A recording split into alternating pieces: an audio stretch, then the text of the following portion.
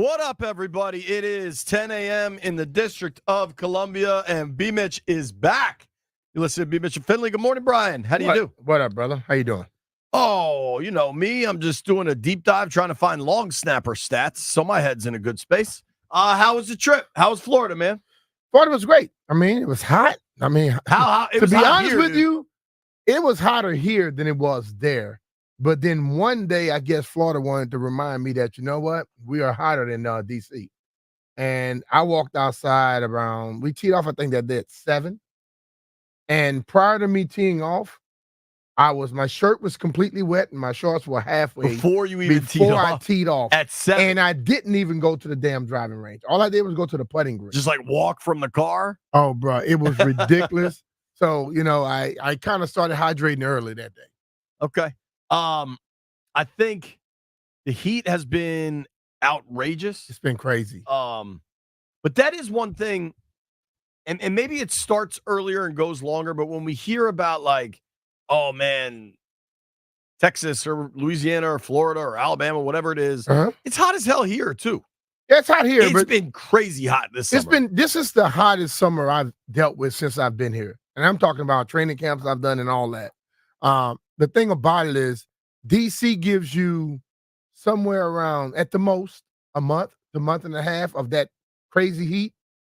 You can get that in Louisiana and Florida in damn March. November. Right. And it may go all the way to November. Right. You know, I've had days, October, I go home and I'm, you know, you dress a certain way. You bring the wrong clothes. You get to Louisiana, you're like, damn, did I just step into hell? Because it's hot.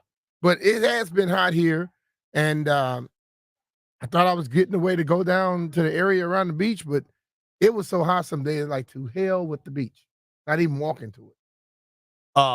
I think usually at the beach you get that little bit of breeze coming off the water and a little bit cooler. Did you get any of that or not really? Yeah, it was. It was a little breezy, but it was like a warm breeze. Yeah, it wasn't cool. That Gulf breeze ain't exactly the Atlantic breeze. It was not warm. But those Pensacola beaches are pretty with the white sand. Yeah, they are. How much time did you spend on the beach?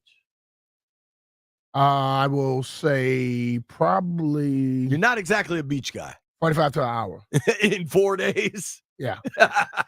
Because like it was a pool right at the house. Right. You know, and then we come back, or what Gil and I kept doing every time we'll get back, we'll just start cooking.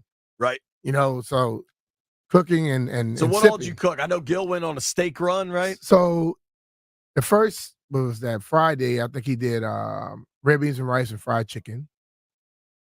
Saturday. No. Yeah.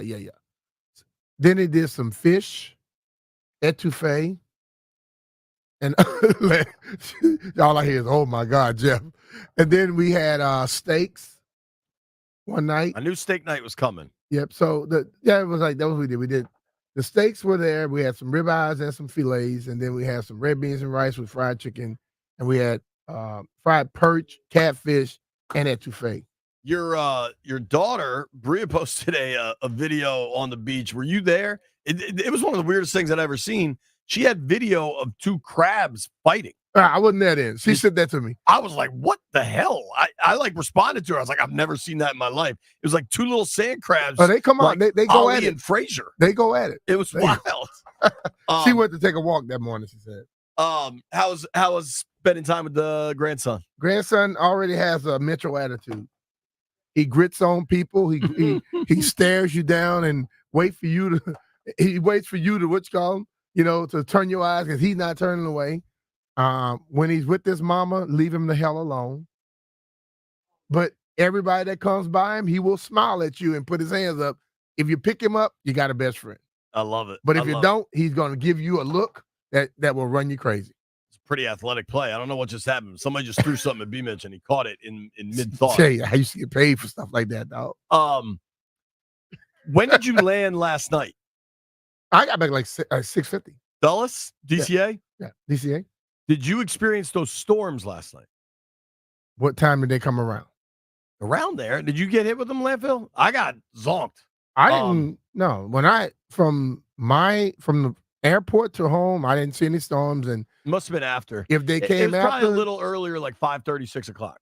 Oh, that was early then. That was before we got And here. honestly, out in Dulles, it could have been like 5 because it got to me like 5:30, 5:45. But we landed at DCA, so. Oh, okay. Yeah.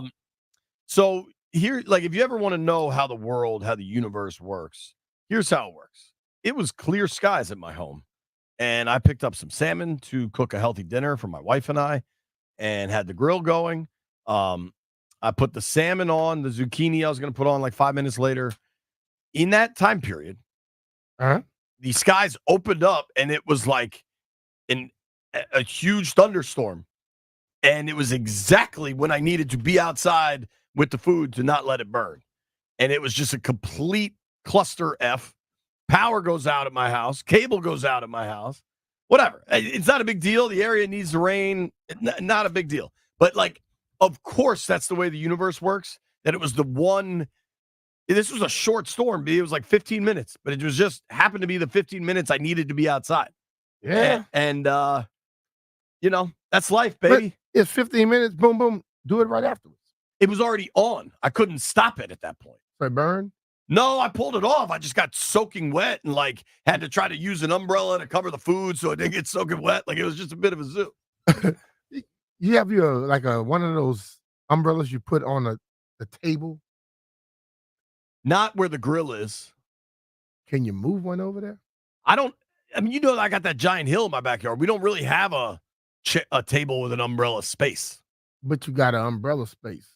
I was physically holding an umbrella, and then I had like the grill spatula joint trying to get the salmon off the grill. That could end up having like some hot stuff or grease popping in the area. You don't want it to happen. Yeah, dude, it wasn't ideal. I'm telling you, it wasn't ideal. But all's well, worked out fine.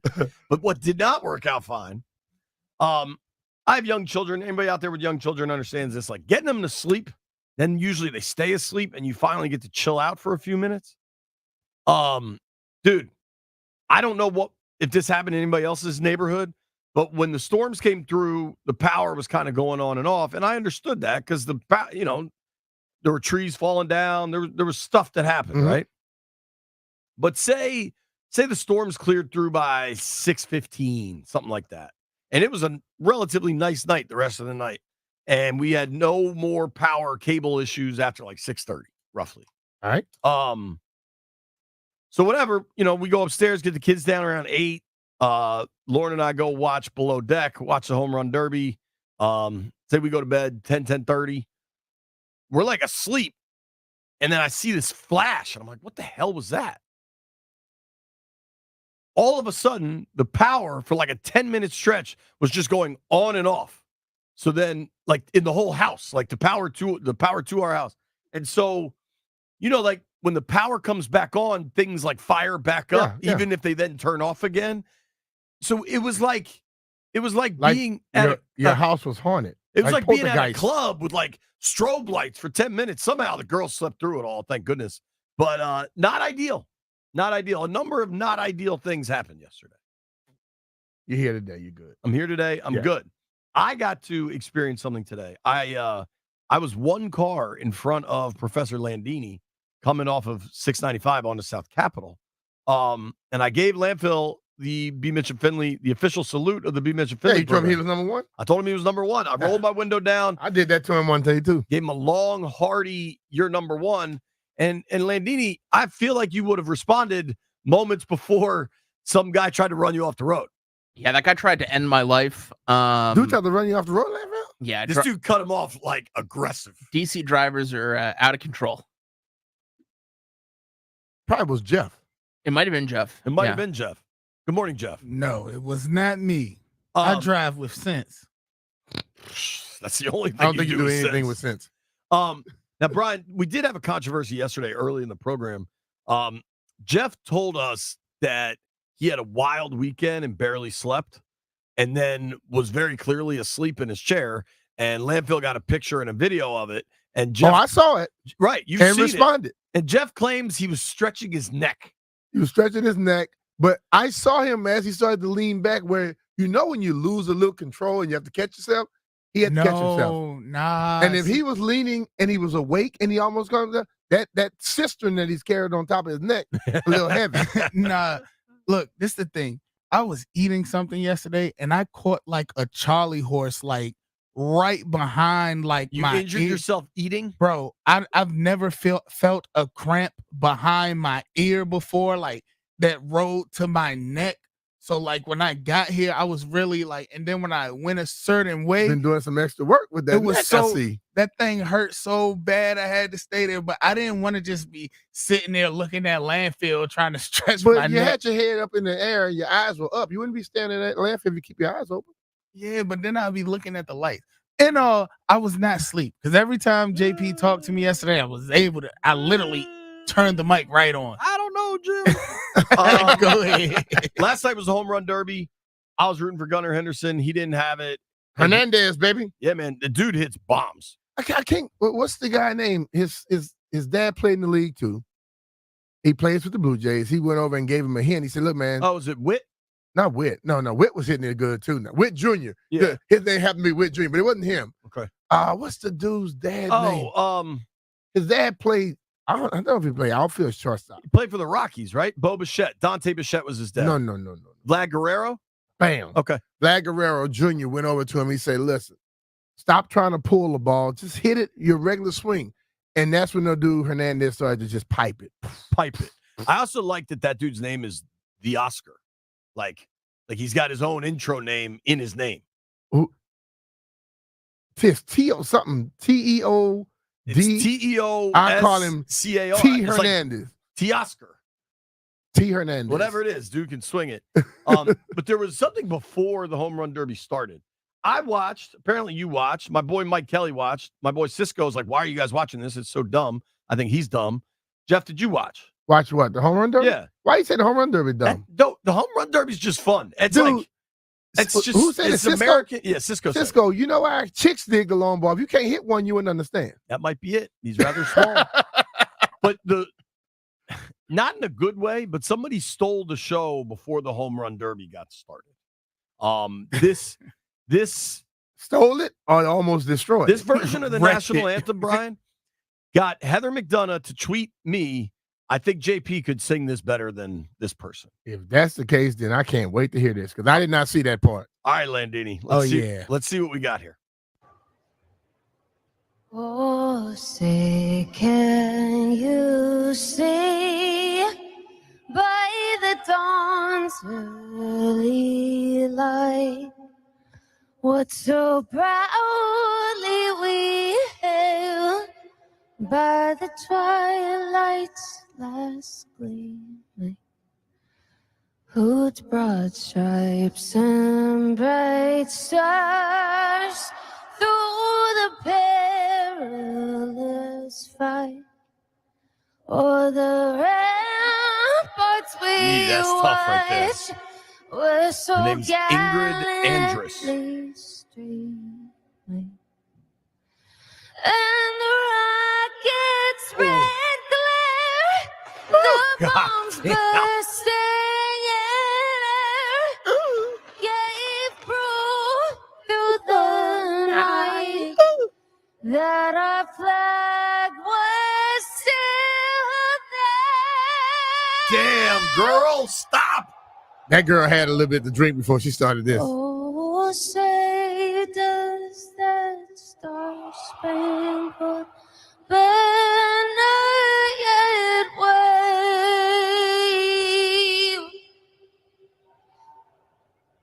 o'er the land of the free? Damn, dude.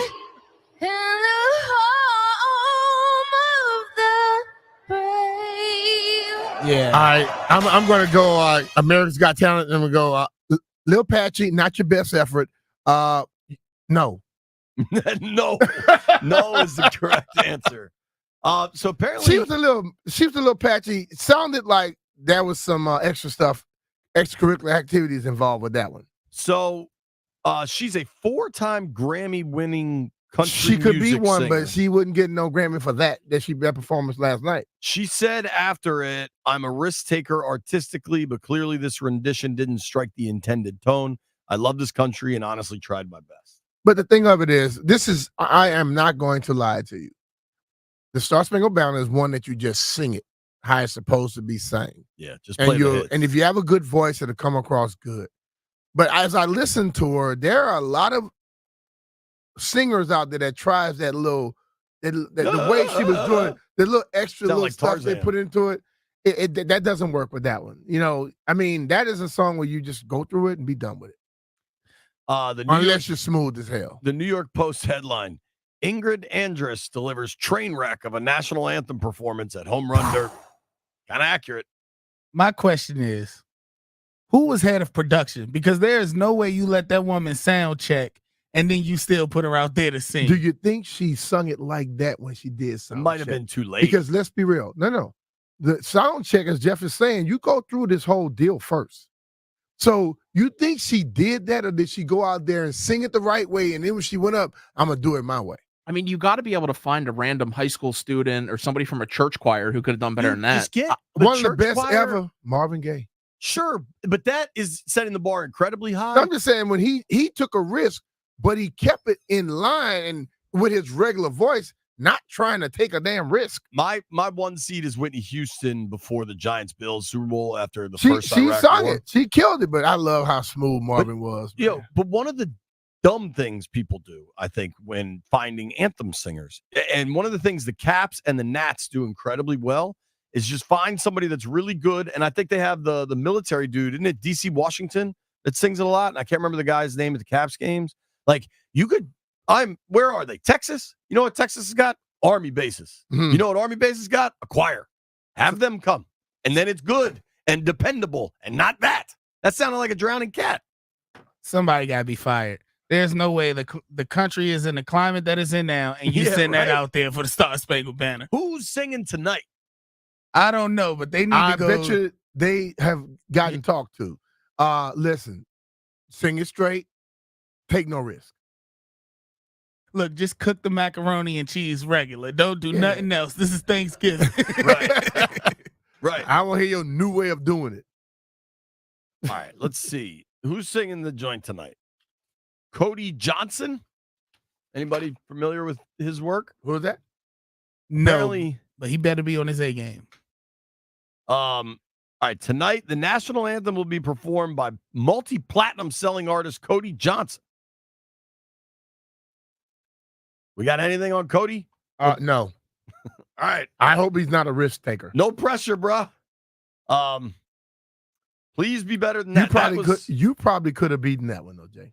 I think I was on par. I think you couldn't have. If we ever have like a B. Mitch and Finley softball game or something, I will sing the national anthem. No, you're not. Jeff? That's I'm about to a go promise. talk to CK now. I'll get We about somebody. to make this happen. No, I'm going to get somebody to do it, not letting him do it. Why not? Because you are horrible. That'd be better than Ingrid. I doubt that's Landville, you think I can do it better than Ingrid? I think I would just keep it simple. I don't have a lot of confidence in your singing abilities. This is my take on your singing. But yeah, you could do better than that. What about when I do my crooning voice? I think I can croon it. Oh, say, can you see by the dawn's early light what so proudly we hailed? That sounded good. I don't know where that came from. I've never done that in my life, but that legit sounded better than Ingrid. It Yeah, but definitely wasn't good, but it we was just better. know when you get in front of people how nervous you get, and your voice will be cracking, and you'll be worse than Ingrid. Something happened last week while you were on vacation that I told the boys in the aquarium I want to wait to discuss until Brian is back. We're Mhm. doing that next.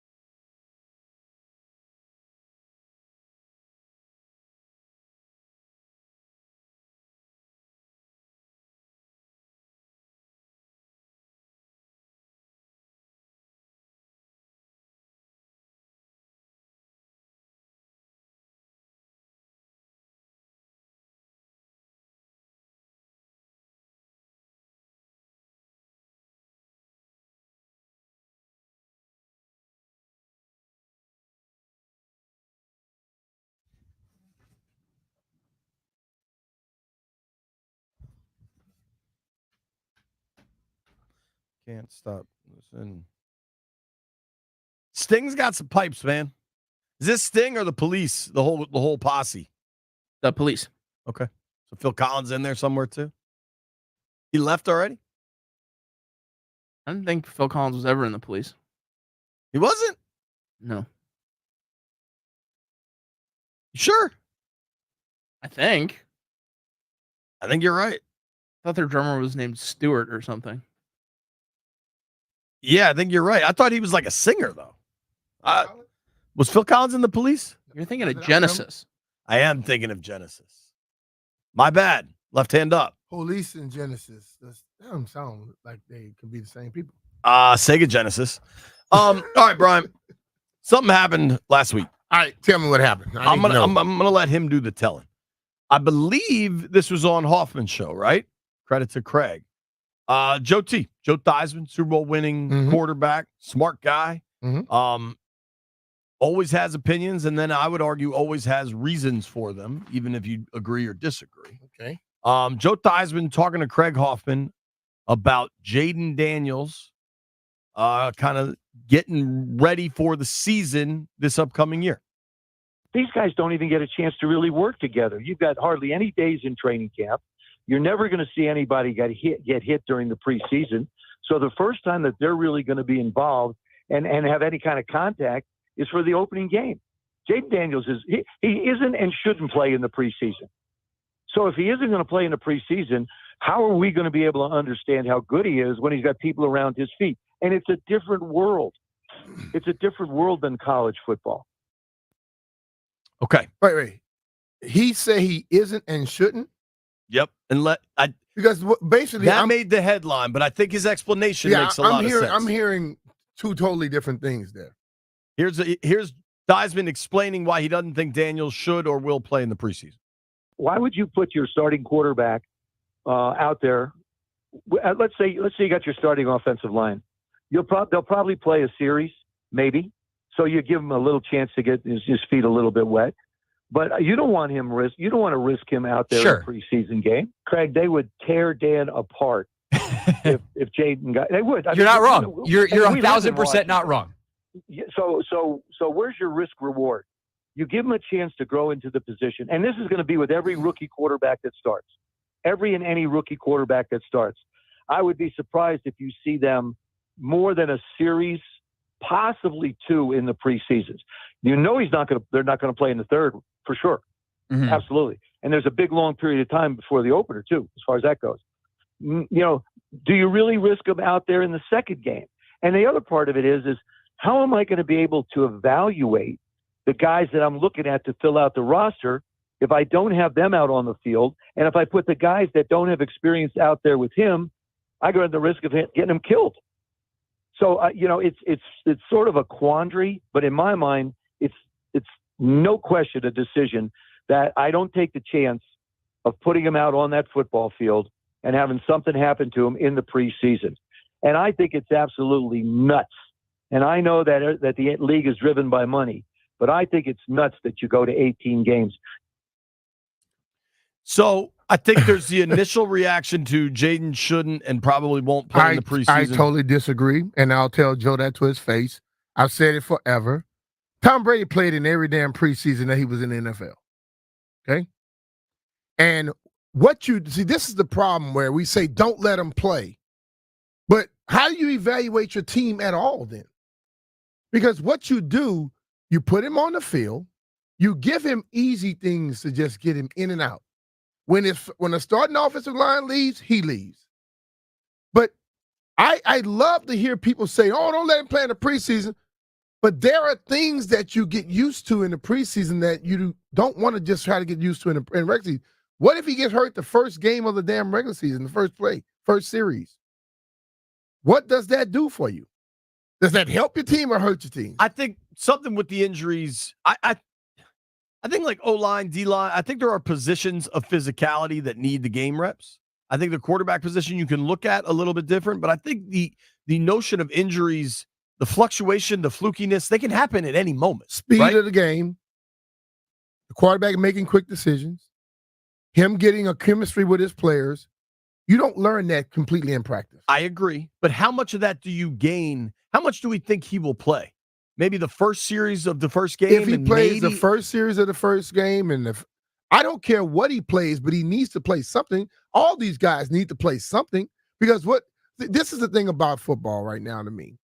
We've gotten to a point where everybody kisses the quarterback ass so much that you don't allow your team to get even ready to play. Okay? So all of a sudden, when you go tell me if you got Pat Mahomes in Kansas City, he plays preseason. Okay? I watched Pat Mahomes carve up the command. They were then the football. It might have been the damn Redskins. In preseason? Yeah. Okay, and Jack Del Rio tried to bring all these blitzes. But what I'm saying is he plays. So the thing of it is you still want your guy to grow. You can orchestrate. When we talk about the game plan, the first 12 plays, first 15 plays, you can do the same thing in preseason with your starting quarterback. I don't think you want to make sure these other teams that got veteran quarterbacks and veteran defenses, if they are resting completely and then they play you in the first game, you automatically are a step behind. For me, with the preseason, I think Jaden should play. I think he should play, and I'm agreeing with you. I'm saying I don't know where the notion comes of you playing tackle football, but you don't want anybody to do nothing tackling until the regular season starts. Like, if they get hurt in the first series, that doesn't hurt your team. It hurts your team even damn more because he's not ready. The rest of the team not ready. Now they got to take an adjustment because he's out, and now they got to figure out the other guy. You need to let people play. No, don't put them out there and just let people come at them crazy. But when you got a team or a coach playing against a coach that they know, they basically let people know what's happening early in the game. They try to protect each other. They try to protect each other's quarterback. They know what the league is about. But just to automatically, oh, no, he shouldn't play. In that thing Joe said, I do think there's some value to if you don't have if you have your third string offensive line, then you don't want the kid out there. No, that's totally understandable. Once the starting offensive line leaves, he leaves. Right. So you're not going, and then nobody ever does that where your starting quarterback is out there, and then when the first team go out, they keep the starting quarterback, and when the second team go, they don't do that ever. The only time I remember that is, I think it was Gruden's first year where he had Robert out there in preseason with I feel like at least 3 of the starting offensive linemen weren't going. We can dissect that whole little series, but that was whole thought process. That had all kind of crap going with it. But in real football and smart-ass people, they never leave the quarterback out there when they start putting in those other guys.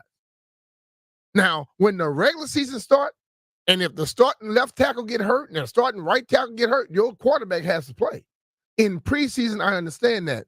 But in Joe's thing, Joe stated, you have to, how are you going to build chemistry?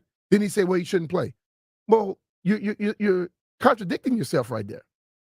Well, 2 things. I'll point this out to I think Jaden should at least play the Miami game. Second preseason game, I think he should at least play the first quarter, if not the first half. I think at least that. I feel like this is a fair comp. The number 2 overall pick last year, CJ Stroud, played in all 3 preseason games for Houston.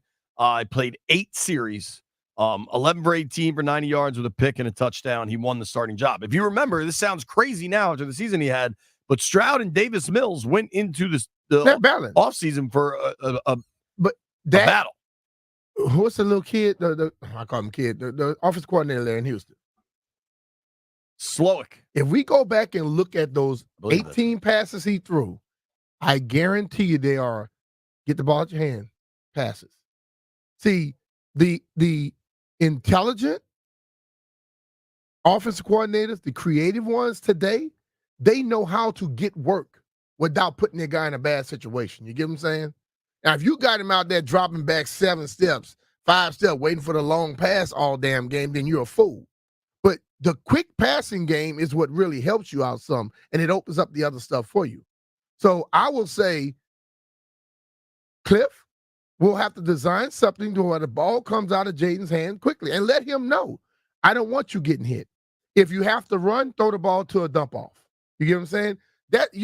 The whole thing is, I get so sick of hearing people discuss football as if they don't remember that there is communication in football. If I talk to a guy all week, I can make him understand what we're looking for and how you protect yourself. There is one facet of August football that has changed, that the Commanders will be taking advantage of. And a lot of these coaches will tell you they prefer the joint practices to the actual preseason games. I want you to tell me if that impacts. I mean, you look at McVay, the Rams, more and more teams just aren't playing anybody in the preseason. Well, I do think we have to examine what the joint practices do compared to the preseason games. One thing you don't have to examine, if you're looking for the best windows on the market, you need to call Paul Henry and his team at Paul Henry's Window Installation. I've mentioned before, I sit on my porch. Andre Jones was here this morning. I always do my live shots for Channel 4 for the morning show from my porch. Paul Henry built my porch. He put in new doors, new windows, completely transformed it, changed my house. Paul Henry could change your house. If you're looking to get some work done, call him right now because you get $120 off each window with a 5-window minimum and $500 off each door. I talked to you all for a long time about Paul doing work at my house. He did every window in my house. I have a detached garage, and he did the windows in that as well. Now he's going to come back and finish all the garage doors, and I have 2 doors that I enter that garage from the outside. He's going to replace those as well. But Paul could do more than that.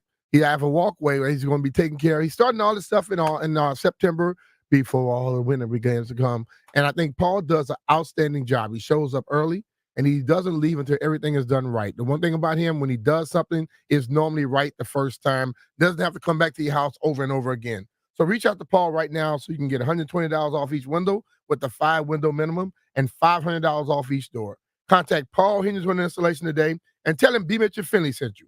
PaulHenrysWindows.com, your clear home improvement choice.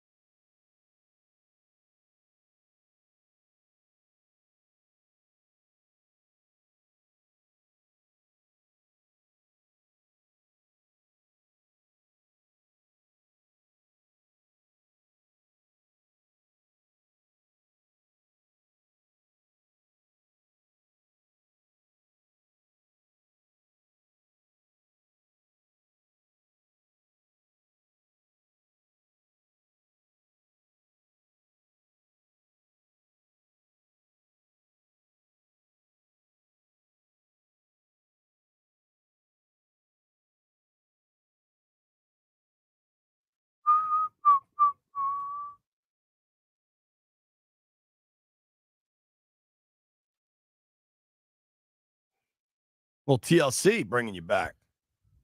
I told you CJ Stroud played in all 3 preseason games. Bryce Young played throughout the preseason last year. I think he played in all 3 games. Yeah. The problem with Bryce Young is he was just getting his ass kicked whenever he got on the field, but that happened in the regular season too. We kind of started on this because Theismann last week told Hoffman he doesn't think Jaden should play in the preseason. And you can understand where Joe is coming from, especially if they're still working on offensive line combinations or if one of the O-linemen can't go. Like, just for talking's sake, there's not a lot of people we know definitively where they're going to play, but we know Biotish is playing center, and we believe and Cosby's playing right guard, right? Mm-hmm.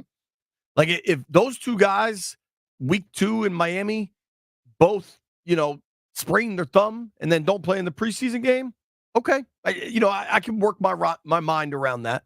But I don't think you can go into it thinking he's not playing at all. But one question I have for you, B. Coaches around the league, we see the growth of these joint practices. Yeah.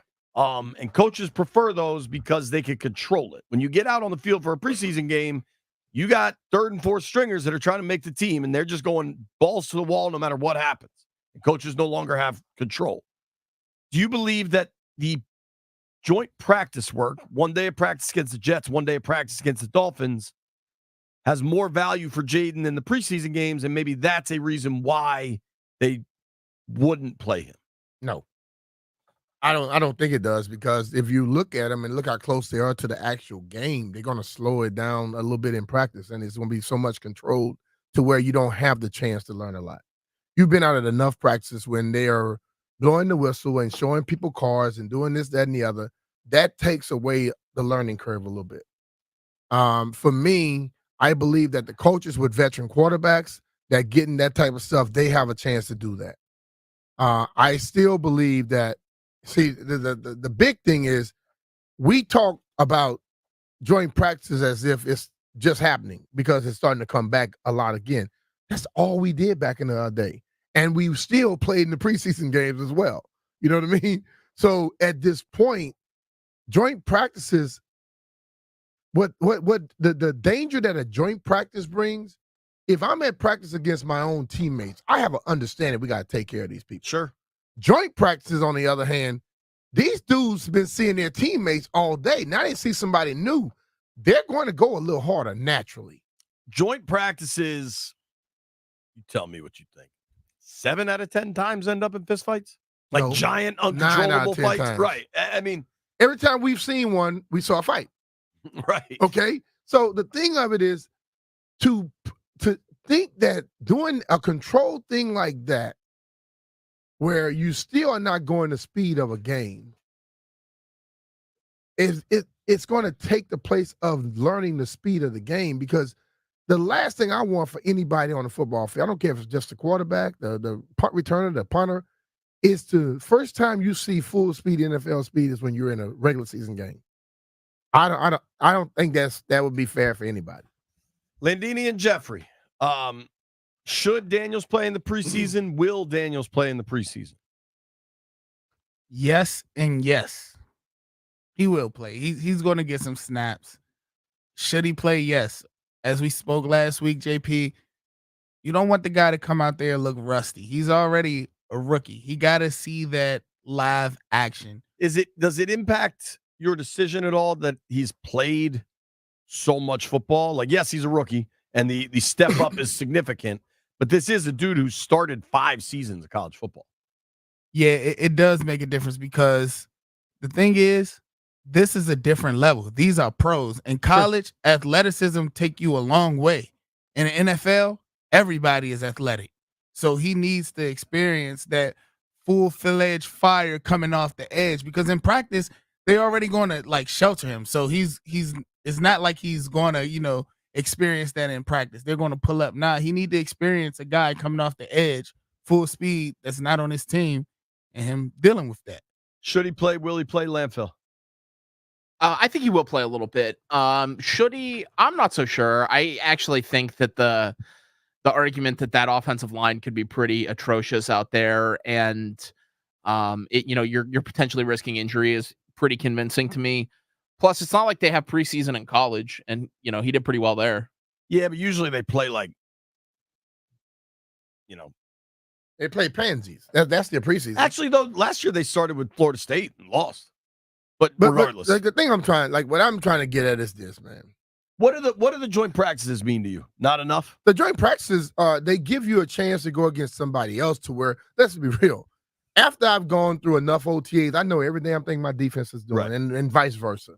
Now I'm going against somebody where I have to actually study what they're doing and see something new.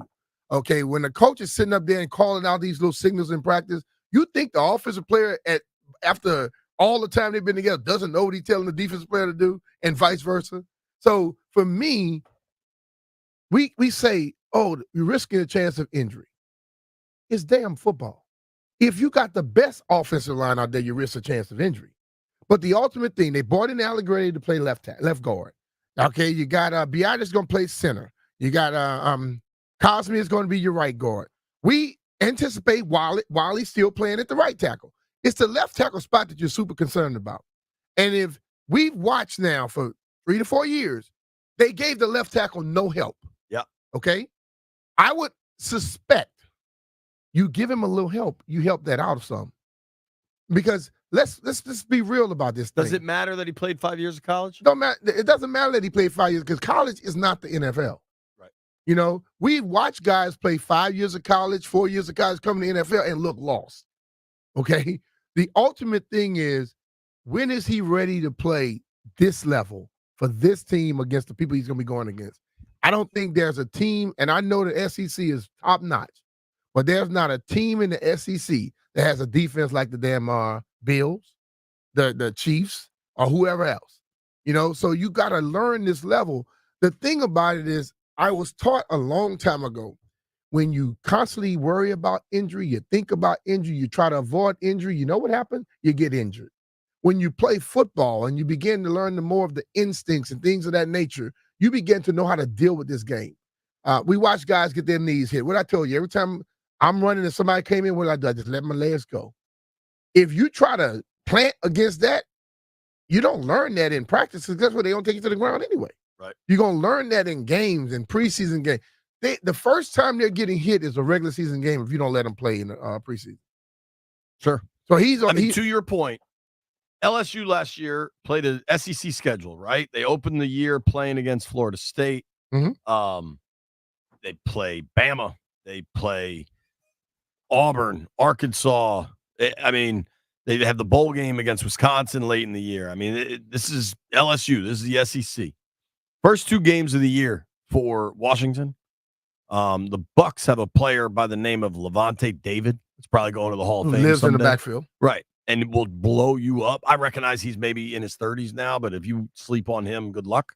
The Bucks have a player named Vita Vea, who was an All-American and is now probably in his 5th year and making about $160 million. And the All-American thing is gone with him now. He's proved he's All-Pro.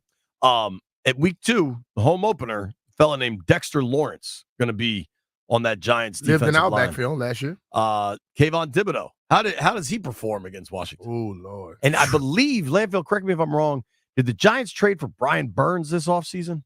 I believe they did. Yeah. I think a little bit of game action is smart. I think what you're saying about Cliff having the quick stuff ready, like you just need him to see the speed and get off the field. I'm cool with like 6 series. I don't need a lot. And a lot of the series count depends on the play count. Like one good series that goes 8 plays and you kick a 34-yard field goal, that's all I need. Yep. And that's what I need week 1. Week 2, 3 series, one of them scores a touchdown. Put the hat on. Put the helmet on the rack. We're coming right back. Barstool Nate just got rich.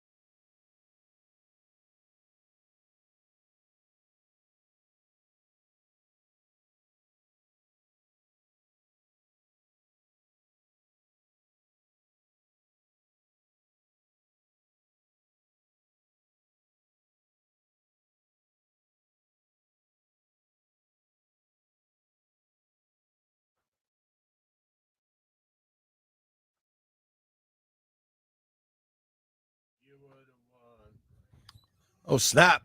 Wendy shows up, and it's $6 Calzone Tuesdays at Lido's, Jeff. Coincidence? I don't know.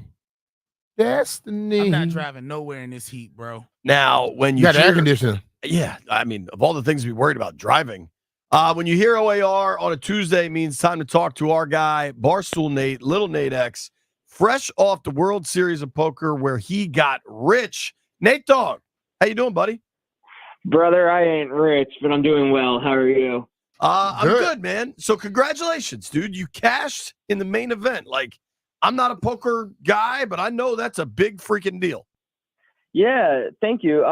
It was a long time coming. It's definitely one of those life-affirming, fulfilling events that I always wanted to accomplish. You know, cashing the main event at the World Series of Poker. I've always wanted to do that since, like 2004, watching Chris Moneymaker on ESPN way back in the day. I remember that. That's when poker took over.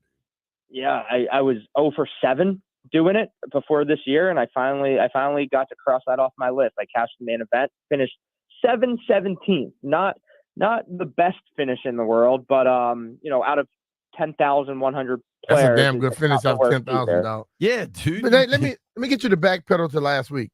You remember you say if you cash out, you were paying for lunch? I did. Yeah, I said that for sure. I just wanted to make sure it was still on your mindset. B-Mitch, next time I'm down in DC, I'll come in studio and we'll get barbecue. Nah. I like that. We need to do it better than that because you don't normally come down here a lot. He was just here. I saw. Did you fly back from Vegas to DC? He avoided us though. I didn't see him. Yeah, I was only there for one. I was only there on Saturday. You guys were off the air on Saturday, so I was unable. You noticed when he came when we were off. I bet he'll come down for a football game, and we'll have him come in.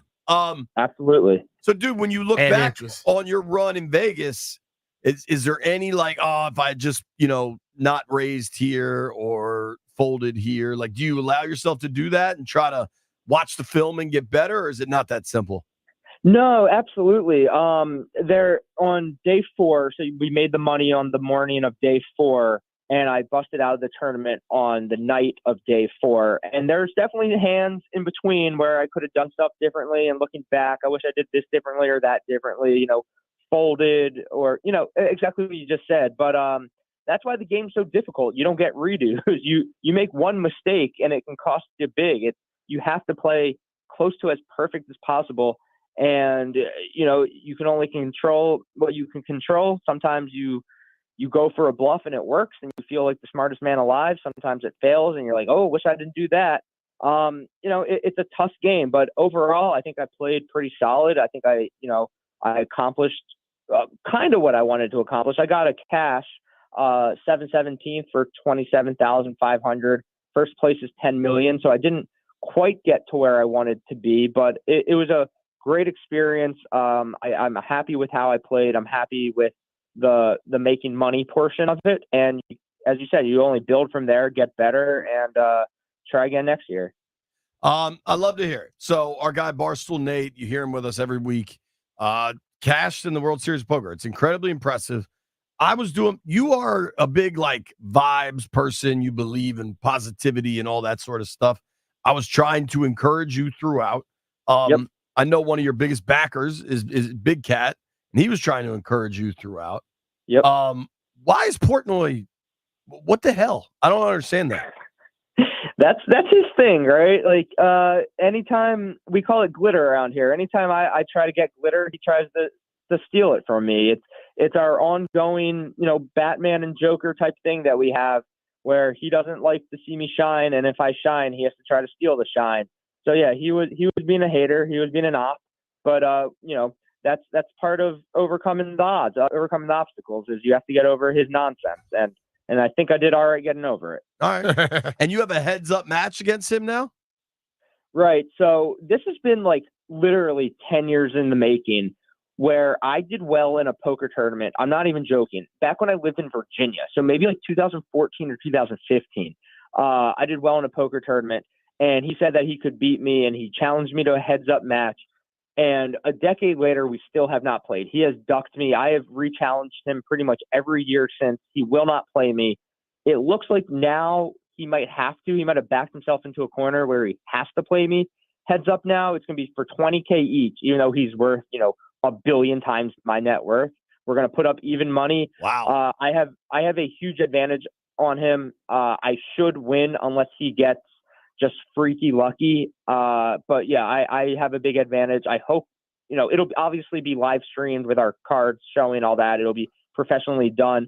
I don't know when it'll be. I hope it'll be soon because there's stuff I would love to have an extra $20,000 for. Here's what I know makes me nervous. Does he know that advantage? Does he know? Yeah.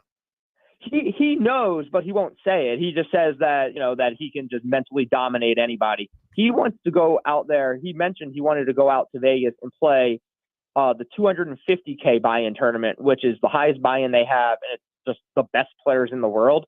And I literally compare it to how, I know how to play basketball. It would be if I went and challenged LeBron James to one-on-one. We would be playing the same sport. Isn't he your boss, though? What's that? Is he your boss? He is my boss. That's kind of where he feel he gonna mentally mess with you. Yeah, but I we gotta give him sign of paper. What happens in this arrogant. game has nothing to do with my employment. It's just it's not cocky or arrogant. I am just better than him, and he truly has no shot unless he gets extremely lucky. Okay. Well, good luck, dude. That seems like dicey territory. Especially because I just think if he beats you, he'll want to double it and double it and double it because the money is not as relevant to each of you. If he loses to right. him, I'm sorry, if he loses. Yeah. Let's switch to football though. I love football. Congrats again. That's very cool. Joe Theismann last week said that he doesn't think Jaden Daniels should play in the preseason. And Brian and I both think he should play. I think there should be design plays that don't put him in harm's way. But I do think you got to kind of see the speed of the game. Not a lot. I'm talking maybe a series in the first game and maybe 2 or 3 series in the second. I don't need to see a lot of him. But I think for him, he should get out there. Where do you land on preseason games? Yeah, he should play. I think it's silly to say he shouldn't play. He needs to get out there in live action with pads on, and as you said, go through 1 or 2 series, maybe a full quarter if we really want to push it. But you can't, be scared of injuries. It's the NFL, and you have to put your rookie quarterback in game situations before the games actually count. We cannot hold him back. I'm not a huge preseason guy, but I do think there are positive aspects to it, especially if you limit, as you just said, the playbook and keep him out of harm's way and you protect him. But he just gets that on the field feel of playing against other NFL players. I do think it would be good for his development, and I understand Theismann's side. I can hear it. I can understand it. I just don't necessarily agree with it. I would like to see Jaden on the field on August 10th against the New York Jets. Throw 5 passes and get out of there. Well, I'm with that totally. At Joe's point, I think, which kind of the headline becomes Theismann says Daniel shouldn't play in preseason, but he said it's because you don't know what that O-line's going to look like, right? Okay. And that, I think, has some validity. If you get to a situation where, the only 2 guys we definitively know where they're going to be are Biotish and Cosme, and those guys aren't playing, maybe you got to reconsider, but I don't think you go into it with the mindset that he's not going to play. But do you really know where Biotish and Cosme is going to be? If you went into the offseason knowing that you had to work on your offensive line, if the season starts, preseason starts, and your offensive line is still bad, then that says something about the people getting the offensive line ready. Fair. So I think when you're thinking about football, you're not thinking about, we won't be able to protect him. No, you find a way to protect him. We got an offensive coordinator who's a head coach who we say is very creative. You find a way to protect him. Yeah, 100%. And if you can't protect him against, backups in preseason, then boy, you're in for a long season once the games really count. So, throw him in shotgun against the Jets, let him air the ball out a couple times, maybe, look off a safety, you have to dip your toes. We cannot throw him into the deep end the first game of the season with 0 preseason reps. You can't do that. I tend to agree with you, dude. Maybe I don't tend to agree with you. I do agree with you. There is an interesting shift afoot, though. I saw this yesterday. 24, I think Rick Snyder posted this maybe. 24 NFL teams are now doing training camp from their facility. That was only like 10 about 15 years ago. And more of teams are leaning on joint practices more than playing their best players in the preseason games. And if you look, that's like a coaching decision from Sean McVay and then others kind of his tree and philosophy. What do you make about the shift in kind of NFL philosophy approaching August football, for lack of a better word? Yeah, I think comfortability of the players, especially with how many there are. I always found it weird that they would trek down to Richmond. All the players seem to hate Richmond.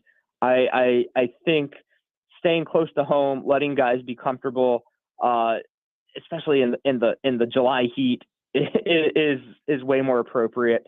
I agree with you on the joint practice. Those are getting way more intense and way more game-like than anything you can really do otherwise. There's always fights. There's always, just like these guys are just fighting for roster spots, and they really ramp up the intensity when you're going against another team's guys who are fighting for roster spots. I think that really brings out the best of people, lets the cream rise to the top a little more. It's interesting to see how it changes like this, but yeah, I used to put zero stock in joint practices. I thought it was just more, almost like, hey guys, go have fun out there. And now it's become super, super real and very intense. But see, this is the thing. Okay.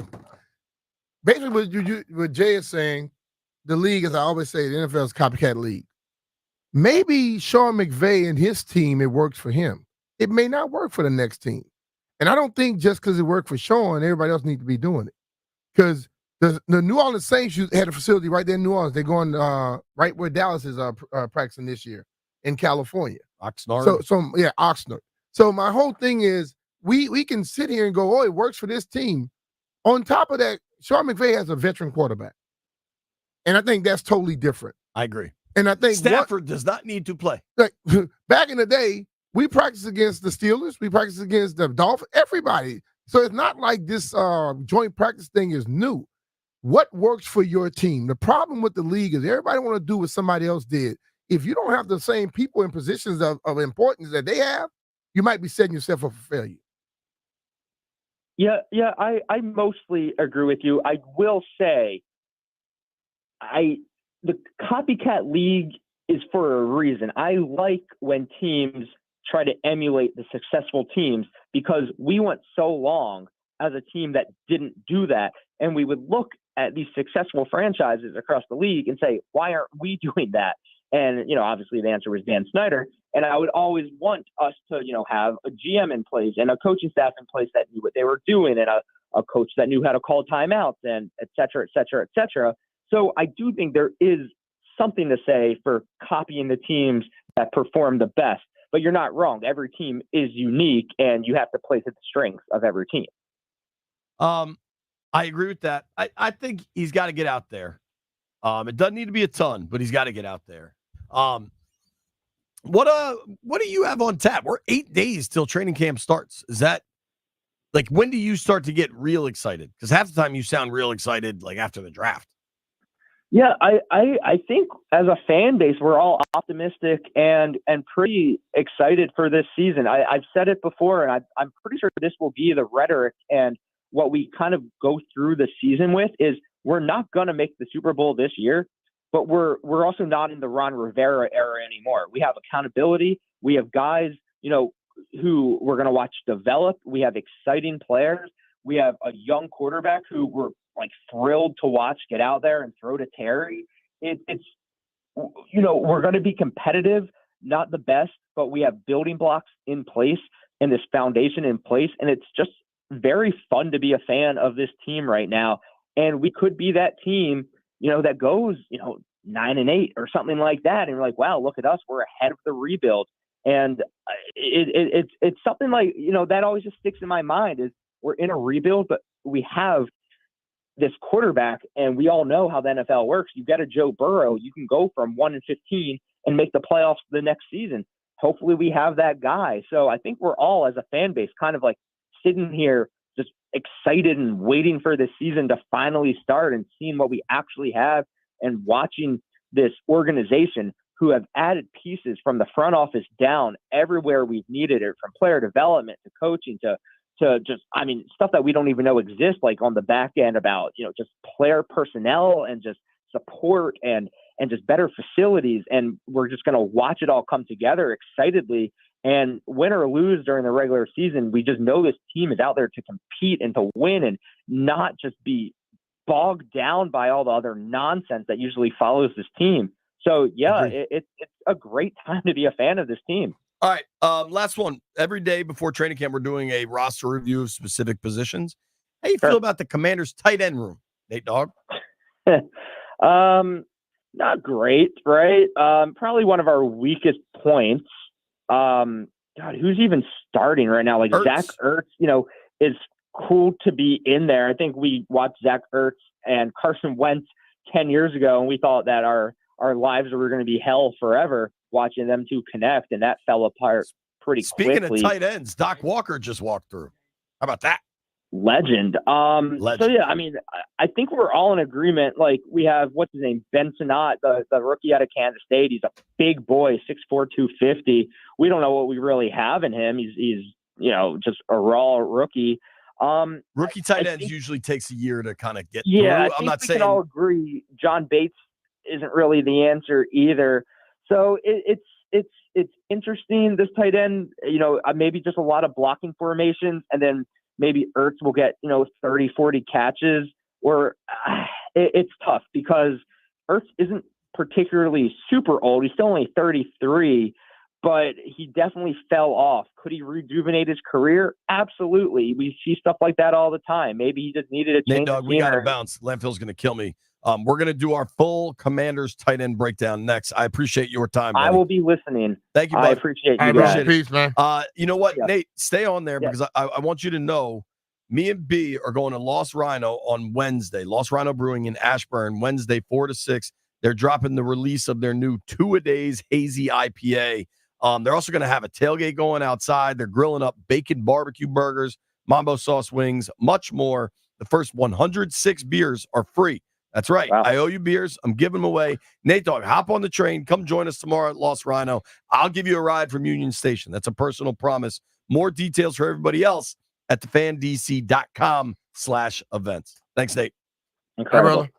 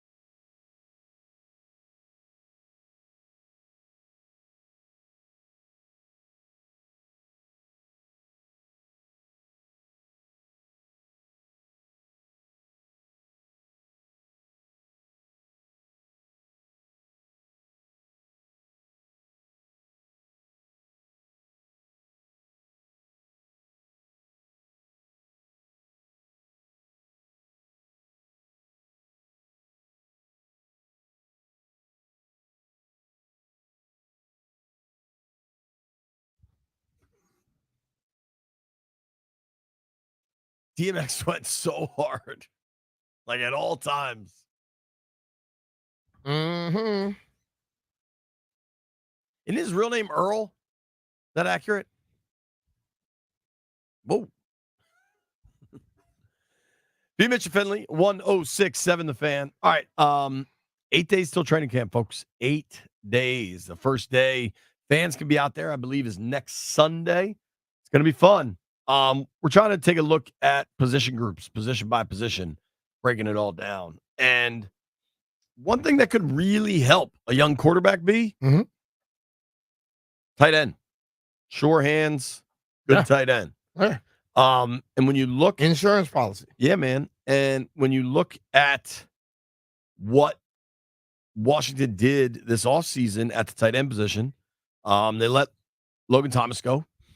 I don't think that's a surprise. When you look, whenever there's a regime change in the NFL, look for veterans with high cap numbers and no guaranteed money. And generally, those guys get released. It's not always the case, but it often is the case. Logan landed out in San Fran, I believe, which is potentially a great spot for him if he can stay healthy.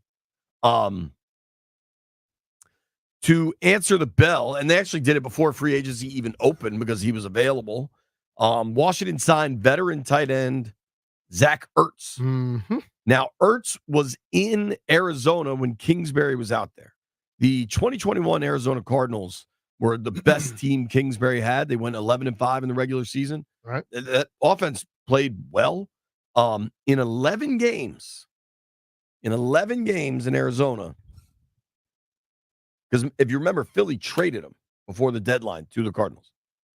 11 games in Arizona, Ertz had 56 catches on 81 targets for 574 yards and 3 touchdowns. Okay. Average about 10 yards per catch. If you extrapolate that out, probably gets you to like 70, 75 catches over a 16-game season. Mm-hmm. Now, the problem is he wasn't able to stay healthy in Arizona. And at this stage, he's going to be 34, I believe. He'll turn 34 in November. Zach Ertz is a Super Bowl champ, former Pro Bowler. Listen, if you are a Commanders fan, and whatever they were called prior, you know how much Zach Ertz tortured this franchise when he was with Philly. He did. How do you feel about Zach Ertz? I think Zach, for me, really, I think Zach is here more as a guy who they hope still can play, because when he's healthy, he's effective. I think he's here more to teach a culture. I think maybe even teach an offense too, because he's been in Cliff's system. And that's part of it. I mean, like the culture thing, we think it's like just the way someone acts. No, culture is basically everything. The offense, the way you handle yourself, the way you prepare yourself, all those things fall into it. And I think that's why he's here, because Cliff saw something in him that he likes, and he feels that these other guys could benefit from him. That's why I think they brought him in. Ertz has talked to the media maybe 2 or 3 times now. He's been impressive, but one thing I liked, and I'm curious if you agree with this, he talked about kind of having this chip on his shoulder and wanting to prove to the league, to the doubters, to himself, to his family, whoever, that he can still do it, that he can still play at a high level. And, you know, I watched OTAs and minicamp. He runs clean routes. He's got good footwork. And what he's really good at is, and you see this with a veteran, he's a big fella, right? Yeah. Ertz is 6'5", 250. Yeah. The best tight ends can use their body to create separation and turn back to the quarterback. You got a quarterback that's going to throw it to a spot, and you will turn back to him, kind of boxing out the defender to make that catch. Just like a center in basketball. Yeah, dude. Yeah. Ertz isn't going to beat many people deep anymore. I don't know what kind of yak we're talking about, those things, but he's sure-handed and runs good routes. I think Ertz can help you, and especially when you combine his familiarity with Kingsbury and kind of the culture guy he is. Is he definitively better or worse than Logan Thomas might have been? I don't know. They're both coming off major injuries. We'll say the same thing. Logan, as good as he could be, was injured a lot. Right. You know? Ertz did it more consistently over the course of his career. Yeah, and I think that's the ultimate thing. And I think, listen, man, as much as people like when a new thing come in, some of the things that went down that you hear that he was involved with, a lot of coaches don't want that on their team. They also obviously drafted Ben Sennett, the kid from Kansas State. Mm-hmm. Impressive 6'4", 250. Last year, 49 catches, 676 yards, 6 touchdowns for the Wildcats. Versatile player. I think they'll try to move him around a lot, move him, wherever they think they can get an advantage. Mm-hmm. I just caution rookie tight ends don't usually take off right away. Even a guy like George Kittle, his rookie season had 43 catches for 515 yards. And then the following year that exploded to 1,400 yards. Yeah, but 43 receptions as a rookie is that. I mean, I think that's sometimes we really contribute. That's really getting it done because you have to learn this thing. You're not gonna walk out as a rookie and automatically jump to 80 to 90 receptions, right? So you got to grow somewhere. And if you get Sennett comes in and he can block and catch, and he ends up with 47 receptions, I think that's success. Now, it's also worth saying Sam Laporta last year, drafted early in the second round by the Lions out of Iowa, I believe. All these guys come from Iowa. Tight end central, buddy. 86 catches for 890 yards. Basically, 900 yards, 10 touchdowns. So you can be a rookie tight end that comes in and kills it. Yeah, but if you're a major part of the game plan, and that's what they wanted him to be, Sennett may not be that. He may end up being something else. Like, depending on what offense you're in is how you're going to be utilized. And I think if we expect every rookie to get 80 receptions, then we're not looking at it in a proper manner. I think anything north of 35 is pretty good. Yeah, you know what I mean? Yeah, when you're like, I've seen guys in offenses that they just don't flourish. Like when Jeremy Shockey, he was a second rounder. When Jeremy Shockey first came out, Jeremy Shockey was a guy who can get open, and they started going to him. They fed him, so of course he's gonna have better stats than a guy where they're throwing it to the receivers, getting it to the running backs before they look at him. So it comes down to what do your coaches consider you to be? I don't know if they're considering Sennett to be like Laporta, could be like a use check like role too, where it's. I think they want his physicality. I mean, the other thing I think they can really improve on is the blocking from the tight end position. I think Logan Thomas led them in targets last year as for tight ends, 49 catches on 83 targets, 518 yards. Logan was really starting to play well until that incredible cheap shot in Denver.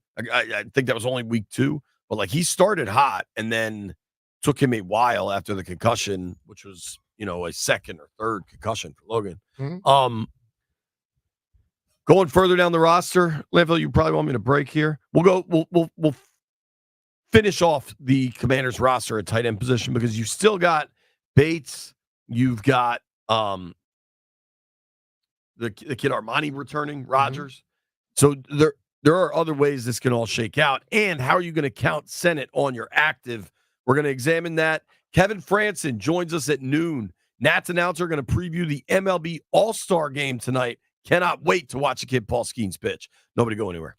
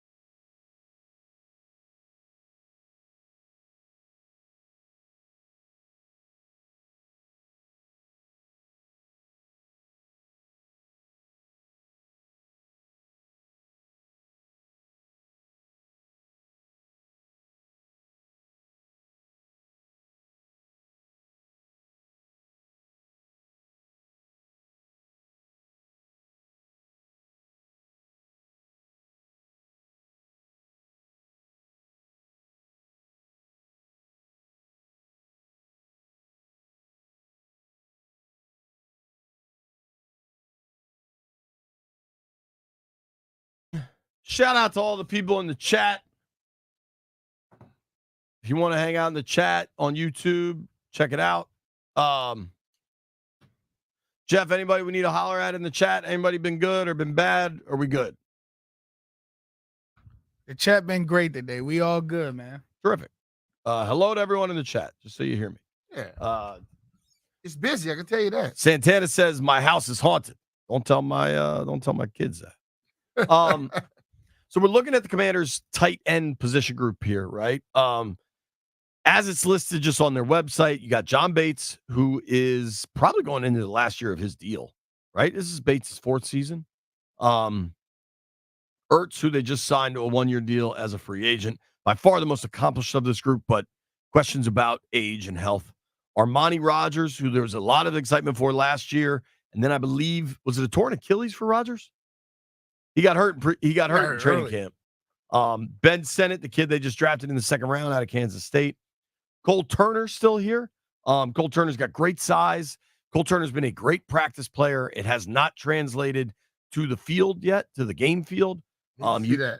I remember I speaking with a member of the Commanders coaching staff about kind of who they had, what they had, and I was like, man, Turner looks great in practice, but it just doesn't translate. And the reply from this coach was, "Yeah, that's why I'm here," which I love that attitude from a coach. Oh yeah. If you're a coach, I'm here to correct stuff. Right. I think you have to have that mindset as one a other kid, though, I want to name the kid Colson Yankoff, who's the undrafted rookie out of UCLA. Mm-hmm. He's been impressive. He's made good catches. He's shown physicality. I would put him on a fast track to a practice squad spot today. And now, please continue. I'm just saying, like the coaches, too many times coaches have come here and we just blame the player. My thing is, if you bring a player in here and the player is the same as he was when he got here, somebody's not holding him accountable. And we've had a lot of coaches that have fit that bill. This coaching staff here believes in themselves. And I'm thinking that is going to help the team even better because, I'm not going to just sit here and allow you to stay average on my watch. That's what it sounds like to me. And I respect that. I think now there's some question about roster construction. I would expect them to keep 3 quarterbacks. I think there's a reason they signed a guy like Driscoll that's been around the league. Typically, you're going to keep 3 tight ends, maybe 4. Maybe Ben Sennett gives you some roster flexibility if they think he can kind of be a fullback, H-back kind of thing. I think Ertz is on the team, undoubtedly. Sennett's on the team, undoubtedly. They just one of them got real money as a free agent. One of them was drafted in the 2nd round. Everybody else, I think, is up for grabs. I would put Bates ahead of the rest of the group because he has shown the most. Big size, big tough kid. Turner, Yankoff, Rogers. We got to see Rogers where the physicality is after the injury because he's going to be about a year removed. And until you get pads on, you're not really going to know. But I like this tight end room. I kind of think it's sort of similar. The Ertz and Logan things are kind of similar. Veterans that have proven it but have had injuries. The tight end room, to me, hinges on what Sennett is, but I think that's a longer-term question than we get an answer for necessarily right away. But I think somebody else can step up and hit this thing. I mean, I don't think it's all just based off of Sennett. I don't think he was drafted high enough to be, this is the guy we're expecting to do something. One of these guys has been around here who, like you said before, Rogers, practice squad, could do a lot of stuff. Let's see what you can do and begin to make it known that, I want to stay here. Yeah, I'm curious with Turner a lot because he has looked really good a lot of times and it hasn't translated. Rogers, I think the injury is the biggest question. Bates, you kind of know what you got. I'm telling you, the kid Yankoff's been impressive. There's just a glut at the, you don't know what will happen injury-wise as you get through a preseason, but I like the room. When we had Nate on, he kind of said it seems like a weakness. I don't think it seems any weaker than last year. It seems no weaker than last year, but you got to get constant production out of it. And I think that's the whole thing where we have had for a long time on this team, a group will look good one week, then they disappear for some weeks. And they come back and they look good another week, and when they disappear for some more weeks. We need people to be more ups than downs. And if you can just start getting that overall on this team and all the different positions, your team gets better. But I don't think we have a tight end in there that we're expecting to go out there and dominate like a Kelsey or, those type of guys. I think this room, they're not expecting this tight end room to be like a lot of other teams are. This tight end room overall together can probably be dynamic, but I don't think one guy in there is going to be that guy. Go quickly, Jeff and Landfill. How you feel about the tight end position? I like it. I'm more excited for Ben Sinnott because he is the guy that we drafted this year, and it's crazy because right before we drafted him, one of my friends was telling me about him, so I hurry up, looked at some footage of him. I like his build. I like how he play. I like how he run routes. So I'm actually very excited for the tight end room because, like you said, we got Ertz in there. He could relay some information to him. It's looking really good for us. That's how I feel. Landini? Yeah, I think it's okay. I'm hoping for an Ertz resurgence in DC. He gave me the vibe that he thinks it's coming. And I mean, it was June when I talked to him. Of course he thinks it's coming. But I think Ertz Senate, if it goes well, it could go quite well. One thing I know that's going to go quite well, MLB All-Star game tonight from Texas. I'm going to watch. I can't wait to watch Skeens. You've got a couple of Nats in there. Kyle Finnegan's in there. CJ Abrams is in there. Kevin Franson, Massive Sports, helps us break it all down next.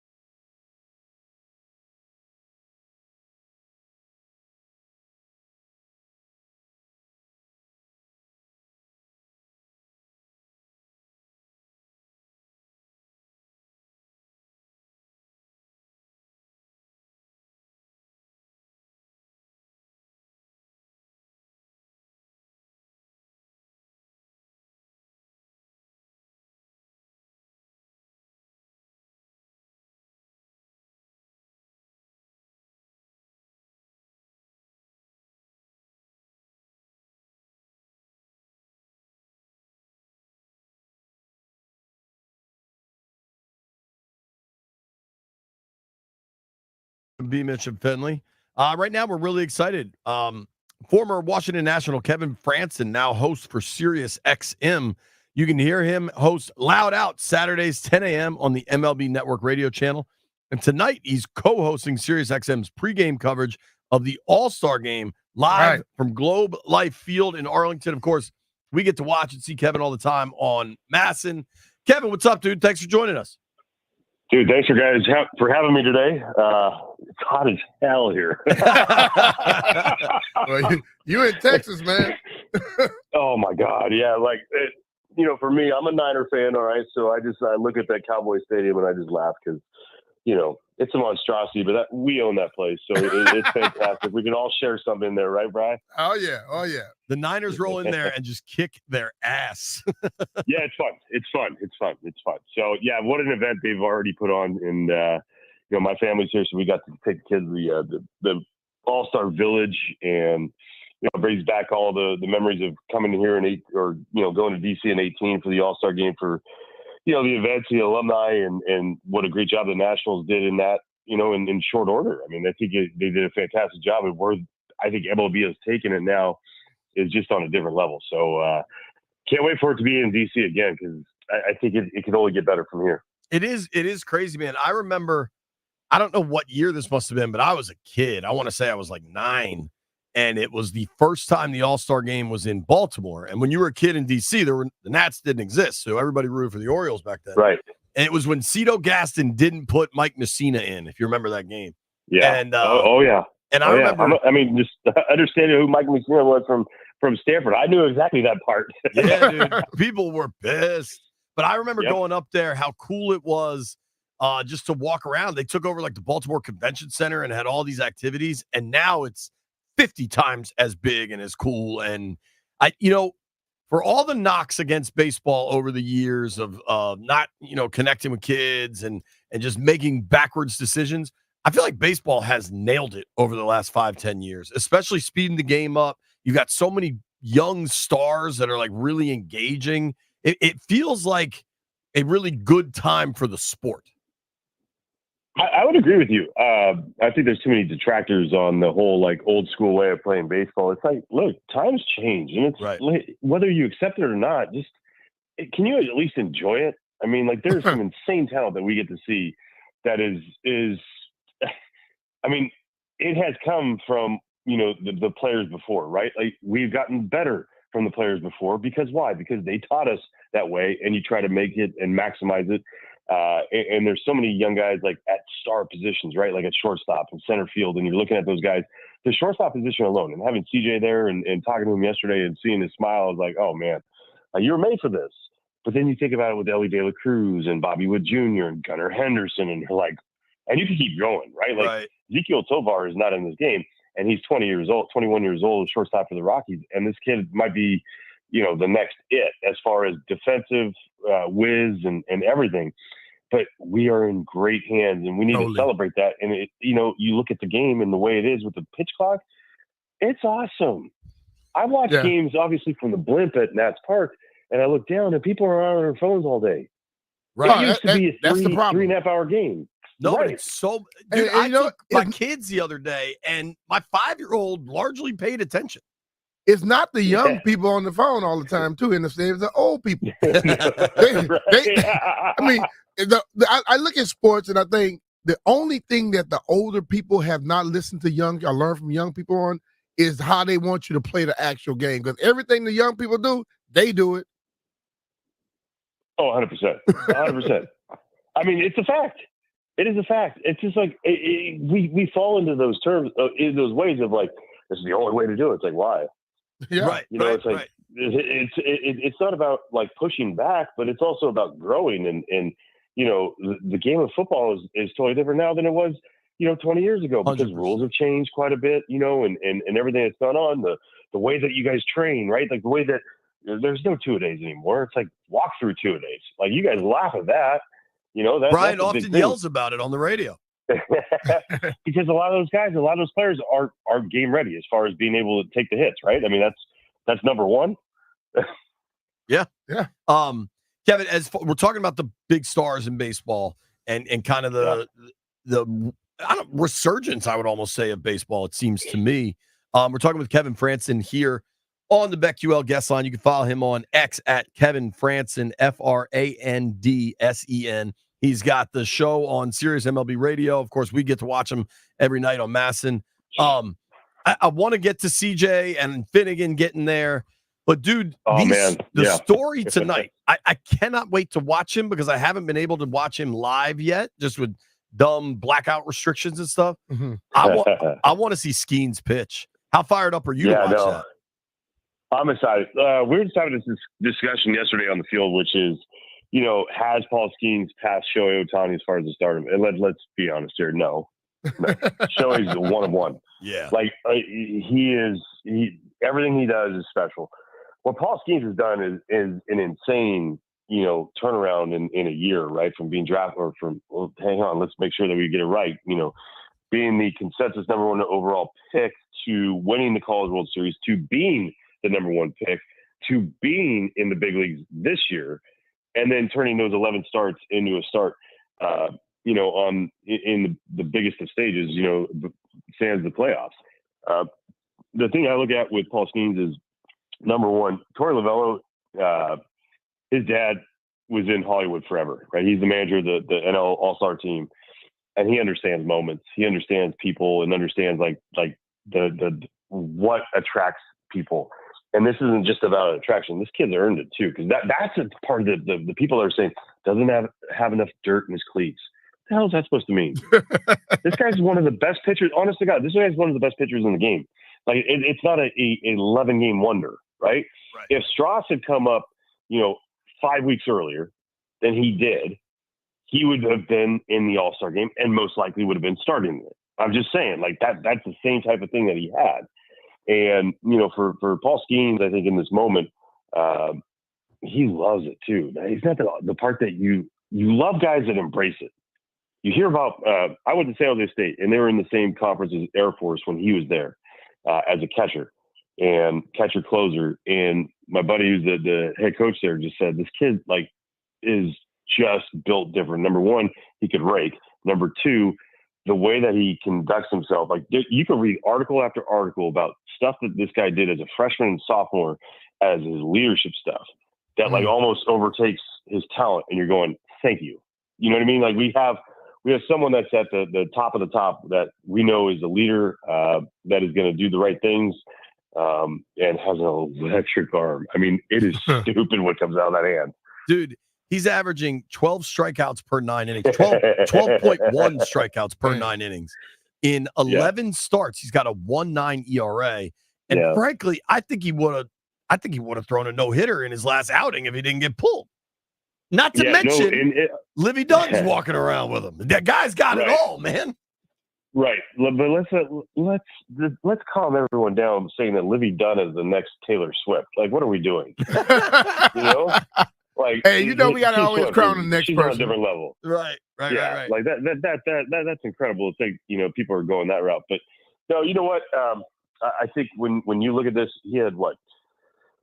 2 6-inning at least no-hit games that he had. He had 3 or 4 one-hitters in that time, and you're like, wow. Like, where are we going to go from here? Because you got to think about it. He is just learning the league, and the league's just learning him. So the adjustment's going to have to be made at some point. I know that, but it's hard to adjust on 100 and 101, right? And then they'll top out at 103. It's like whatever. If it was like he was only 101 in the first, that's one thing. No, he's 103 in the seventh. He's up in his game. So, man, I just hope he stays healthy just for the game, just for him, number one, but for the game too, because it's a beautiful thing. Hey, Kevin, when you look at baseball, I look at certain little things because they get to the 6th inning, they start getting ready to pull a guy. And I in my eyes, I think you look back in the days, guys would pitch doubleheaders and pitch whole games, and today they won't allow it to happen. I think that hurts the pitchers overall in a little way because they never know how strong they can really be. Right.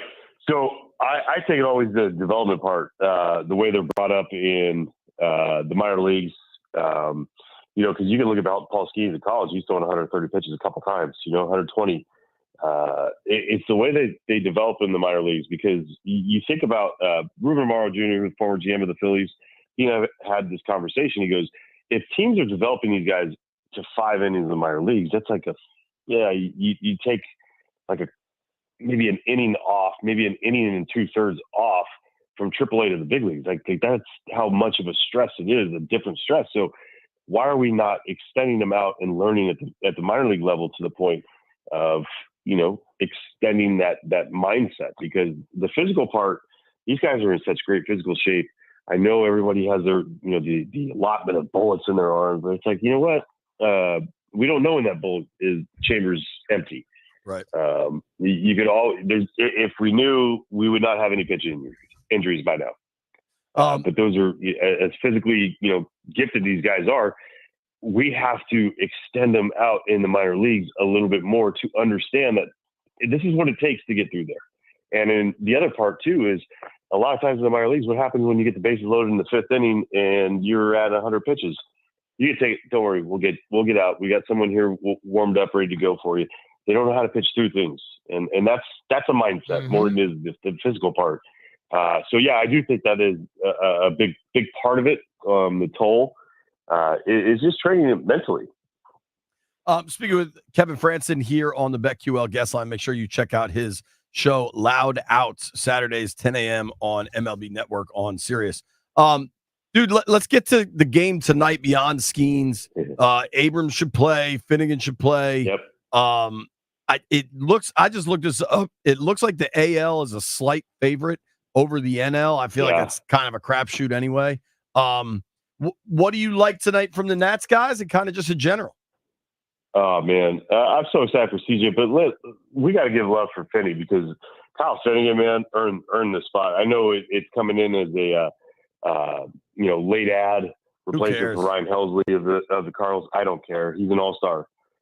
It's the same thing that should have been said about Jake Irvin. And that's not being a broadcaster for the Nats. If you look around the league and talk to other people, they all ask about Jake Irvin. So, hoping and wishing that he was going to get the opportunity, didn't happen. Great. But Kyle Finnegan, good for him. The guy earned it, man. And especially not having a lot of opportunities the last couple of weeks to save games. It was like, and randomly he'd give up a homer or two, and next thing you know, everyone hates him. But Kyle's been so special. So my thing is, like, I feel like this is the moment that you see for CJ. Like, these are those, we saw it on Saturday in Milwaukee. Team coming back from 5 runs down and needing a big hit. And what does he do? He delivers again. Certain people are built for moments like this and games like this. And I feel like CJ is one of those guys. And you just get that sense. He has this smile to him that you're like, yeah, I'm happy to be here, but I'm going to rip your throat. You know what I mean? Like, I'm going to destroy things here. And that to me is the part where I love. I totally agree. And he has, with Abrams, I think he both has kind of that flair for the dramatic and the killer streak, which I think are just an awesome set of qualities. It's dangerous. Yeah. It's dangerous. Well, and to your point about Finnegan, dude, we're with you. We have a whole bunch of bobbleheads in our radio studio, including the Kyle Finnegan Star Wars joint. So we are amazing one. Now, I don't know how you can respond to this, and if you can't, I understand. The Nats, though, not the All-Star game version of the Nats, but the actual Nats baseball team focused on winning, getting back to the playoff contention. They dealt Hunter Harvey last weekend. Frankly, I think they should deal Finnegan if the right deal comes along. What are you expecting these next, 2.5 weeks before the deadline?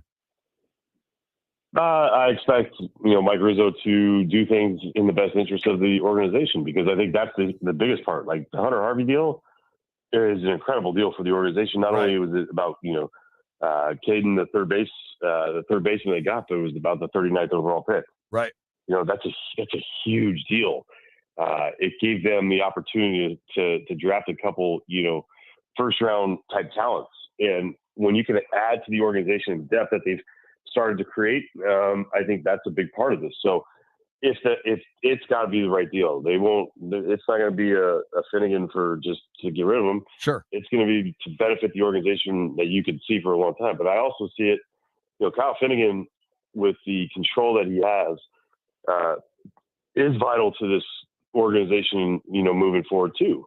You can see it both sides, because the games that they need to win, he needs to be closing it out because they need to win. And I don't see another Kyle Finnegan in the organization. I mean, he would be up here by now.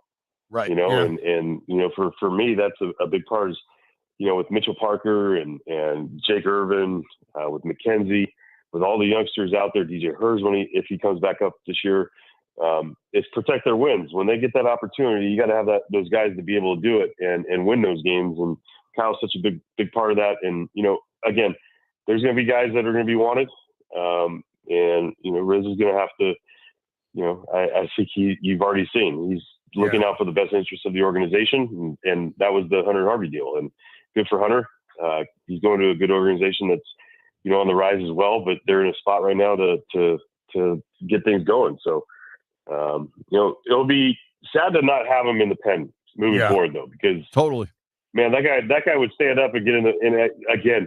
He had a bad 3-week stretch, and a bad 3-week stretch for a reliever sucks because the numbers just skyrocket. But you look at the other stuff and you're like, oh my God, but he would stand up in the pen and you'd be like, I'm good. I'm good. And that's the comfort that he gave you. Well, and specific to Harvey, Riz, if they give him an offer that Riz likes, he'll do it. If he don't, he'll just like you said, this guy can help me along the way. Well, and 100%. We're adamant supporters of Mike Rizzo. He's the best GM in Washington since Bobby Beathard was running the Redskins in the mid '80s. I'm a full in Riz I trust, and I got to say Harvey being in that clubhouse, somewhat, and Harvey was always a stand-up guy. Give you a sound bite, talk to you, just try to make you understand. Just big old country boy, and you hate to see dudes like that go. But the deal they got really was impressive. It was. And again, to your point, Hunter was he was not vocal, right? We know that whole thing, but he led by example, and leading by example is have a bad day, stand up in the front of the lockers, because relievers, it's rare that you get to talk about your successes. They're usually in front of you because you blew something, and that's the thing that he always did. I mean, it wasn't a lot when you look at it at the end of the day, but the leader that leadership is going to be missed, and you hope that everyone else that has been around and learns knows how to step up in those moments. So again, when you got the 39th overall compensation pick, it was too good. I mean, that's too good of a deal to take away, because they got that money allotted with it too. Yep. To make sure that they were able to afford all that. But again, adding strong like talent, huge, because Loma Vida. The kid from Cal, again, part of knowing and understanding a lot of people, he rakes. He's athletic as hell. He's one of those guys where you could see him moving up really quick through a system based on the bat. The defensive skills have gotten better and better. So I'm excited for that one too. That's awesome, man. Hey, Kevin, enjoy tonight. We'll be watching you on Masson. We'll be checking out the show Saturdays at 10 on Sirius, dude. Thank you very much for the time. Well, thanks for having me, guys. Appreciate it. Thank you, brother. Kevin Franson, give him a follow at Kevin Franson, Frandsен. Like him a lot. I've liked him on the broadcast, but I've never got to talk to him. I enjoyed that. Yeah, I did too. You know what else I enjoyed? What's that? All the work Paul Henry's done for me at my home. We used to have janky-ass windows. They used to be really hot in the summer, really cold in the winter. I used to have to cover them up with this blanket in the girls' playroom in the winter. It was not a recipe for success. Since that time, Paul has come in, redone all my windows, all my doors, done a tremendous job, lowered my utility bills. In a world where no bill is going down, Paul actually lowered my utility bill with the new windows because it just keeps the temperature regulated. If you're interested, man, call him now. All month long, it's July, it's hot. You get $120 off each window with a 5-window minimum and $500 off each door. Who would have thought getting your windows changed could make you look like a better dad? And Paul did that for JP. He did. But he did it for me as well. Listen, my house, just like JP's, when you had your house for a certain period of time, the windows start to get a little drafty, a little leaky. And when you want it to be cool, it's hot. And when you want it to be hot, it's cool. Paul came in and changed all the windows, and he did such a good job. I wanted to get the windows changed in the other garage. I got them done. And I started asking questions. What else do you do? You know what? He does gutters. He does windows. He does doors. He can also do some other things. So I got Paul coming to my house starting in September. He's going to be changing some stuff up for me. And every time you get those things changed, your house value goes up. Utility bill may go down, but Paul can do that for you. So if you're looking to change windows and doors in your house, you only have to reach out to one guy. That's Paul Henry.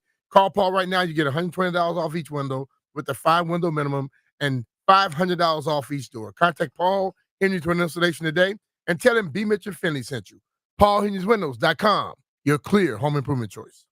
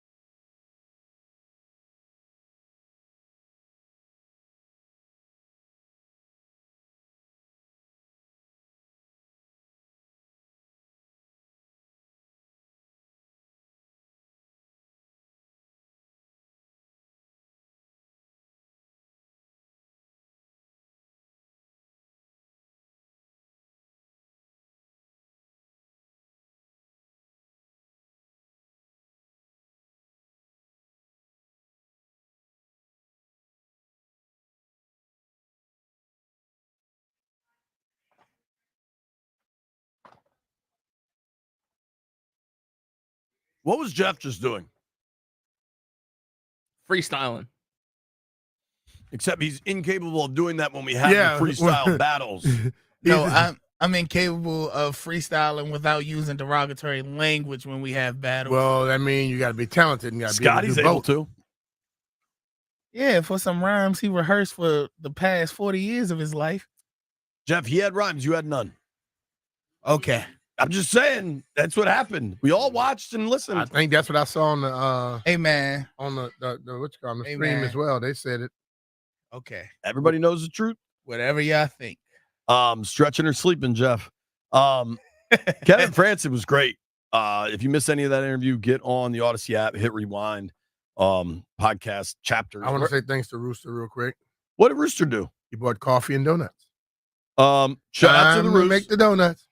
Shout out to the Roost. What day do we think the coffee and donuts were made? Today. This is hot, and he came in and everything was still hot. All right. But it's hot outside, too. He sent it on the text telling y'all he was bringing it in. I saw that. But remember y'all didn't believe him? Last time he bought ribs in. If he has to cook it, I'm not eating it. He picked this up at a place. He brought like 3-day-old bagels in once. No. This is not 3 days old. No. I'll eat a donut. Watch me. Rooster's kind of our bagel MVP around here. Because he's the only one that brings them? He's the only one that gets normal cream cheese. That is, Cluster Buster's always getting like spinach, kale cream cheese. He got vegetable cream chease. Didn't he get salmon cream cheese? Lox, yeah. That was the worst. Lox are gross. I know people love So y'all them. complain about somebody giving y'all something that y'all didn't have to pay for? Yes. You do that all the time. Have you met us? Yes. No, we're reviewing it. Hold on. Yeah. Oh, So yeah. I don't do nothing all the time. Yeah, you do. Hold on. No, the man asked, do you want me to bring spicy and what's I said, yeah, bring some spicy. Did he come in with no spicy? No, he said, you want me to get Popeyes? We said yes, and he didn't get spicy. And you He about threw asked him out the the question window. about spicy, and if he don't get what he asked me, then I'm gonna have a problem with that. But If you we're not ask- allowed to complain about No, cream if cheese. you ask me about spicy, yes, but if you don't have a question, you can't I ask don't- anything. He didn't. I never He got asked asked me. about They spicy. asked me, Okay. and I say bring some spicy because I'm not like you softies. Can't eat no spicy food. I like the spicy. I like the regular too. When somebody's bringing Popeyes in, I will not complain if they don't have spicy and mild. Well, I'm gonna complain when you ask me, and I say get both of them. Two absolute legends in football birthdays today. Who? Barry Sanders turns 56 years old today. Jitterbug. My favorite player ever. And it is Jimmy Johnson's birthday. Jimmy. How old do you think Jimmy is? All right, let me guess. 71.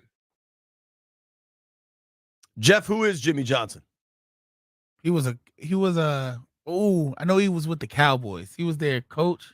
Yeah, He was good their job, coach. Jeff. Yes. Good job. Yeah. Is that a good job? He was kind of guessing. But he still He got it. I ain't You gonna ask lie. you ask somebody a question, they guess. If he had said Jimmy Johnson was a tight end for the Washington Redskins, he'll be right. Or a race car driver. He'll be wrong. Bro, I remember him as the Dolphins coach. But how old is he? with Big all co- due respect. 78. With all due 78? respect. Jimmy, that old? Hang on. Just trying to say something. Yes, with Jeff. with all due respect. Don't ask me no history questions about the Cowboys. It wasn't that long ago. So, I mean, I guess it was 30 Yes, years it was ago. that long I was ago. gonna say, He probably it was wasn't even before, I was born. gonna say it was before me. I was even here. Wasn't he the head coach at Arkansas? The U.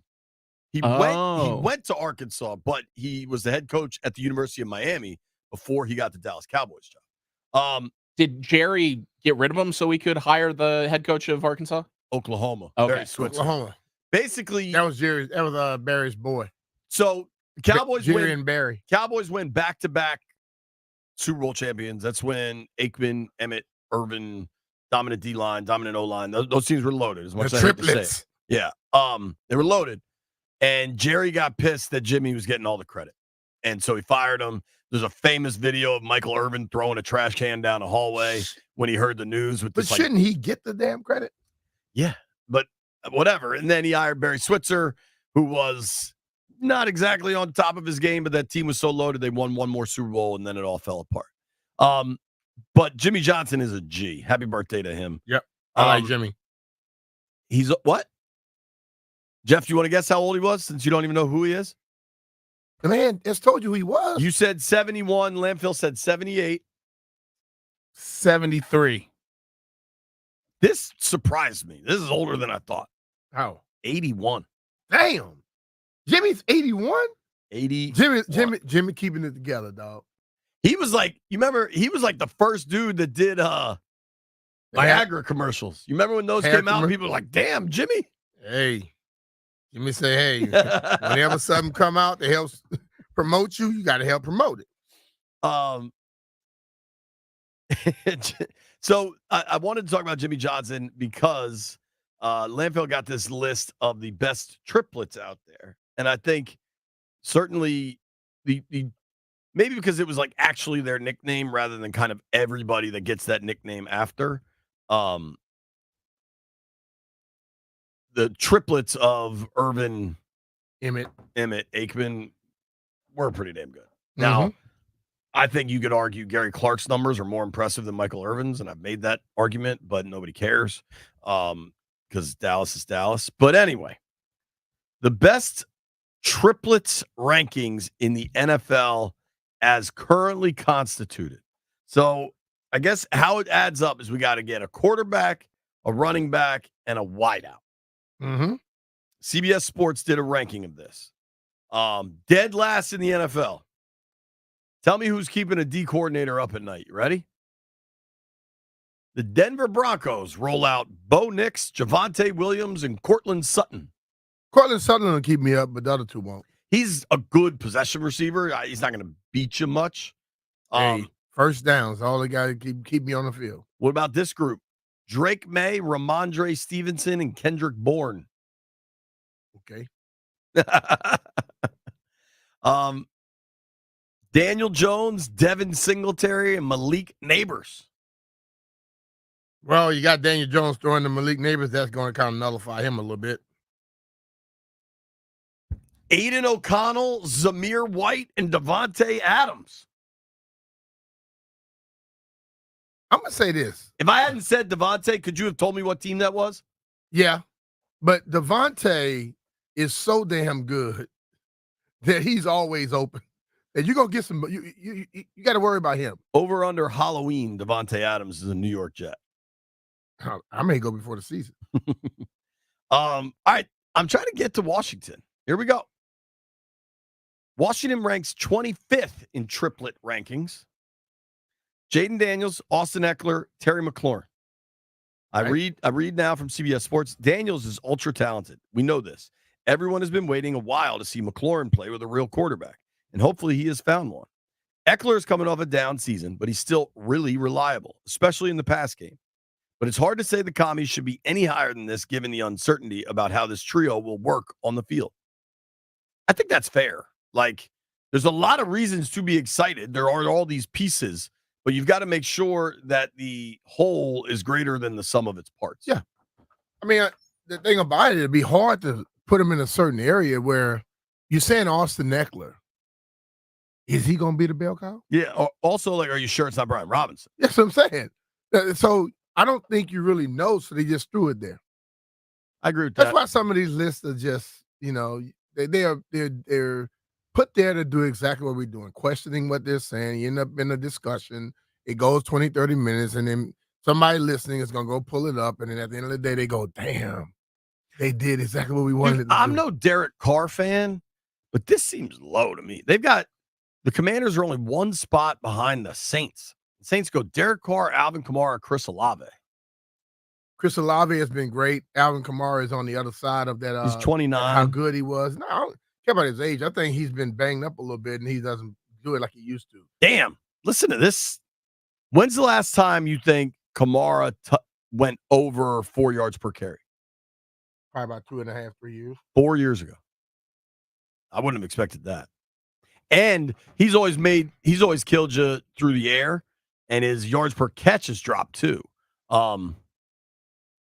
His yards per catch dropped, and he got who in there in the last 2 years? Derek Carr. Could be a problem. Yeah, I think Derek Carr is a problem. I think I'd rather roll with Aiden O'Connell than Derek Carr. That might be a fun exercise. What quarterbacks would you rather roll with than Derek Carr? Let's go quickly around the NFC East. Would you rather roll with Dak than Derek Carr? Yep. Would you rather roll with Hurts than Derek Carr? Yep. Would you rather roll with Daniel Jones or Derek Carr? Hell no. I go Derek Carr. Jaden. I mean, who would you want? Danny Dimes or Derek Carr? Your quarterback as this my season. quarterback? Yeah. But I'm not getting rid of nobody here. I'm just got to pick between those two. I'm just saying, where does Derek Carr stack up in the NFC East? Dak and Jalen are no-brainers. All right, Derek Carr to me is better than Daniels. Daniel Jones. Yeah. And Jaden Daniels? No, you saying Jaden Daniels or Daniel Jones? First Daniel Jones, then Jaden Daniels. I'm taking Jaden Daniels. I'm gonna go with the upside. Me too. Yeah. But I might take Danny Dimes. Daniel Jones, I got a problem with that one. 2 years ago, Danny Dimes was all right. And then last year was really banged up, and that O-line sucked. Derek Carr is... Danny Jones has never scared me throwing the football. Only time he scares me is running the football. Derek Carr is a non-alcoholic beer version of Kirk Cousins. Not only is he scared to make plays, but then he is all fake stats late in games. I'd take Kirk way ahead of Derek Carr. Have you watched Daniel Jones play football for the last 5 years? Against the Skids, he's lights out. Yeah, he runs the ball on us. He don't throw it on us. My thing about him, when you have I'm not advocating for Daniel Jones. I'm advocating against Derek Carr. Well, when there's a quarterback in this NFL right now, if you can't throw the football, I am not taking your ass. He can't throw the ball. Throwing the ball is fairly key. Especially in this day and age. I think that's why Justin Fields, despite his incredible athleticism and playmaking ability, probably going to be a backup this year. You got to improve as a passer. I have a question for Brian. How much is too much? I'll explain when we come back.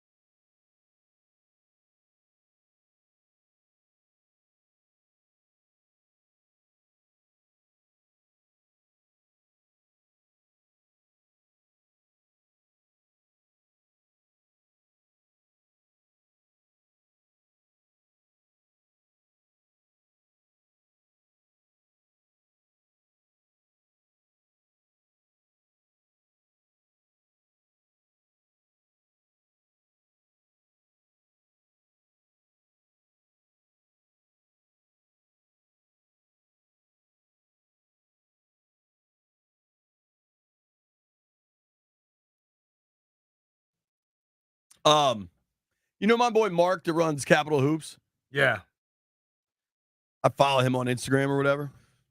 Carmelo Anthony's son, I think it's Kyron, dropped 48 in an AAU game. Damn. Yo. Well, his dad used to be able to fill it up too now. The highlights, this kid was pulling up just inside half court, just silky, just knocking down every three. That's like his daddy. Yeah, man, it was pretty impressive. All right, I got a question for you boys. And since you guys, I think, were doubting the storm that came over my house, I just dropped a video in the text thread. This is right by my house off River Road last night from Capital Weather Gang, but that's irrelevant. This morning, I'm telling you, I'm in summer camp jail with my children, driving all over the place to get them to the appropriate pickup, drop-off locations. It's just chaos. And on top of that, by my house, there's this terrible construction going on. Washington Gas sent me a note and said, hey, man, you're effed. We got to dig up your whole neighborhood, basically. And shout out to my cousin John who works for them. But so I can only get out of my neighborhood on like the southern end, and everything is backed up. Mm-hmm. So I'm all out of sorts because I'm driving all over the place for summer camps, right? And I can't get to the stretch of River Road that I normally would go to get gas. So my gas light comes on this morning as I'm driving Shelby to camp drop-off. I'm like, oh, F. And it's a relatively new car, so I don't know exactly how far I can push it yet. You know, you kind of learn those things in a relationship with a vehicle. And where I am, I basically have to come downtown MacArthur Boulevard. So I know there's an Exxon station right before the reservoir. You know where that is? So I get there, and I'm getting regular 87 octane or whatever the hell it's called. How much do you think a gallon of gas was at that gas station this morning, MacArthur Boulevard? $4.19. Yeah, I was going to guess 420 for the bit, but 420. Jeffrey? About 449. Hold on. What type of gas do you use? 87. 87. Oh, probably about. It was 304. I was about to say probably 340. $4.89. For 87? Yes. But you guys remember with a place he said, where is that? I'm right by the reservoir, they hit kind you of across the head Georgetown, on that. Palisades. It's also the only gas station for probably. How long they been working on this gas thing in your neighborhood? Started within the last week. It was more of I had to get downtown. I was going to run out of gas. This is the only place. So here's my question. Was it like that yesterday? I'm just asking. I should have checked my gas gauge, There but we the go. construction's been going on. For me to get to River, you know that weird stretch of River Road that's industrial. There is cheap gas there, but because there's like 8 gas stations in a block. But I just couldn't have done that and gotten down here on time. Here's my question: when you get stuck in a expensive gas station location, right? Because the other one that I've been hit is when I'm driving out of here. Anyone close to an airport? Sure, because they know you gotta fill up the rental car. The one by the Kennedy Center, you know, that little triangle between Rock Creek and Virginia Avenue, they jack you there. When you get stuck at a really expensive gas station, I get a gallon or 2. how much do you get? I get a gallon or 2, then get to the next one. But then I'm not letting them hit me over the head like that. But what have you lost in time? I'm lost in time? Like, I'm going to stop again. To be honest with I you, wonder how that it equals out. won't fail it. It won't mess with me because I know I'm putting. If I know my car, and I'll tell you how much. If you know how much your car gets per gallon, I'm going to get a gallon, maybe 2, and the next time I stop, I'm stopping at the gas station, no matter what I have to do. So the hard part about coming downtown all the time is there's just no gas stations down here, right? But you know that. So you should go to the gas station when you leave on your way home. I was in a tough spot. Landfill, what do you do if you get stuck in an expensive gas station spot? I just get gas. You still fill it all the way up? Yeah. I right, usually avoid putting myself in that situation, though. I believe that. I'm with you on that point. See, what I'm learning. Usually do. What I'm learning is this dude complains about. Normally, like when you're on a golf course. I'm not even complaining. I'm asking a question. Yes, you are. On the golf course, you either be miss left or miss right. If you're missing both ways, you got a problem. JP is a miss always. I was about to say, I guess I got a problem. What do you do, Jeff? On a golf course, I miss every way. That's what I was You saying. definitely have a problem there. My miss is usually left. But what do you do if you're at an expensive gas station? Exactly what B said, because that is outrageous, dude. $4.89 for 87. Yeah. My truck take 93, and I would leave if it was at that price. See, the question I have about I knew I had to drive down here, and then I got to go pick the girls up from camp. Like, I knew I didn't really have time, so I got $40 worth. But, like, I wasn't going to fill the whole damn thing up. You may as well fill it up. You're going to get $40. $40 got me like 9 gallons. Filling it up would have doubled it. Okay. Yeah, well, just fill it up. Then if you had filled it up, then you can go here, go get your girls, this and another, and then you won't be complaining about this in 2 more days because we're going to hear you talk about it again. Nah, I will fill it up probably maybe this evening or tomorrow morning. Some people don't let their gas drop below a certain level. I'm not one of them. Are you one of the guys you just drive till you see the light pop on? I'm really good about it.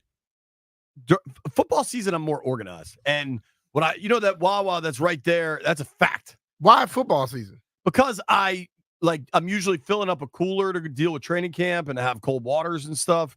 And I usually hit that Wawa that's right around the corner from the facility 2 or 3 times a week. So I just fill it up. Anytime I'm like below a half a tank, I'm like, I'll just fill this thing up. This is my motto.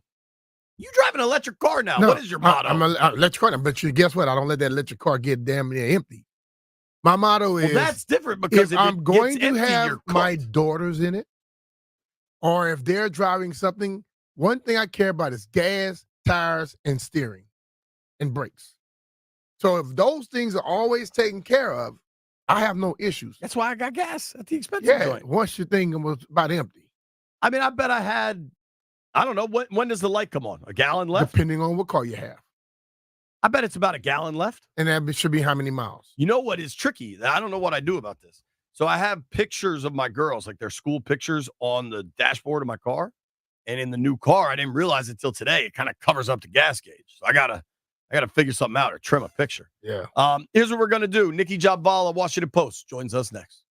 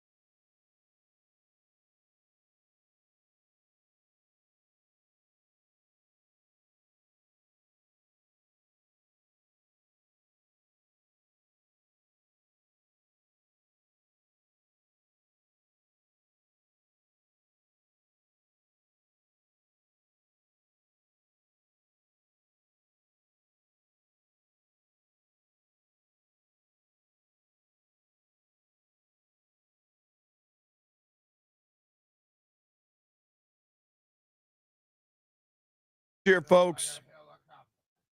Mike Garafolo reporting. Per source, Mike Garafolo, Who am NFL I? Network.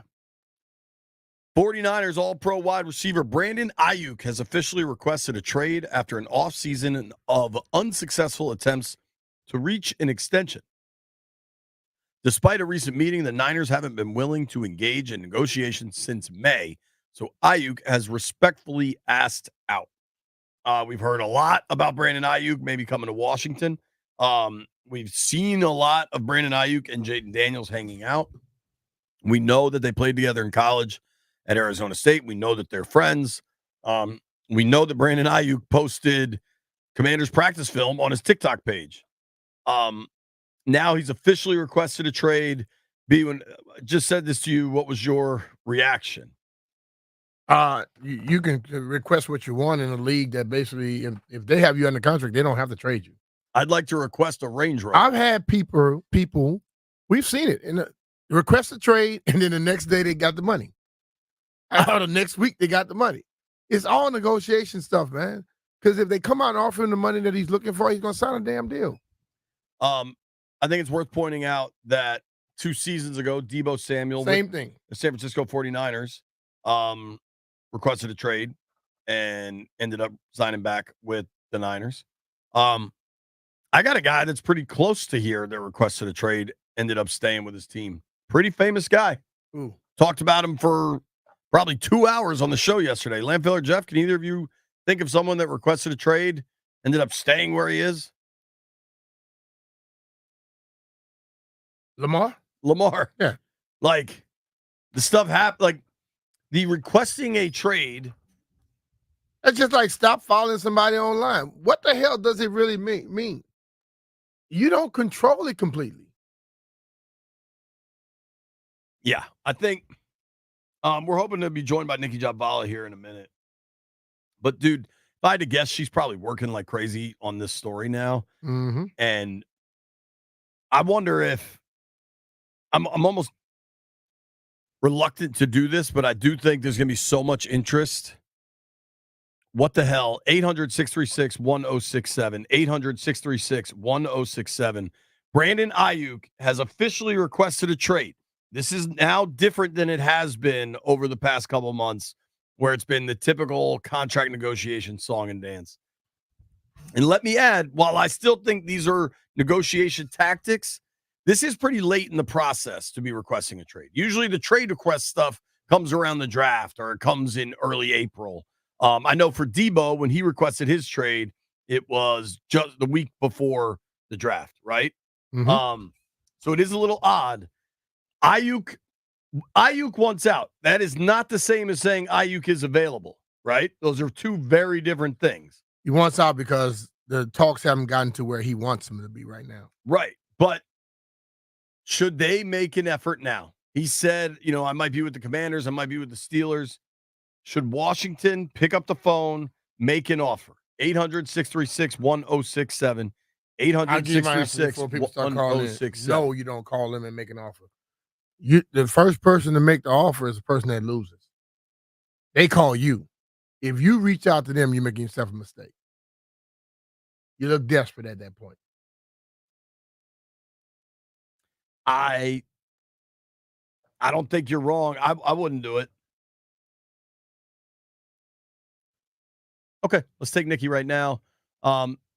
Joining us on the BetQL guest line is Nikki Jabvala from the Washington Post.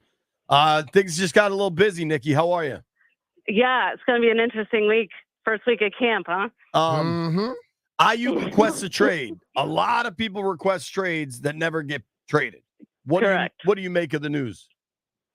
Not terribly surprised, given how things have gone with his contract negotiations. I was secretly hoping it would not get to this point for selfish reasons. Sure. But yeah, I mean, like you said, I just have trouble seeing the 49ers part with him this year. I think there would probably be a market for him. It's just, how much are teams willing to give up to take him on and then give him a bigger contract? Yeah. That's a lot. I also wonder if how he's kind of handled the contract negotiations, if that's kind of affected his market at all. I mean, I have my own opinions on the matter, but, he is quite a talent. So I don't know. I think I still would find it difficult to see him leaving San Fran at this point. A lot could change still, certainly. Just takes one team to offer up, but yeah. I agree with you on that, but this is what I look at it. If you are not willing to just break the bank right now, then you're wasting your time because you'll be dealing with the same situation next year. Correct. Exactly. So exactly. You have to give up assets and give them a big deal. Are you willing to do that? If a team is willing to do that, and I believe if Washington had won them, they probably would have won because they had the money to get it done. The draft was the time to me. Just if the Niners' focus is winning a Super Bowl, then why would you trade an all-pro receiver when whatever comes back this year won't help you this year? Unless it's a player for player. You know what I mean? Do you think there's a possibility that it is a player for player thing if they were to get something done? I mean, in Washington, you mean? Well, maybe in general, but yeah, I mean, it's what team is willing to give up a similar caliber player like that? Have to be a team in rebuild mode, I would think, that's willing to, kind of tear down. But are you willing to do that for a receiver, really? A receiver's impact is limited. You can have star receivers who are fantastic players, game changers, but their role is still dependent on a quarterback and other people. So would you do that for a receiver? I don't know. Every team's different. I still think it'd be a tough deal to do. For me, what do you think comp needs to look like for a team to get Aiyuk? I think it's tough to say. I mean, it's tough to say, really. I'm trying to think of what world makes sense to get a player like that, to give up significant assets and then turn around and give them a big deal. So you're taking on a cap hit and giving up players, which you look at Washington alone. I mean, they've said all along they don't want to mortgage their future to any one player. They would essentially be doing that here and giving up picks and giving them a big deal. And they weren't willing to do that to move up in the first round for an offensive lineman. So why are they suddenly willing to do it for a receiver? And what does that? What message does that send to the rest of the locker room if you do that? I think it's a difficult play here. I'm not saying it's totally out of the question. I'm not saying they're not interested. I haven't been told that. It's just, I think it'd be a difficult play here. Yeah, I agree. I have long thought that if Peters is hell-bent on building this through the draft, and I think we saw that when he traded back in the second round, that was a volume play to get more picks, right? And I just think giving a bunch up right now doesn't make any sense. Also, if you have to go, just tell us because that's fine. No, but I'm good right now. Okay. I just can't. The amount of people that request a trade and then end up signing an extension, that happens all the time. You know, it doesn't overwhelm me at all. Yeah, right. I mean, and to me, it's similar to holding out in training camp. You use it as somewhat of leverage. It's that threaten to hold out, threaten to say I want to be traded, but the team ultimately holds the cards on this right now. Right, totally, and I think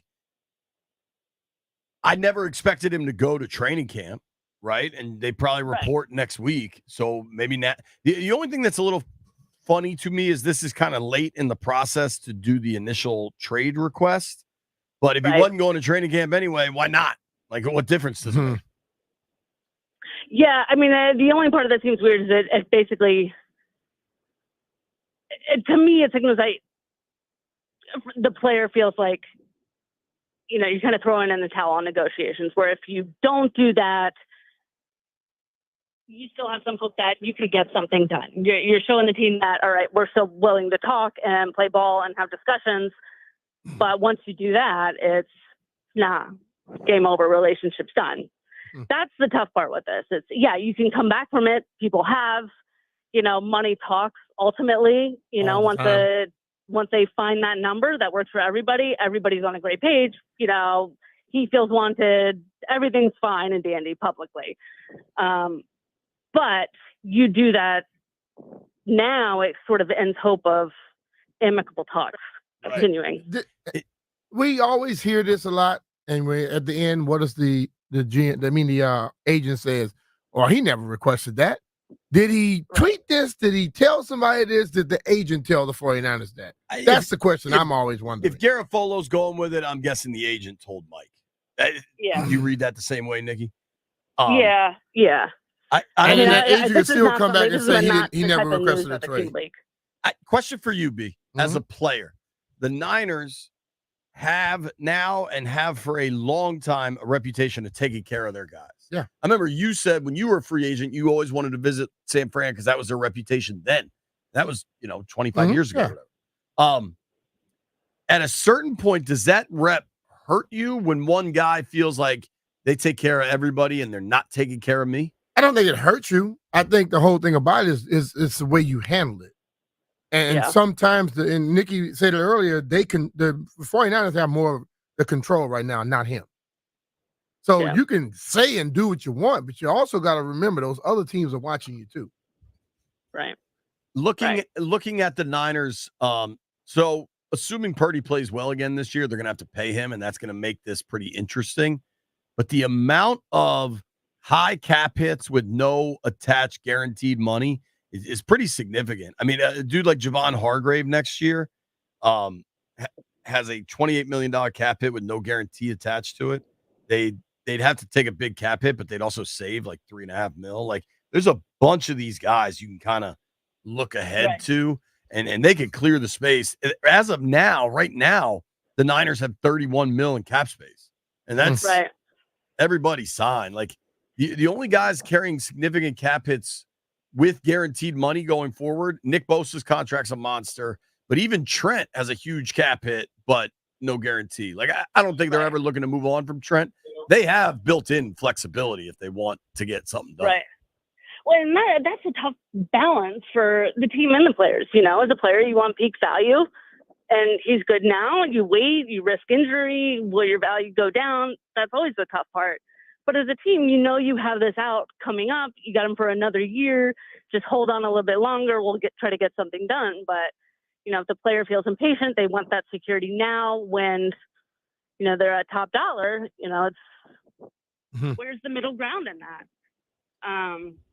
There is none. So, yeah, I mean, the reality is you can't pay everybody. Every team faces this. You can't pay everybody. Yep. I think everybody likes to think that the salary cap isn't a real thing, that you can, and there are ways to finagle it, but it still exists, and you still have to, stay with under that top margin. And this is where it hurts. Sometimes you have to lose star players.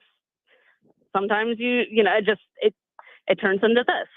I just think we've Niners seen this here too. We've seen negotiations get so sour to the point where, and then suddenly it gets done. Happened with John Allen, happened with Terry McLaurin. Like, how many times? The Niners got the Bosa deal done, I think, the week of week one. Yeah. It was late. And I think so many teams do that, If you're the Niners, man, and Debo's such a good player, but he's a different kind of player, like, you need an actual deep threat in Aiyuk. And their goal is winning Super Bowls. That's a dude that helps you win a Super Bowl. I still think this gets done. But still, they are not going to let him hold them hostage. They're probably sitting back, and the more he talks, and the more people they may be taking calls from people now. They know exactly what other people want to pay him. Right. And that's the thing where I think if you're aware of kind of your situation, you play it smart as a player, you can help yourself in these situations. You can also really hurt yourself if you don't handle it right. Well, and I think if you talk too much, if you, I hate saying that because you don't want players to lose their voice in this, but it's a game, and you got to play their game to ultimately win out. A lot of players listen to their friends that don't have a clue instead of listening to people that have a clue. And a lot of those, a lot of people in general listen to their friends that don't have a clue. A lot of the brash statements and the things, it comes from, man, I wouldn't be taking that. Right. Yes, you would. The other part of this is, I think all of the social media nonsense is completely ignored, forgivable. Nobody cares. I think the practice footage on TikTok people cared about. And it was a clear sign of crossing a line, whether that's a big line or a little line is up for interpretation. But and if there's one thing we know, all things get forgiven with talent. But it's that's the one that kind of sticks with me. Nikki, we're gonna let you go, but I want to invite you Wednesday. Brian and I are doing a beer tasting at Lost Rhino in Ashburn, and you could bring the little man. Like it's 4 to 6 p.m.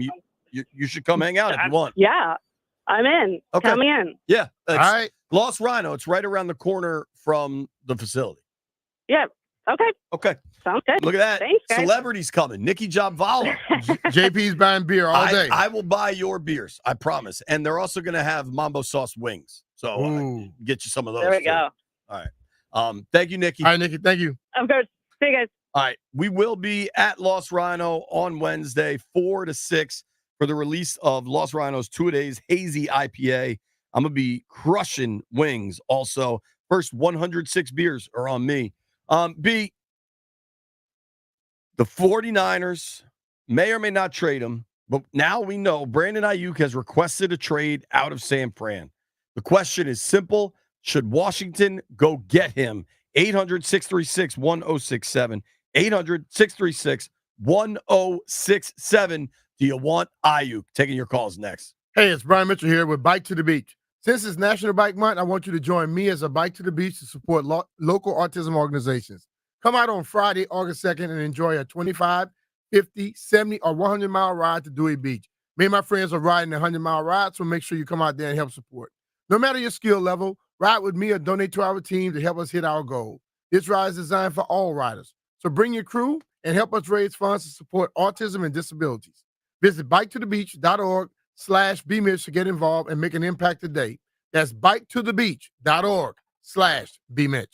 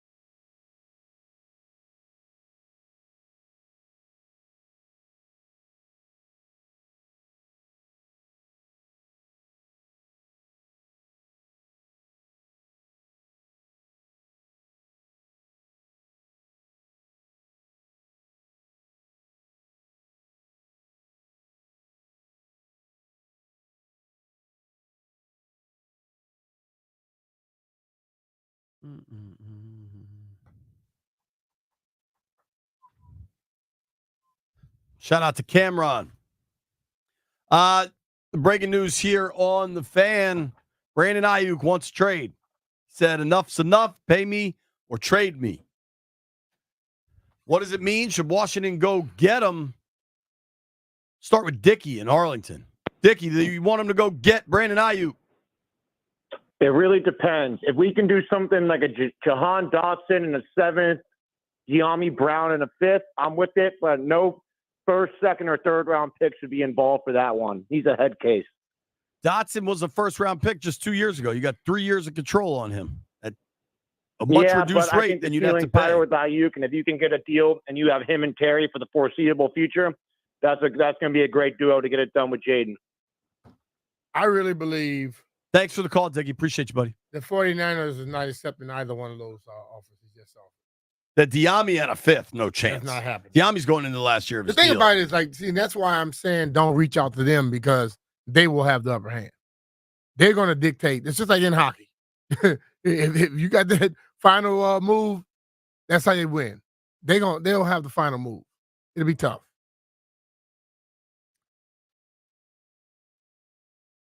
Let's take Steven in Florida real quick. Steve, you want him to go get Aiyuk? Absolutely. Go get him. If he's available, man, I'd give up a second. I would give up no more than a first. See, let me ask you this question, Steven. You say absolutely, then you say offer him a second. They're not taking a second? Nope, but I give up a player. They're not going to take De'Ami Brown in the 5th, but second and De'Ami Brown. I keep Jahan Dotson, put people in a position where they can be the best they can be every down. Absolutely. Steve says go get him. Thanks for the call, buddy. Right now, we're excited to bring in Mark Willard from San Francisco, covers the 49ers. Mark, thank you for making time, man. I know this has got to be a busy time. Of course, you can hear Mark on 95.7 The Game out in the Bay Area. What do you make of the Brandon Aiyuk trade request? Well, I make of this that this is the next step. This is the next step for Brandon, who I don't think has played this perfectly, or should I say the advice from his agents have not been played perfectly. I think everyone has to remember that Brandon does not have leverage here. You know, it's easy to get into situations like this, and it's like, Brandon should leave, or Brandon should do this or that. He is under contract. The 49ers have already floated the idea. They don't like doing this, but they've floated the idea of the franchise tag. Like, they've got Brandon under control for a couple more years. So the idea of a trade request is going to have to sit with the 49ers. And I can promise you that at least right now, it's not. Brandon's got millions of dollars on the line that he's playing with right here and being a little bit risky with right here.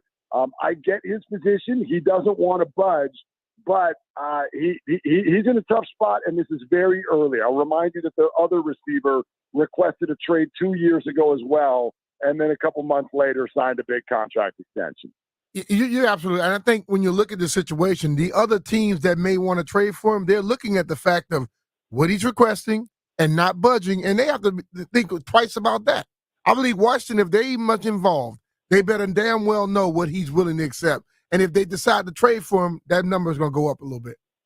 Well, and I also really wonder what's really on the line for a trade. If the 49ers wanted to trade Brandon Aiyuk, the time to do it was before the draft. Right. And so now you're sitting in a spot where I question what could even be offered back to the 49ers that would interest them. Are they looking at a draft pick now next year?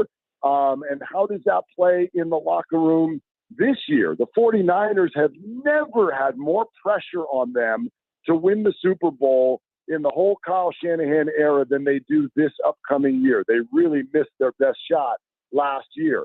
And so now everyone's looking at this situation thinking, with Brock Purdy's contract extension looming next year, this is their last best shot to do it. And I have a hard time believing that they're going to openly and willingly weaken themselves by sending their best receiver out the door.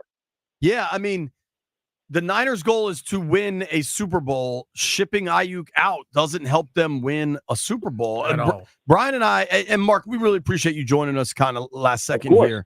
Everybody could give Mark a follow at Mark_T_Willard. Does a great job covering the Niners, all things Bay Area on 95.7 The Game. Brian and I have long thought San Fran has a reputation for getting deals done with their guys. Bosa was the week before the season started. Debo asked for a trade. They got a deal done there. Does this still feel to you that this is just negotiation standard BS, or is this starting to feel different? It's starting to feel a little different. I think this is excessive for two reasons. One, I think Brandon is a little bit more emotional than some of the other guys who have handled this a certain way the last few years. The 49ers play hardball. They do, you're right. They get it done with their guys, but they are very stingy with the way they negotiate their contracts, and it can get emotional at times, and each person handles that differently. Brandon has admitted that he really, really takes it personal, and so that's hard for him. And I think the 49ers are trying to see that aspect and meet him somewhere. The other problem, though, is the timing of all of this. And the timing, even in and of itself, is twofold. One, the Niners have a big quarterback contract to handle next year. That's not great for Brandon. And the other thing is, I think these negotiations started at a certain number a few months ago. I don't think the two sides were that far apart. And then the wide receiver boom happened, and Brandon and his agent kind of moved the goalposts.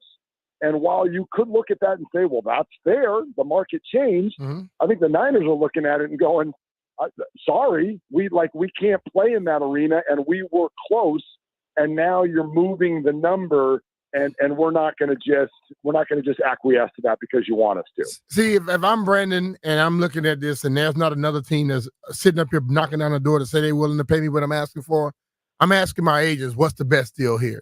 Don't tell me to wait if you can't get me more, and then I'm ending up getting screwed in the end, because a lot of agents like to speak about what they can get, tell you they don't get it. Well, I think you're spot on in terms of what's really the rub here. And it's not as simple as saying what team will give me that deal, because the 49ers would need to then send him to that team, and the Niners would need to get what they want out of this. And I find all of that to be kind of hard to believe. You gotta look at this through the perspective of what Brandon is risking in order to get what. So in other words, let's say the Niners, and I'm just making numbers up right now, let's say the Niners want to give him 26 and Brandon wants 29. All right, well, that's a $3 million per year difference over 5 years. That's a $15 million difference. Plus, we're talking about the guarantees. Is the guarantee 40? Is it 50? What have you? Let's say what's on the line is somewhere in the neighborhood of $15 to $25 million. Well, here's the other way the Niners can play it. Dude, $14 million this year. That's what's on your contract. We can franchise tag you the next year. That's $24 million. We can force you to stay here for 2 years and $38 million. And if you don't play, you will lose that money. You could crater your value. You could also play and get hurt. This is football. So you are risking millions, tens and tens of millions of dollars over a disagreement that's over 15 to 20. It may not be fair, but it's also, I think in the end, it's bad business for Brandon to play this game of chicken. Well, the other thing, I'm thinking about this from the Washington perspective, right? We're talking with Mark Willard here. You can hear him on 95.7 The Game out in Northern California, afternoons, covering the Niners, covering it all in the Bay Area. But, dude, if I'm Adam Peters and I know that Niners situation, I know Brandon Aiyuk personally, I know, looking at Washington, could everything break right and all of a sudden they have a pretty magical year and they're a playoff contender? Yes, that can happen, but the odds are it won't. Just wait. I could sign him as a free agent. I might be able to get him for less. Well, unless you get mad at you and don't want to talk to you because you didn't sign him. You know what changes feelings? Cash. You know what I mean? Same thing that happened in this situation. And I just wonder if the only teams that maybe that would really make sense to want to go get Aiyuk at this point, when you got to give up picks and a whole bunch of cash, would be contending teams, don't you think? Well, and again, you're not just giving up cash. You're whatever it is that has to go in return to the 49ers. The idea of waiting is interesting. You know, you get him as a free agent. You say that if he even gets the free agency, that's if he gets there healthy. There's so many ifs. And so, you know, look, is he worth a big swing? He is, but I get what you're saying. It's kind of like with the Niners. You have to, if you're any team, you have to look at your own particular timing. Is Washington ready to break the bank and go all in on a wide receiver when you actually are about to start a quarterback who you've never even seen play at the NFL level? Like, does that make sense? I know they're good friends and you know, that's really fun and he is a really good player. But a lot of that to me doesn't necessarily add up for any of the sides. And then the other warning I would throw out to Brandon, like, I would sit Brandon down and have him watch episode 2 of Receivers on Netflix and check out Devontae Adams, because when you're a wide receiver in this league and you've got a good situation, be very careful what you wish for, because you could go to a new city and find yourself with a bad play caller or a bad offensive line or a bad quarterback, and the next thing you know, your numbers go down and your injuries go up. And that can kill your career. It's still a really young player who's on a rookie contract. He's got a lot to be careful with here. Hey, man, thank you so much for joining us. I know it was last minute. You got to get ready for your show. We really appreciate it, Mark. Anytime, guys. I appreciate it. Mark Willard there from 95.7 The Game in the Bay Area. Aiyuk doesn't have much leverage, but it seems like he still wants out. We'll try to squeeze in a couple phone calls, 800-636-1067. Plus, breaking news that B-Mitch was correct about when we come back. Hey, it's Brian Mitchell.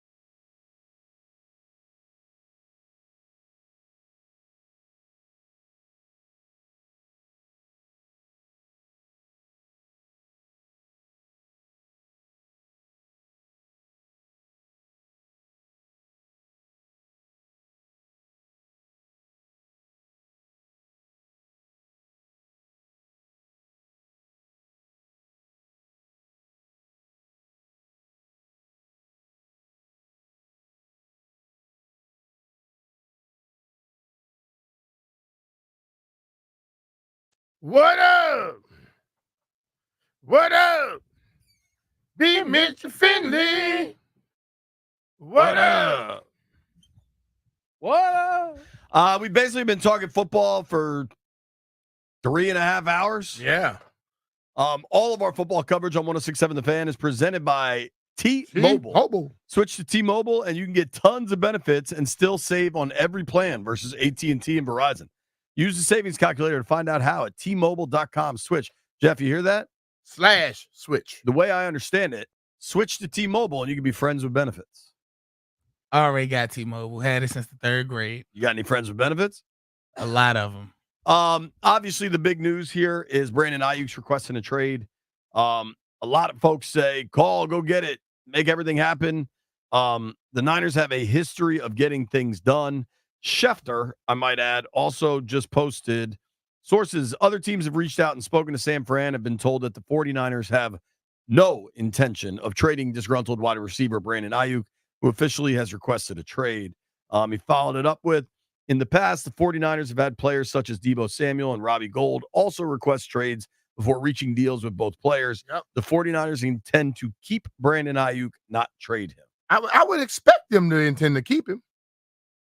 That is why I don't want to see. They have 2 years of control. They could tag This him. is the problem with like a lot of our fans. We sit up here and we want this team to change. But every time, every situation pops up, we want us to go right back to what we used to do. Go into an agreement or try to do a deal when we don't have the upper hand. We don't have the upper hand in this by no stretch of the imagination. Well, and so I don't know if you know this dude, Serge. He's a photographer. He's out at Commanders. I make no secret how I feel about Sean McVay. And McVay loves to say attack success. I like that mantra a lot. And Serge replied to my tweet of your comments, like, what happened to attacking success? Attacking success does not mean trying to do everything immediately. And Adam Peters has been crystal clear that he wants to build his team through the draft. That takes time. That's what they did in San Fran. They were bad early on. I think because there's so much excitement about Jaden and some of the veterans they've added to this team, that folks are kind of forgetting that they were 4-13 last year and didn't have a Pro Bowler. And I just don't know that trading picks away or even players, whatever a package looks like, and then paying a wideout probably 28, 30 mil a year is just the answer. And I think depending how this all shakes out, if they have to tag him next year, you could probably get him then when you have a better idea if you found your quarterback. Mm-hmm. Then you're going to attack success. Attacking success, part of that is also knowing what you have and being honest with yourself and your organization. True that. Jeffrey, what do you make of the Aiyuk trade request? I knew something was going to come eventually, especially if they didn't come to an agreement. It was just only a matter of time. I think the only reason why he's not gone yet is because he's under contract. Other than that, I think they will get it done because, like you said, their goal is to make it to the Super Bowl. This is a key piece for them. I think we see Brandon Aiyuk in the San Francisco 49ers jersey for a long time. Just a few days ago, his had something that he probably was kind of like asking the Commanders or whoever to come help. Right. That's no different than him requesting a trade. That was today was just a different way of presenting it. Today he wants somebody to help him because right now he's on the wrong end of that stick. The reason you request a trade today is because you're not going to show up for training camp and it's next week. You're kind of just putting everything in motion here. But all those rules that changed, that kind of hurts that. Yeah, he can get fined, but then they can undo the fines later in the contract. I thought they weren't supposed to do that. They're not supposed to, but see, that's the whole thing. And if one team decide to finally say, I'm going to hold them to it, got a problem there, homie. Landfill, what do you make of the trade request? Yeah, I think he's just trying to get a new contract, obviously. I don't think there's much of a chance that they trade him. And unfortunately, if they did trade him, I don't think that it would be here to Washington, even though it would be pretty awesome if it was. Dude, what's crazy is I keep seeing people in my like comments and stuff say they should trade Luke McCaffrey for him. Who's going to trade Luke McCaffrey? Who's going to accept Luke McCaffrey for Brandon Aiyuk right now? I think with picks as a part of it, because they want to reunite Luke and Christian. I don't think Let me that's say this, realistic, dude. Fans, you got to realize one thing. The other teams can give a damn about that when they're trying to win. And now the people in control in San Fran, they are now getting on that seat where you need to get this done. They're not going up here worrying about Luke and Christian. They're trying to win damn games. They're not just trying to win games. They're trying to win the Super Bowl. They've lost it twice in the last 4 years. Yeah. Does losing an all-pro 1,300-yard receiver help you win the Super Bowl? This conversation and this situation, I remember Scott Jackson would lose his mind when people say, hey, man, we could trade Peter John Ramos for Shaq. Because you want something don't mean nobody want what you have. And that's the ultimate thing. We are basically, we will be calling them saying, we want to trade for them. What do y'all want? Okay, let's start off with this, and this. And if Brandon Aiyuk was that good to just request whatever you want, they probably would have made a trade with somebody by now. B-Mitch, I got to give you credit for something. What?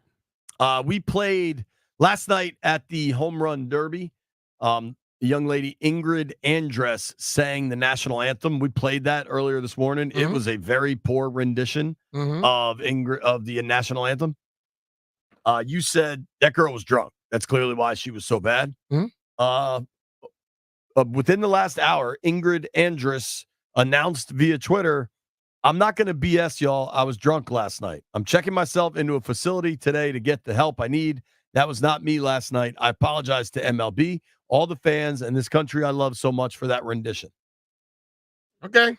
All right, there's your answer. Ingrid, we already knew that. Jeff, who won their bets last night? It was just me and Landfill by the end of the show. Yes, and both of y'all won your bet. Yeah. Boom. You know why? Because we bet against Bronny. Yeah, we that might faded be the new Bronny. philosophy. You guys both start. B was on a well-earned family trip. We'll just give him zeros, not losses. How about that? I don't love it, but whatever. They always swing for parlays anyway. I'm taking Livy Dunn's boyfriend to get 2 strikeouts or more. He might only be in for an inning. We'll see. All right. Give me the AL tonight. What a hater. Who's rooting for the AL? Give me the National League tonight. Ooh, heads up. It's Jeff. I'm in the driver's seat now. You got to take the AL plus 1.5, B. No. They're heavy favorites. It's minus 120. Yeah, you talking about? What the hell are you talking about? I'm looking right here. Oh, I'm an idiot. Yeah, I know. I apologize. Wiz playing Portland tonight. Again, I know nothing about these summer league games. I'm going to watch that, though. It's on at 8:30. I'm going to lay the points. Eventually, one of these Wiz bets are going to hit.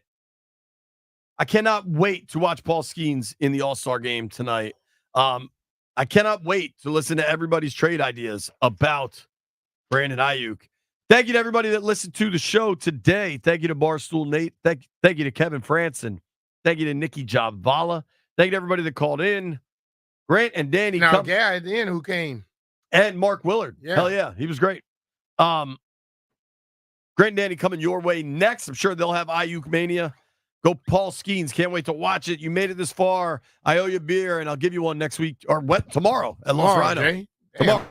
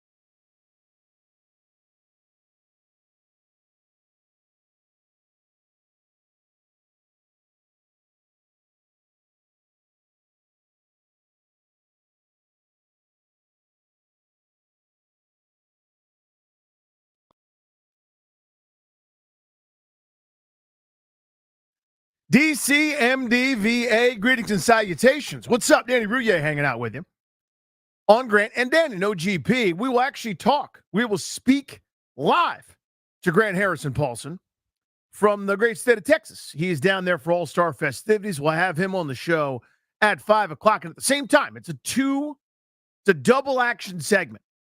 We're going to give you a chance at that time to win Fuji's tickets. So that'll be a hoot. No game today, just you're going to call us. If you're the right caller, you'll win those tickets to see the Fujis. You've heard the news that broke, maybe 90 minutes ago, give or take, right? The Brandon Aiyuk has demanded a trade, the latest in the As the World Turns saga between he and the San Francisco 49ers. You've had someone in the front office in San Francisco get their word out via Adam Schefter, who in a very Adam Schefter-y kind of way said San Francisco has no interest at this time in trading Brandon Aiyuk. Several players in the past have demanded trades, and they're still 49ers. So we're at an impasse, kind of, but this is as escalated as Aiyuk can make it. Again, time is against him. The shot clock is against him. The current CBA, contract leverage, all against Aiyuk. So his goal, I still think, is the same: to get paid, to get that premium amount, and not have to play on a franchise tag or whatever. He wants to secure the big payday, which I totally understand. It's not in San Francisco's best interest to do that at this point. They've got not that much room. They've got a huge salary outlay that's coming next year probably to Brock Purdy, because they've got a quarterback who's at least good enough in Kyle Shanahan's system for them to win an awful lot of games. And they've got Aiyuk basically for about $28 million, $29 million over the next 2 years with a Super Bowl window. So I get it. I get how everybody's at an impasse. How does this affect us? We'll get to that here in a second. Want to start super quick. Boys in the booth here, Ryan, Darius are both here. Home run derby last night was fine. A little too long. Even with the new streamline changes to go for 3 minutes and the limited number of pitches, so guys don't have time to take a whole bunch. It still took 3 hours, which just feels like a little bit too long. But in general, I thought the format was fine. We didn't have that signature memorable moment. I always refer to that Josh Hamilton time in Yankee Stadium. He didn't win the home run derby, but that's all anyone remembers from that year was that electric round. There were a couple fun moments, right, where Bobby Witt was trying to rally down to his last swing, hit that 426-foot home run to get himself another out. There were some cool moments last night overall, but I thought kind of a C grade. Nothing wrong with it, but nothing great. Yeah, that was kind of my takeaway as well. There wasn't really like a signature moment. And even if there was, like the signature moment was probably the swing off from Teoscar Hernandez and Alec Boehm to get to the finals to face Bobby Witt. But other than that, like there just wasn't really any main takeaway. Like it was kind of a relatively boring home run derby. There weren't any crazy home run shots or crazy exit velocities. So it was just fine. I enjoyed it. Yeah, so I think what happened, and of course my pick was out in the first round. Just the special Danny Rouillet curse, where I go, I like Pete Alonso. Fart noise, gone immediately. The prohibitive favorite, by the way. And it's not like I was like doing some kind of weird, obscure thing. But I'm so terrible at that, picking things that are going to happen. But I think not having his presence, because he's so good, as a big, strong, huge dude, doesn't have to do max effort. So you think maybe a little bit less tired, could have sustained himself a little bit longer and, put up one of those incredible rounds, but wasn't meant to be. Again, thought it was fine. Nothing wrong with it. Good summer television. So I was able to watch that and a couple more episodes of Receiver and Sprint and all the good content that's going on. So that was that. Let's get to right now. So Mike Garafolo reports that Brandon Aiyuk would like a trade. Moments later, as I referenced, Adam Schefter did the kind of, the organization has something to say about that. Sources, this is what Schefter tweets. Other teams have reached out and spoken to San Francisco, have been told that the 49ers have no intention of trading disgruntled wide receiver Brandon Aiyuk, who has officially requested a trade. 49ers open training camp next week. So I don't know. It's obviously newsworthy. I'm not telling you it's not. We're going to spend a lot of time on this today because it's another reminder. It's a window to get into Washington. I'll tell you how in a second. But this is the last best effort from Aiyuk and his camp, as I said, to get what they want. That's not either. He wants that big contract. If it's with San Francisco, all the better. If it's with someone else, that's fine too. But that's what he would like. He would like to get his turn in line. And I don't want to say skip the queue because he sees what happens. You see what happens to guys like T. Higgins, right? They couldn't come to a deal. He's got to play on the franchise tag. Guys don't want to do that. Stuff happens, man. You know, I understand in a violent, collision-based sport like this one, where your career can be altered on any given play, and especially what happens in San Francisco, those guys have to block. Those guys have to be physical. And Aiyuk and both Deebo Samuel both are physical, punishing type receivers. So you're going to take on more contact. You're not just a Deshaun Jackson deep threat that's barely getting touched by anybody. And he was always hurt too. So I understand the goings on here, what's happening. Guys don't want to play on the franchise tag. Guys want the respect. They want the contract, etc. And San Francisco is going, we have a Super Bowl caliber team. When the majority of our key players are healthy, we go to the NFC title game. We got upset once by the Eagles. The other years we go to the Super Bowl, and we've lost there too. They are knocking on the door. They are excellent. They are the favorite to come out of the NFC, and they should be, right? They're really, really good. And Aiyuk is a huge part of that. He's their more traditional number one receiver. Samuel's kind of this, the elite version of the Swiss Army knife. He does a little bit of everything, and he'll have huge weeks. It always depends on the game plan, opportunity, etc. It might be out of the backfield. It might be in the slot. It might be on a reverse. It might be, running around in the secondary like anyone else. But Aiyuk is more traditional. He, to me, is that Michael Irvin-style receiver, not like a relentless cheater who pushed off every single time he caught a pass and should have been called for offensive pass interference every single reception. Probably should have ended his career with 10 catches for 50 yards. But I digress. Aiyuk has that physicality, the great hands, you're just enough, maybe kind of intermediate speed, not the deep speed all the time, but he can still do it. He can do everything. I think he is awesome. And Grant and I have disagreed a little bit about where Brandon Aiyuk ranks. And my point is, if he got a huge featured role on another offense, a decent one, I think he'd put up better numbers than a huge percentage of receivers in this league. So in other words, if he had the Tyreek Hill role in Miami, I don't think he'd be as good as Tyreek Hill. I don't think he'd be as good as Jefferson or Chase or, maybe a handful of guys. I think he's at that Devontae Adams level right now. I love Devontae Adams. Devontae Adams, in a year where Derek Carr got benched and threw for 26 touchdowns, I think Adams had like 15 of them a couple seasons ago. I think Aiyuk could do something like that. If you put him with a Trevor Lawrence, you put him with, God forbid, like a Pat Mahomes or something like that. I think Aiyuk is a star whose career arc didn't begin immediately as stardom, so we don't think of him the right way. In other words, think of those rookie receivers. Jamar Chase hits the ground running. Justin Jefferson is setting rookie records. So we think of those guys, rightfully so, by the way, as the best in the game, and they are. They're superstars. Aiyuk didn't start out that way. So because he didn't begin at this immediate, 1,300-yard, 10-touchdown rookie season, we don't think of him in the way that I think he deserves to be thought of. He has steadily improved every season. Last year was his best year, and I don't think he's done. I think he's got those kinds of years, a whole bunch of them, I think, quite frankly, in the cards over the next 5-6 seasons. And so why do I keep bringing up Brandon Aiyuk? I know he requested the trade. You can't help but make connections to Washington. Both the friendship that he and Jaden Daniels share. I don't know if you guys have seen any documentation on that. I don't know if you guys have noticed any of that, but there's been plenty of it. Here is my contention. And here is where the smarter people than me, the better football people than me, I am not a football person. I'm just a pudgy radio guy with bags under his eyes, as you can see on the YouTube page. Okay, youtube.com. Check out Grant and Danny, 106.7 The Fan. You'll find me and my stupid face looking right at you, camera. What's up, camera? All right. So another publication, another national media outlet ranked Washington skill guys low. CBS has their triplets, 26. You think of the triplets, the famous ones, Irvin, Emmitt Smith, Troy Aikman, right? That was kind of the original nickname there.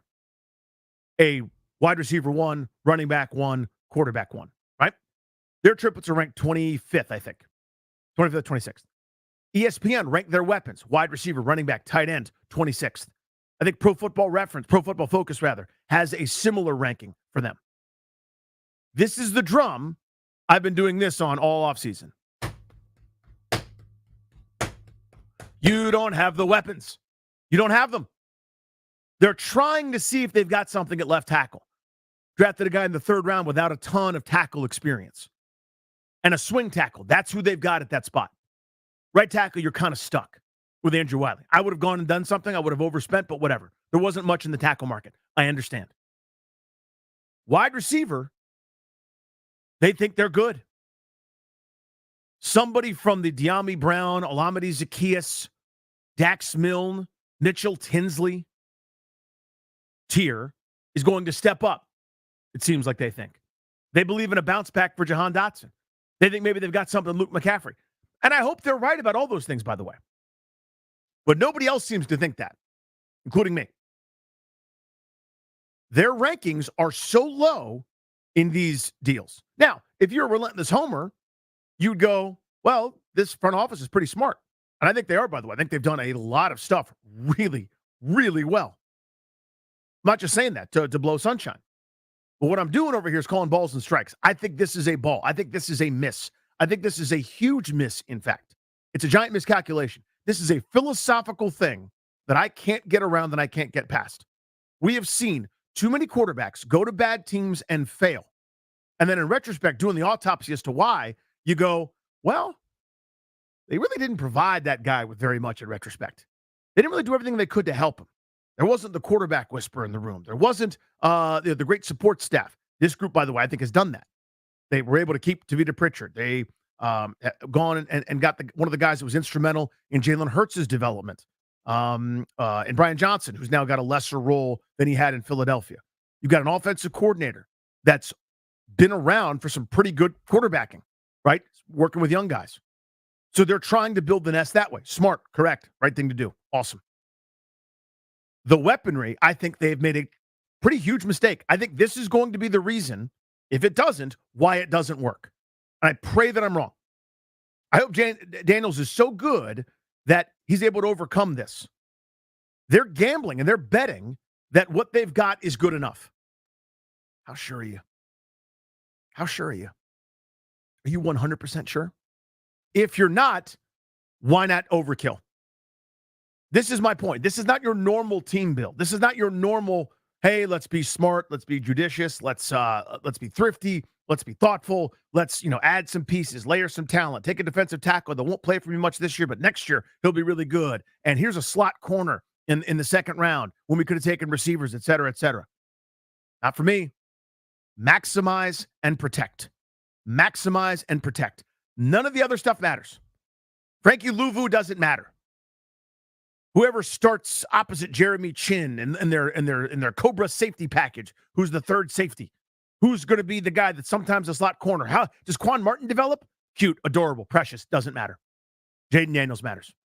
You have turned everybody's future over to Jaden Daniels. Rightfully so, by the way. It's what you should do. How could you not use the tools at your disposal? It's the only thing that Rivera and the Martys did right, was leave this cupboard pretty empty without a bunch of clutter in it.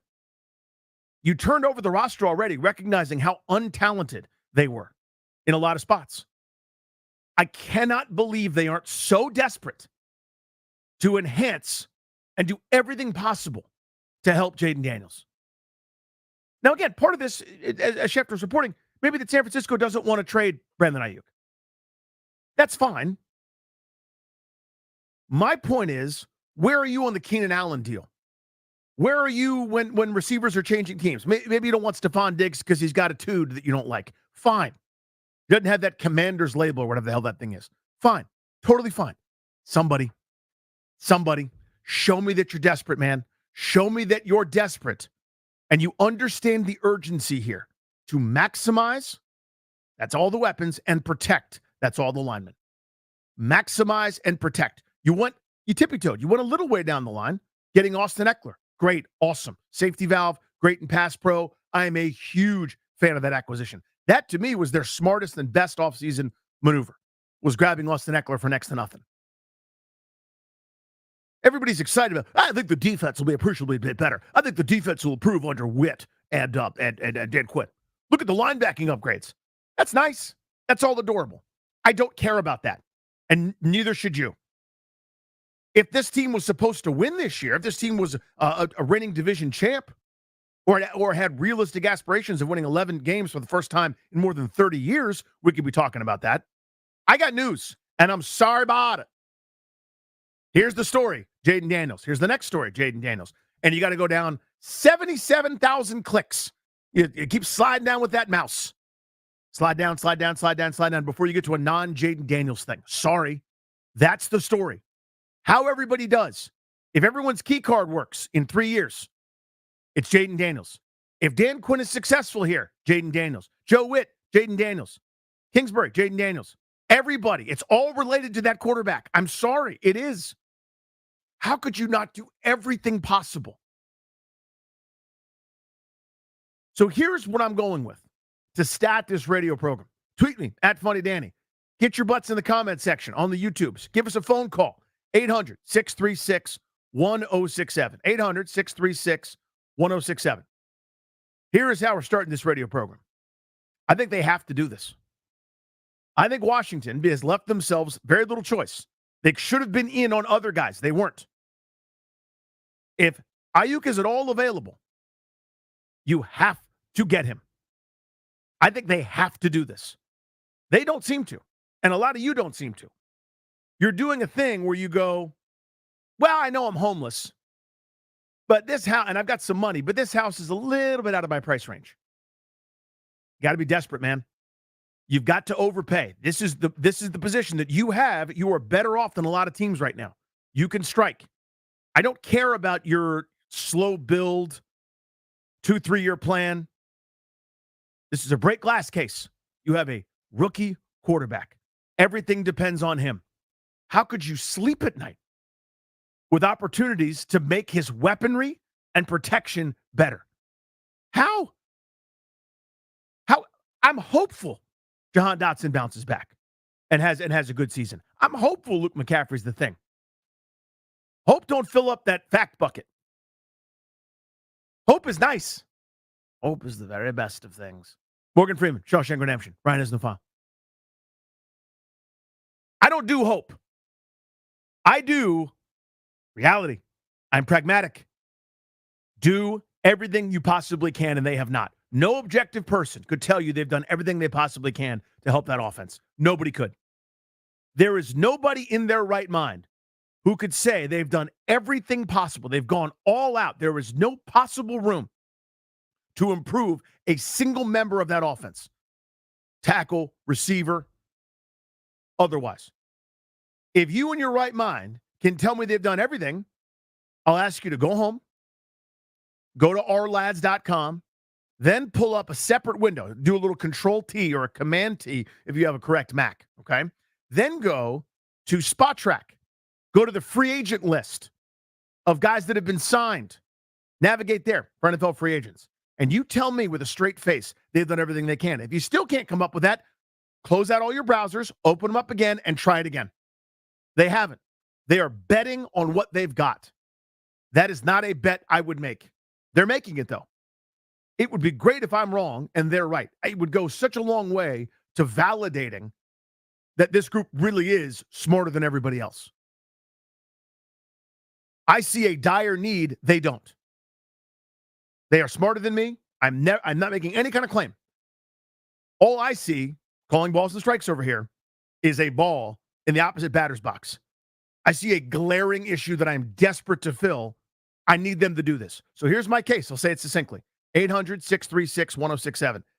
This Aiyuk thing, they got to do it. They have to do it. I wouldn't have said that 3 months ago because I assumed they were going to do something. They didn't. They have to do this. Tell me I'm right. Tell me I'm wrong. 800-636-1067. Your call's next on The Fan.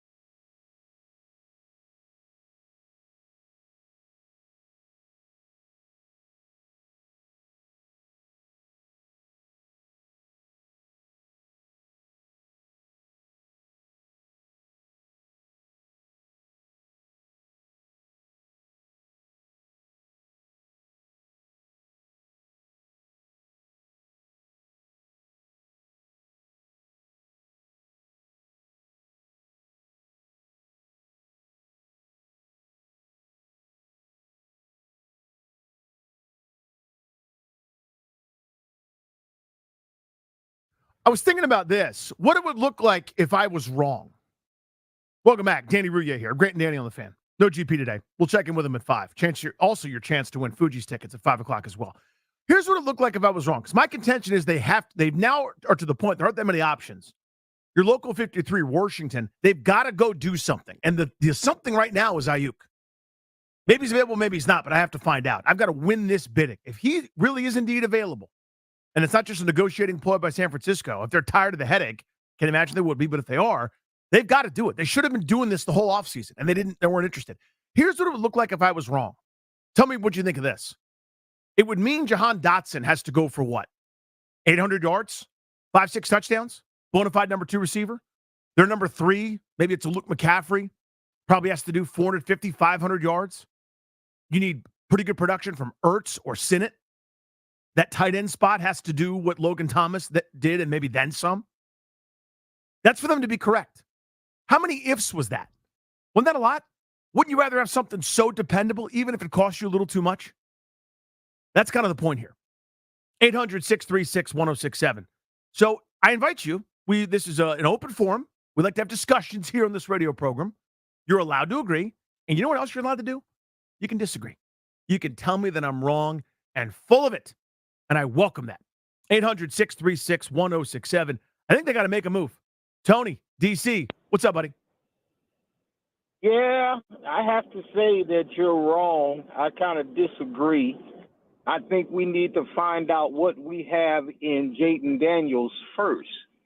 Because if we get Aiyuk at $30 million for 4 or 5 years, and then find out the quarterback's not good, then we tied into a lot of money into a wide receiver that doesn't have a quarterback. I think we should find out that we have a quarterback, then we can now go get a wide receiver kind of similar to what Philly did when they found out that Jalen Hurts was a good quarterback. Then they went and got Antonio Brown. Thank you, buddy. A.J. Brown. I know who you meant, though. So it's chicken or the egg. Should they have signed Terry McLaurin before they, quote-unquote, had a quarterback? To me, this is kind of the crux of it.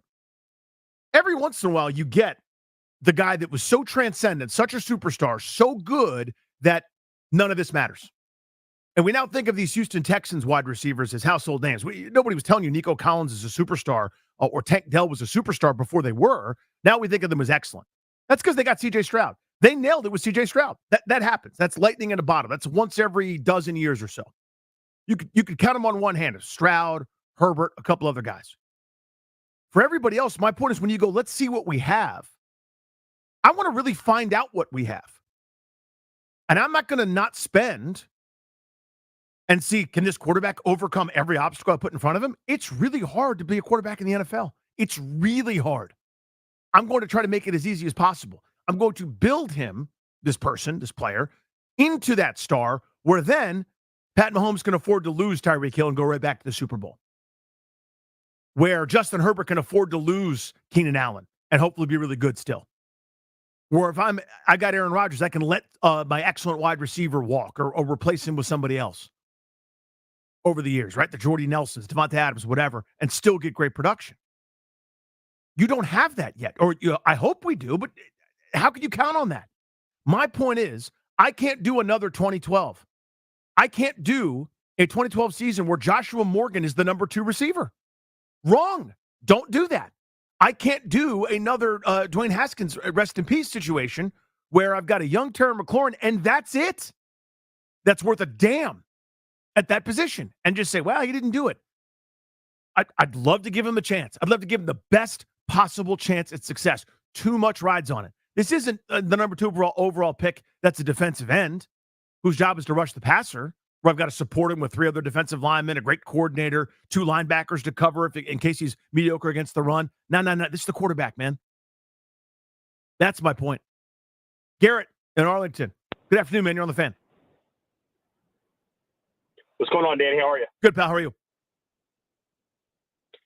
I couldn't agree with you more, man. And I'm not a Commanders guy. I was born and raised and have been a Ravens fan for a long time. And I hear your argument, and I can't help but make comparisons. There's some parallels, right? Done with Lamar Jackson for several years. It's parallel, man. Now, granted, Lamar was not a number 2 pick, but still, You look at, 2018, you sort of John Brown, Kylan Wallace, a bunch of nobodies. They went out, they got Rashad Bateman, who was supposed to be a hot guy. He went down, and he was sort of like Willie Snead, right? A bunch of, guys who filled in. And now he's got Zay Flowers. Mark Andrews is great. But you see what happens to the Ravens in the playoffs when they figure out how to play a cover zero on him.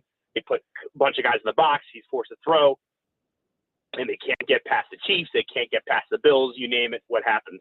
They don't have a true number 2 receiver. They don't have anybody other than Zay Flowers, who, by the way, isn't always the guy they can count on. So I could not agree with you more that you got to go all out, get a receiver, help your young quarterback develop in this league, get him some confidence, and put him off on the right path. I mean, you heard that caller from DC a minute ago say, hey, let's see what we have first, man. If you just sunk all this draft capital, all this time into putting someone like James Daniels, and you're not going to go all out to help him out, what are you doing? That's where I'm at. Garrett, appreciate the phone call, buddy. The parallel, I think, is a really good one with Lamar Jackson. Not just because the quarterback comp, where you've heard Daniels and Jackson comped. I don't know how great a comp that is, but you've heard it.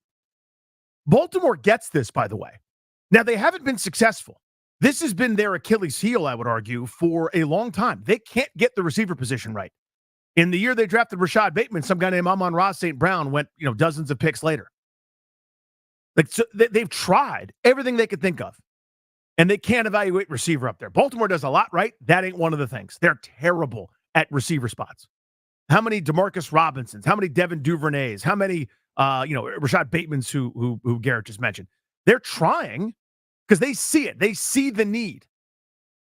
And it feels like Washington doesn't. And that's my frustration here. Kevin in D.C. Good afternoon, man. You're on the Fan. What's going on, Danny, man? I can't help it, but you're wrong again. Tell me why. We got Jahan Dotson, first rounder, who had a great rookie season. He had a sophomore slump. There's potential there. We just expended a 3rd-round pick on Luke McCaffrey, who by all accounts sounds like he's going to be great. Has already developed a rapport with Daniels. You give those guys a chance to shine. And I'm going to use your argument on the Texans to support mine, which is maybe Daniels can turn Dotson and McCaffrey into those household names. And most importantly, why give up draft capital? Why give up any capital for a guy who wants to be here? He'll be here next year. Let him figure it out. If he really wants to be a commander, we can have him be a commander next year, and we'll know where Jaden Daniels stands. We'll know where Jahan Dotson is and the rest of our wide receivers, and we'll take it from there. We don't have to give anything up for this guy. He wants to be here. Kevin, thank you, buddy. Really appreciate it. So here's my contention. Here's my argument. You're just skipping ahead to another year. Counting on a C.J. Stroud lightning in a bottle moment ignores every other rookie quarterback. We're ignoring for every C.J. Stroud, there's 7 Mac Joneses. There's a dozen Bryce Young stories, right? Like, you can't just say, it'll work out, or maybe he turns him into that. I don't do maybe when it comes to this. Does that make sense? Again, it's a good call. I'm not ripping you. To me, it's just a different philosophical thing. I don't leave anything up to chance. Now, for McCaffrey, I like him plenty. He's a glorified 4th rounder. It's still called 3rd round because it's added to the end of the 3rd round. But pick number 100, if you can do some math, 32 teams, 32 picks per round, times 3 is 96. So he's a glorified 4th rounder, but it's listed as 3rd round because that's how the conditional pick type thing works, okay? I don't do that. For every Terry McLaurin, there's 7,000 De'Ami Browns where nothing ever happens, and I have to hear a lot about the guy. I would love for McCaffrey to be good. Again, I would love for this team to be right, for this front office to be right, because it would mean that Daniels is thriving. I don't leave that up to chance, though. I don't leave it up to chance. Aiyuk, who knows if he'll be here next year? He'll probably get franchise tagged, if I'm being honest. So you're 2 years away, then maybe we'll get him at that point, or we'll just get somebody else. I don't have time for that. This is this season. This is the one. This is the year. In 3 or 4 years, if C.J. Stroud continues on this trajectory, which I'm not doubting, because what he showed his rookie year, yeah, you can make a tough decision and let a Tank Dell walk, or you can, not extend Nico Collins, or whatever you want to do, because you've got the dude. My point is, in order to achieve dude status, you've got to do everything possible, and not just go, I hope it's just like C.J. Stroud, because nobody knew. No one knew it was going to be C.J. Stroud. No one. Casey in Kentucky. What's up, man? You're on the Fan. Hey, Danny, first time caller, long time listener. Well, I certainly I'm with appreciate you. that. I am absolutely with you. Okay, he's done. Now you go. I am so tired of waiting. I've been a DC fan of all the sports teams for 30 years. I'm so sick of waiting. We keep this wait and see approach. We have a player that, even if it's using as a bargaining chip, saying that he wants to be here, and he has a connection with our young quarterback, which would just further cement that we are behind that young quarterback, go get him. Do it. Casey, I love it. Appreciate you. 800-636-1067. There are a few guys on hold who want to tell me I'm wrong and stupid. I welcome that. I allow it. That's the beauty of this meeting. We can have a little repartee, a little back and forth. All right? One more segment on this. Then I want to get into a couple different things as the show goes. Remember your chance to win Fuji's tickets coming up at 5 o'clock. ESPN did one of their countdown lists. We'll talk about that at 3. But your call's next on this. If you're just tuning in, I think they've got to go do something. Something might be Brandon Aiyuk. That's the one we're talking about now because he's requested a trade. I think the local 53 has to upgrade tackle and wide receiver. They don't seem desperate. I am. What say you? Tell me I'm wrong. 800-636-1067.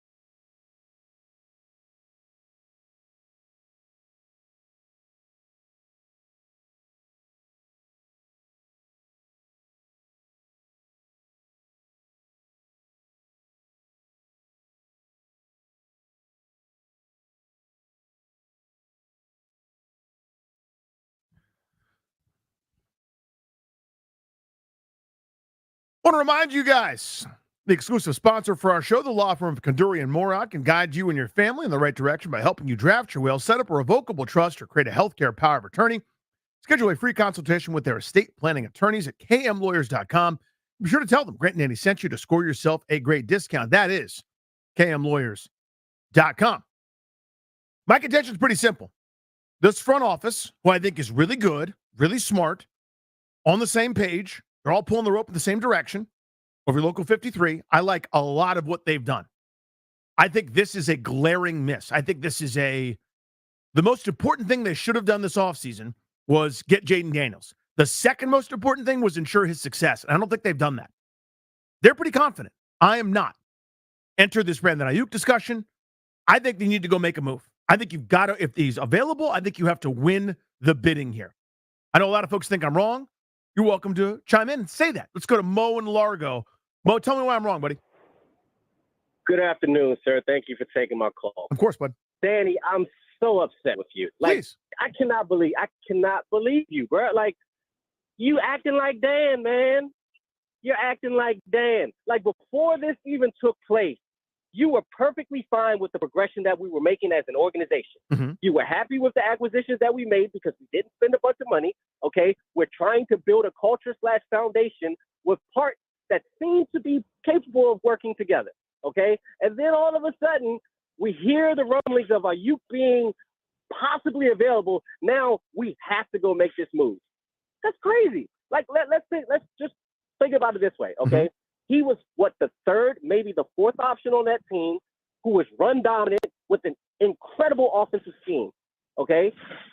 We don't exactly have those pieces here to be going out and giving up draft capital and paying this guy $30 million a year. I'm sorry, I just don't see the value there. Not with what we're trying to do with a newly formed organization. And you say that you're looking for the guarantee. I mean, it's not a guarantee that he comes here and produces in the same fashion that he did there, because the parts aren't even the same, nor is the scheming.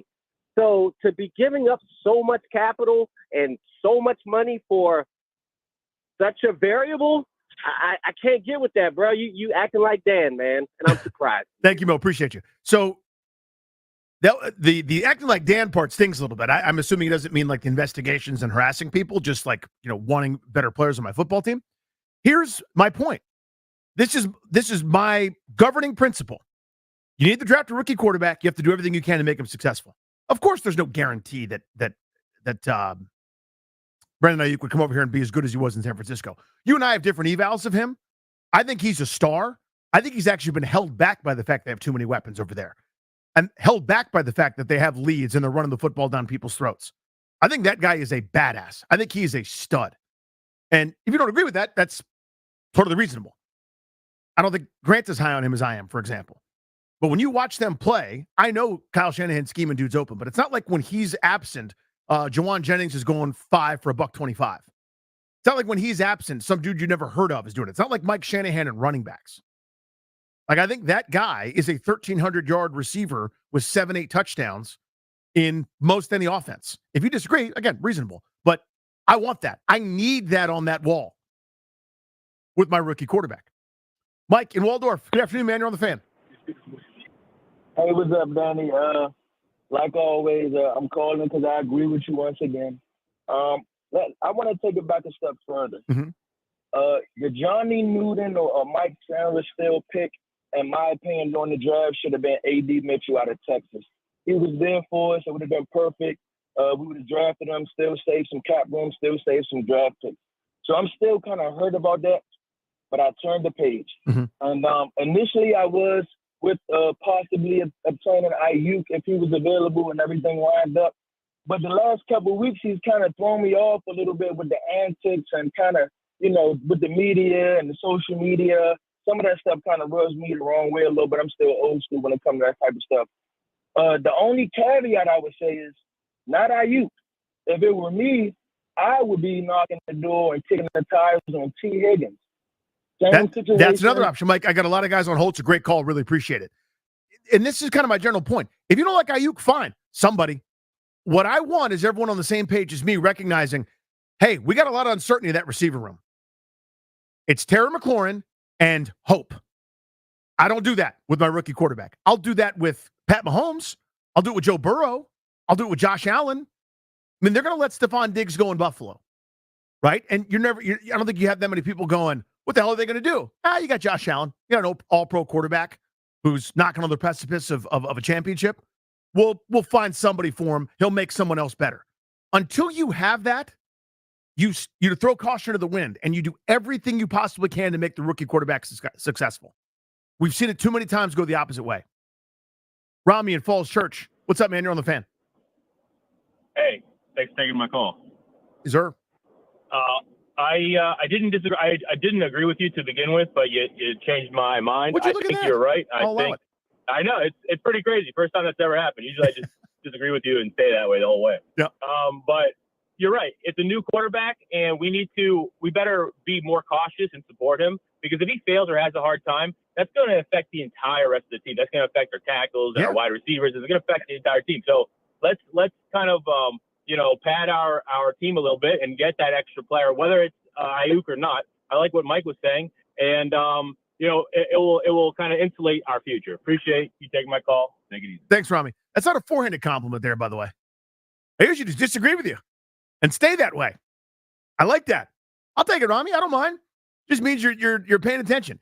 And if I bother you so much that you stop listening, that's bad. But if you're like, I disagree with him, but I'd like to hear what he has to say, that's what we're all going for here. So again, I've got some pretty simple axioms to me. It's you need a rookie quarterback. You need to build your own. You don't go get someone else's trash. You don't do a Fitzpatrick. You don't do a Wentz. Never. Draft your own. And then you do everything you possibly can to support him. And once you've got the guy, now we can worry about everything else. I think that's a pretty reasonable axiom, by the way. I think it's a pretty reasonable way to go about your business.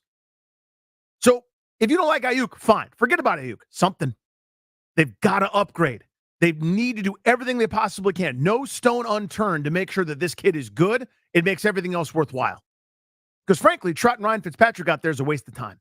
Trotting Carson Wentz out there, Taylor Heineke out there is a waste of time. Your ceiling is only so high. I don't do that. I'm trying to win a championship here. And to do that, I need a stud quarterback that makes my team great. How do I get that? I give him some success early on. That's my view. 800-636-1067. I got an ESPN Top 100 list I want to get to, but more of your calls on this next. You guys are hot and heavy. You're either agreeing with me correctly or you think I'm an nincompoop. I'll allow both. Weigh in here on the Fan.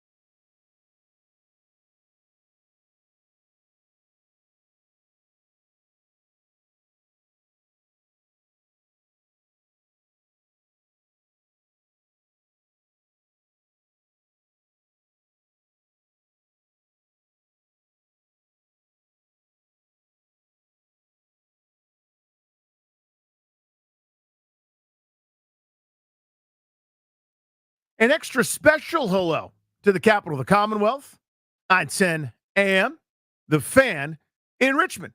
Everybody else, D.C., Maryland, Virginia, and Prestige Worldwide on the Odyssey app. Thanks for hanging out with us for the first hour of the show. Here's what you missed. I walked up like Tress Way, grabbed the hornet's nest, and punted it.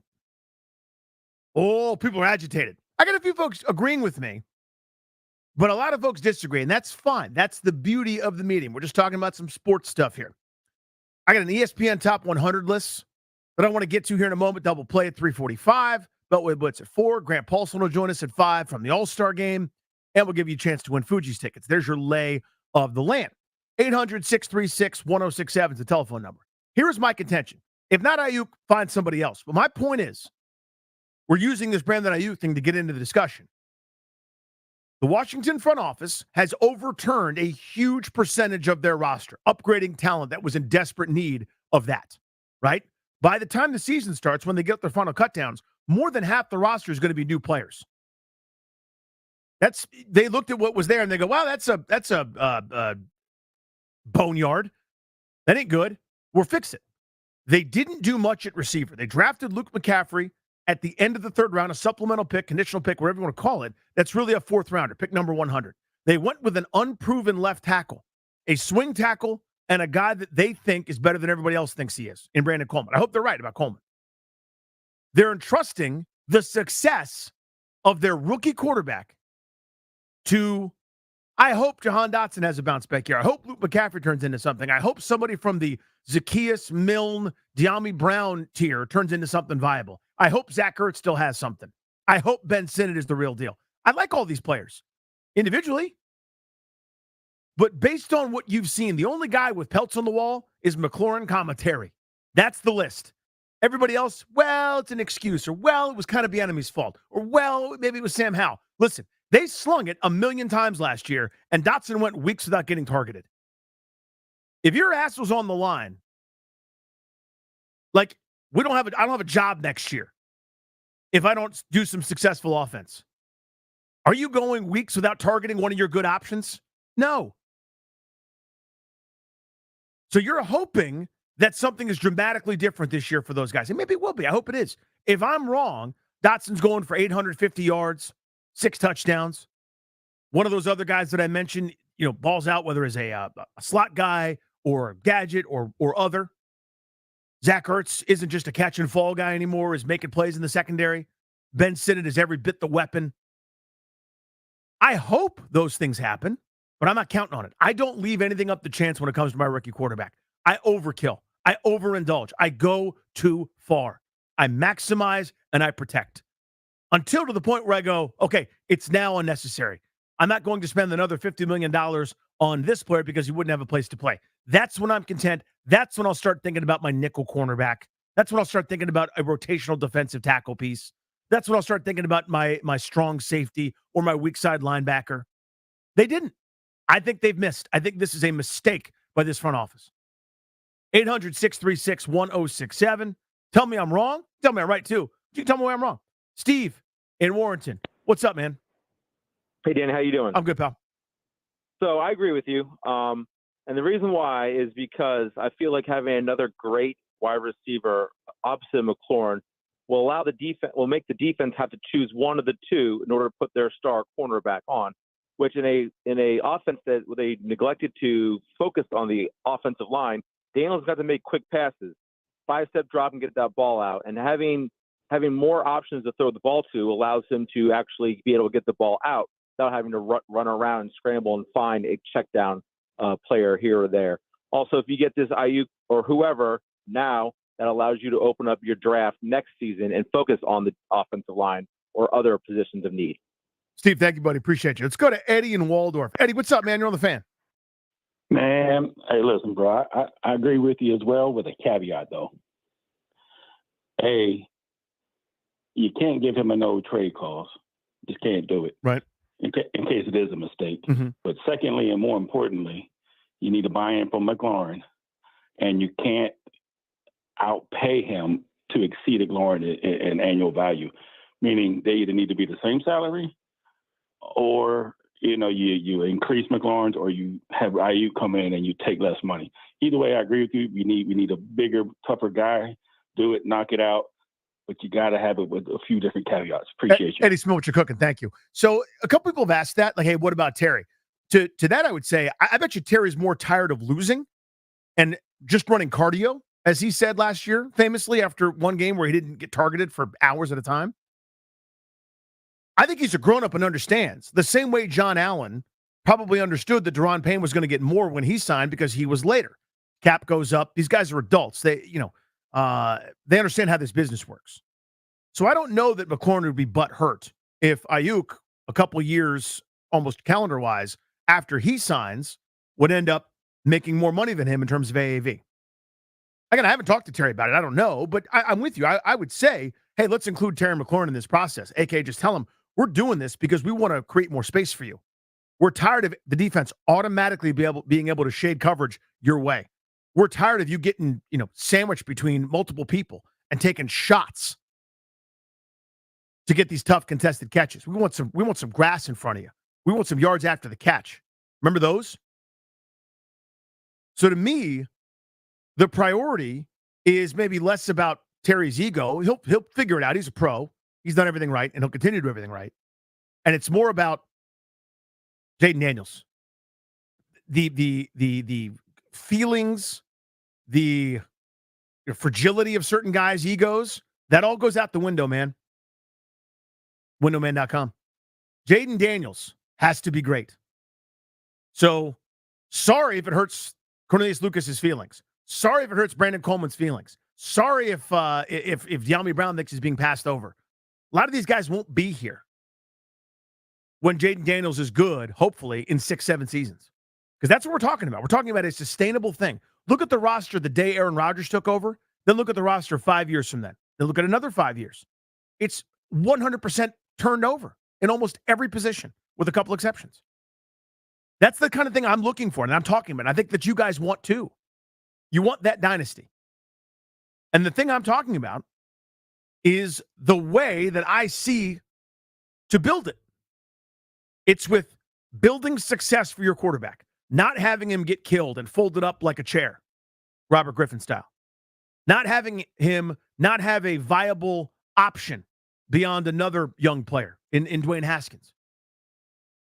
It's doing everything that you can so that you don't end up having Jaden Daniels on a bust list.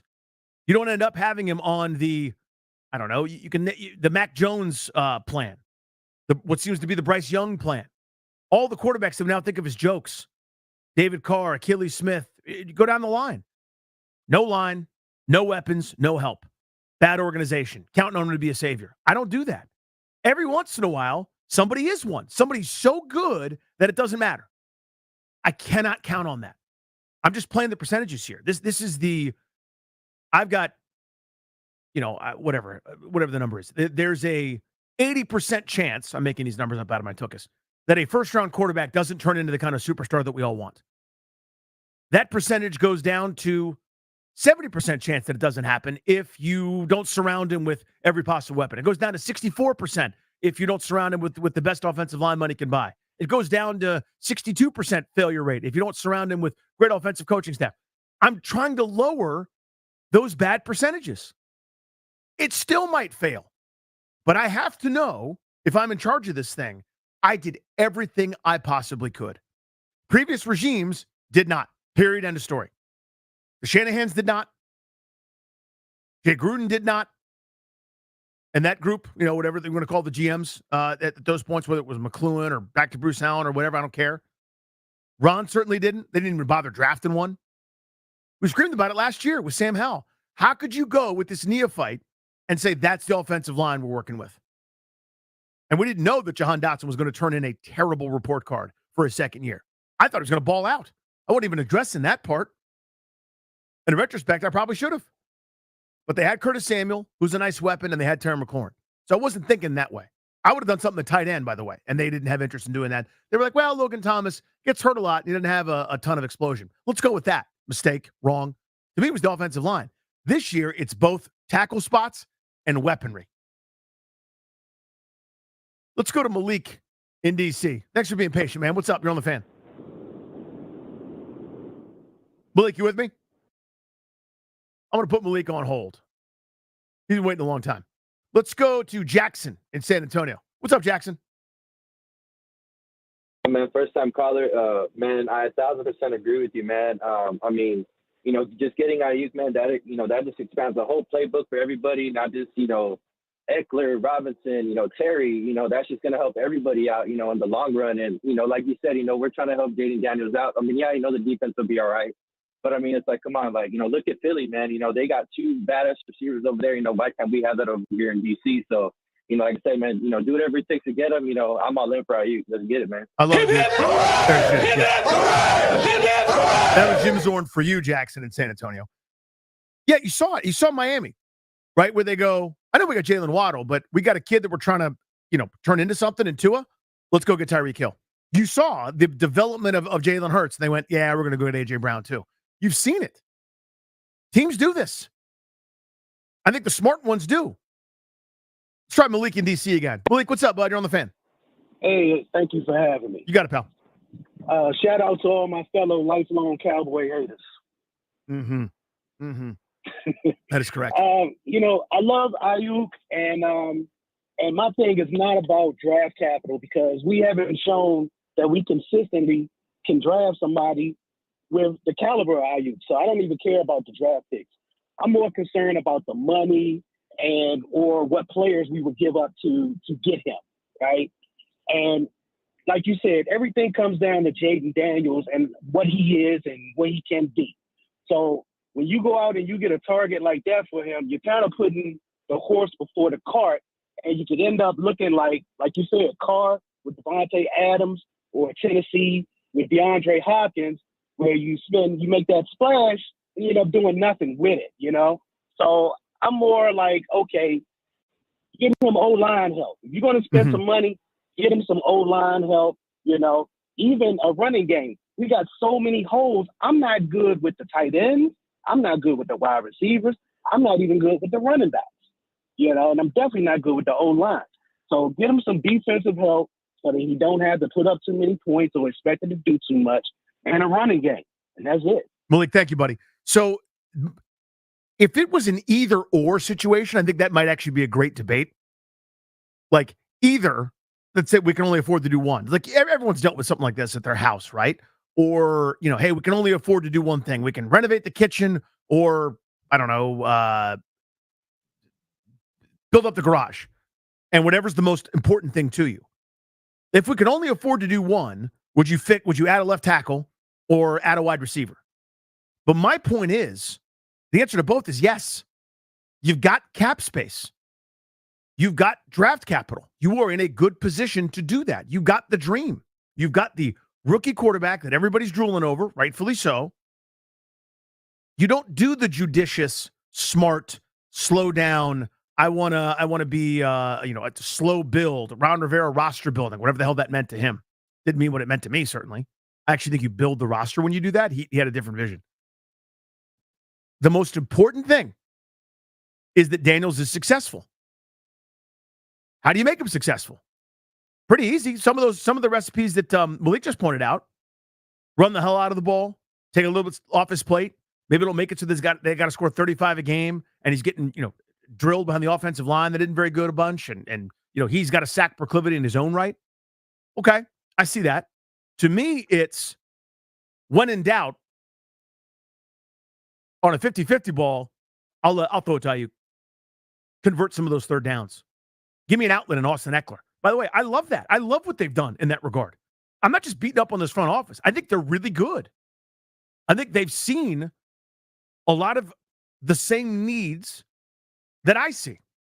And it lines up. It makes sense. It tells me that when they see a problem, they go, we got to fix that. We can't go another day with that being the situation. So my frustration, or my Fritz Moot frustration, is they don't see the problem that I see.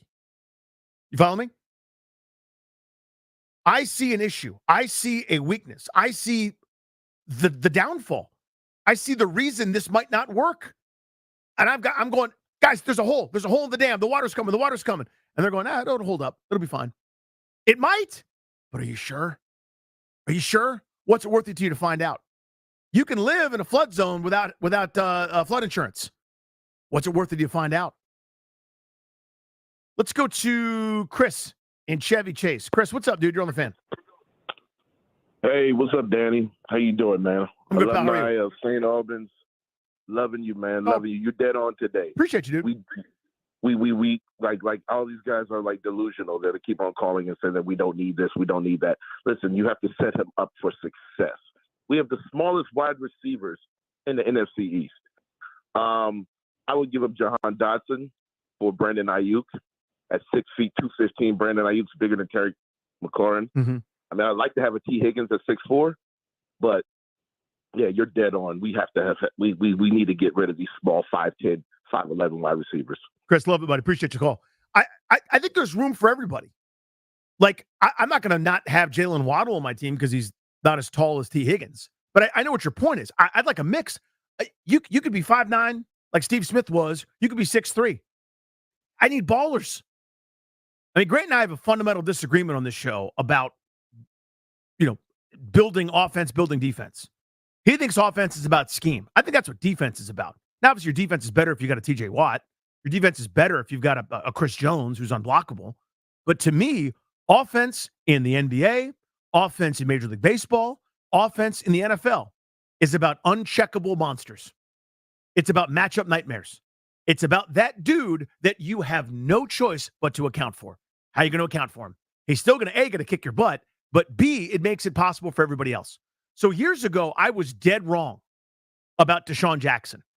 I didn't want Deshaun Jackson. I'm like, too much of a headache.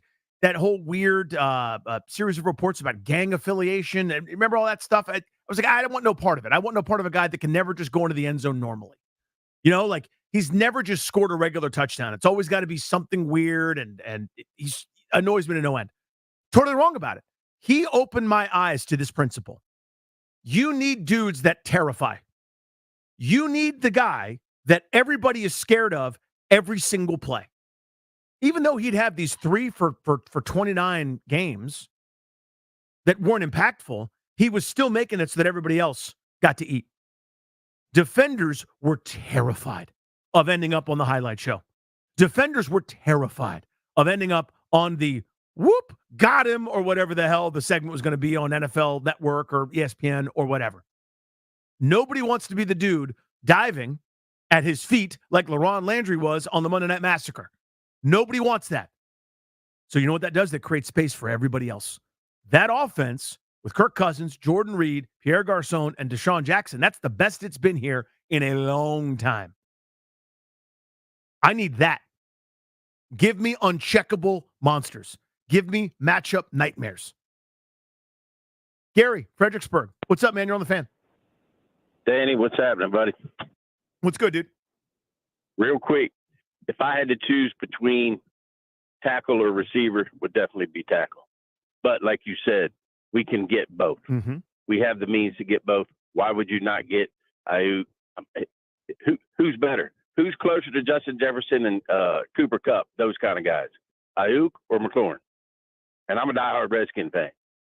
Don't worry about the money. Don't worry about what you get. Don't give up the farm for him.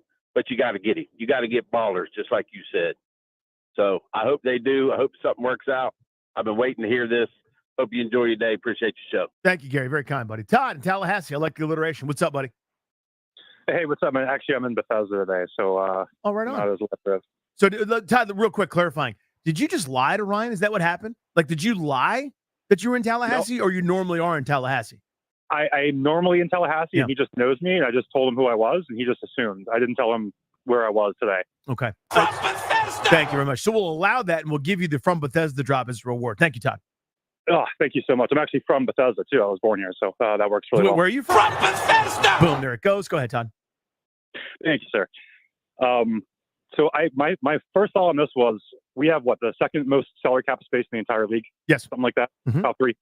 Why do you save all that money up if it's not for this situation exactly? This is why you have that money just sitting there in case someone shakes loose, in case a trade can happen, something like this. This is why you save all that money, right? Yes. Yes, Todd. Yes. If I had a stamp, I'd stamp it. Yes. This is my point. This is the thing. right? So, for example, the Wizards, for all the years of Ernie Grunfeld, always up against the cap, always right up against the apron, no flexibility. He had to, I unclogged the toilet that I clogged. Applaud for me. No. Sit there, acquire as many assets as you can, have the cap room so that when the Paul George situation happens, you can pounce. So that when Anthony Davis, he was going to LA the whole time, but when he's disgruntled, you trade for him. You build the space so that when this happens, you're ready to do something about it. Agreed. Let's go to Josh on line 4. Josh, what's up, man? You're on the Fan. What's up, Danny? Hey, buddy. So I'm with you. This receiving core is not that deep. Outside of Terry, everybody is unproven. You bring in a baller, you create multiple options. Great left tackles don't grow on trees. This is exactly the guy they need, a guy who grew up in a culture as a professional where it is competing and winning and fighting every play. And they need another guy like that in the locker room. Thank you, Josh. I love it. So at the tail end there, by the way, a lot of people agreeing with me. That's very different than the online comments. And this is just a word to the wise. Don't read the comments. Because every once in a while, your eyes will wander. You forget about something. You click on a post a certain way. Like something you just, hey, this is pretty innocent. Like month ago, I had a flat tire on the highway. And, just like sitting there bored waiting for the tow truck, posted a video of myself with my emergency blinkers like flashing on like in my sunglasses, and just like posted it, whatever. It's like doing a zing. Who cares? I'm waiting for the tow truck. I got nothing to do. And like the first 7 comments are like, ugh, he can't even change a tire. It's like, well, the EV doesn't have a spare tire, but it's the kind of thing where it's like this lily white, soft, overweight zilch that has a slow metabolism and is very insecure about his cheeks. That's why he has a beard. Like all these guys like just are like slamming at you. Like, damn, dude. How'd you know about that? Yeah, it's a little bit of rosacea in my cheeks. All right. It's a weird color pattern where I have a red cheek and then like white right around my mouth. So it looks ridiculous when I don't have a beard. Okay. Is that what you want me to admit on the radio? Commenter guy? Well, you're right. Okay. I look weird without a beard. I look kind of weird with one. I got no choice. This is the face. Where was I? Oh, yeah. ESPN put out a top 100 list. Pat McAfee had some thoughts. I don't know that we're going to get into those thoughts specifically, but this is the season of lists. Here's why they're difficult. We'll talk about that next.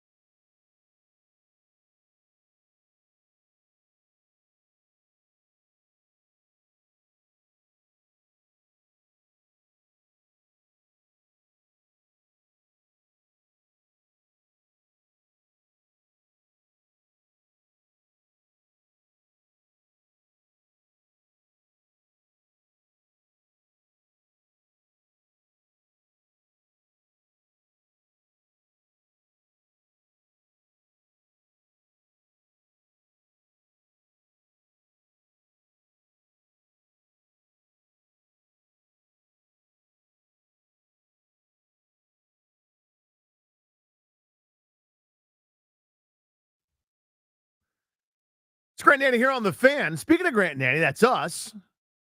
The exclusive sponsor for our show, the law firm of Condori and Morab, can guide you and your family in the right direction by helping you draft your will, set up a revocable trust, or create a healthcare power of attorney. Schedule a free consultation with their estate planning attorneys at kmlawyers.com and be sure to tell them Grant Nanny sent you to score yourself a great discount. That's kmlawyers.com. All of our football coverage on 106.7 The Fan is presented by T-Mobile. Switch to T-Mobile. You can get tons of benefits and still save on every plan versus AT&T and Verizon.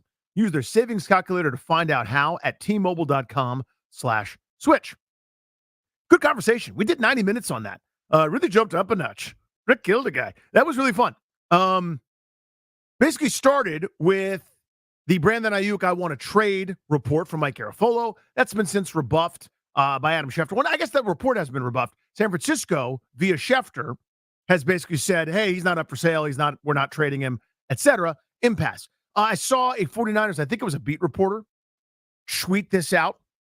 There are some late dates in the football calendar year. Does that make sense? Like right before the season starts, later in the game than you'd expect, where guys have agreed to contracts. Kittle, Samuel, and maybe another one or two. Bosa, I think, late as well. So this is kind of, it seems, this is how San Francisco has done business, right? If you're going to be a 49er, you probably have to deal with this sort of stuff, okay? That just sort of seems to be their MO. So again, what do I expect ultimately? I think he plays for the 49ers, talking about Brandon Aiyuk. I do. The point of the discussion to me is less about Aiyuk and more the concept and idea that Washington needs to do something else for Jaden Daniels, as publication after publication lists their weaponry, their skill guys in the mid to upper 20s. I can't live with that if I'm the team talking about Jaden Daniels doing everything I can for him to make sure he's successful. But that's the discussion. We had it. It was good. You can tweet me at Funny Danny. You think I'm stupid. That is more than welcome. Just please use the nice language. You don't have to get the blizzock. Am I right? There we go. Sir, here's the topic. And I got to dance around this one very gently. I've got to do it without doing it, if that makes any sense. ESPN has done this is the time of countdowns. All-Star week, nothing else is really happening. They've done a top 100 of the 21st century. So from the year 2000 to now, who are the top 100 athletes? Okay. So it starts off with guys like Charles Woodson at 100, Ed Reed at 99, Connor McDavid 98, a guy that plays cricket at 97, Darrell Revis at 96. So it's so hard to quantify these sorts of things. How do you measure it? How do you measure it? Ronaldinho from Brazil, Rory McIlroy, Pedro Martinez, Aaron Rodgers. It's so hard to figure out who to rank in front of whom, right? Because these criteria are so subjective. Where I think a lot of people kind of scratch their head is, what criteria are you using? For example, A'ja Wilson, who's, I guess, probably the front runner to be the MVP in the WNBA this year. I'm sort of asking. My voice is going up. Does that sound right to anybody? Having a great season, by all accounts. She's ranked ahead of Aaron Rodgers. I don't know about that. To me, Aaron Rodgers is one of the 5 best quarterbacks ever to walk. I know he didn't have as many Super Bowls as other people, but is A'ja Wilson one of the best 5 women's basketball players ever? I don't know about that. Actually, seriously, I don't know about that. I don't know if she's better than Holtzclaw and Lisa Leslie, and you start adding up the names. I don't know. So this becomes so hard because you're not comparing apples to apples, right? You're going across sports, and in this case, across genders. I don't know how you do that. If you set a set of criteria, is that really a turn of phrase I just used? Whatever. If you build a set of criteria where you go, in whatever level they're at, whatever their league and their sport, we're going to rate their accomplishments based on their competition. You follow me? Then we'll judge them according to that. That, I think, is really, really hard to do. So, for example, the talent pool in world cricket, how deep is that compared to the talent pool in the NFL? Do you know the answer? I don't. The world plays the game. It's not as huge here, but around dozens of countries, it's one of the most massive sports in the world. Same with soccer, right? Super, super hard to quantify. This is one of those things, I know why they're doing it, and I'm falling prey to it, although not like doing the thing where I'm debating like, you're going to tell me Ronaldo is actually better than Kawhi Leonard? I have no idea. And that's kind of the point here. They're doing a thing so that people tweet it and discuss it and have fodder and, kind of fill some sports talk airwaves about it. So they did 100 to 50, and it's easily available. You can find that on ESPN.com. Again, I don't know how to establish a good set of criteria where this makes sense.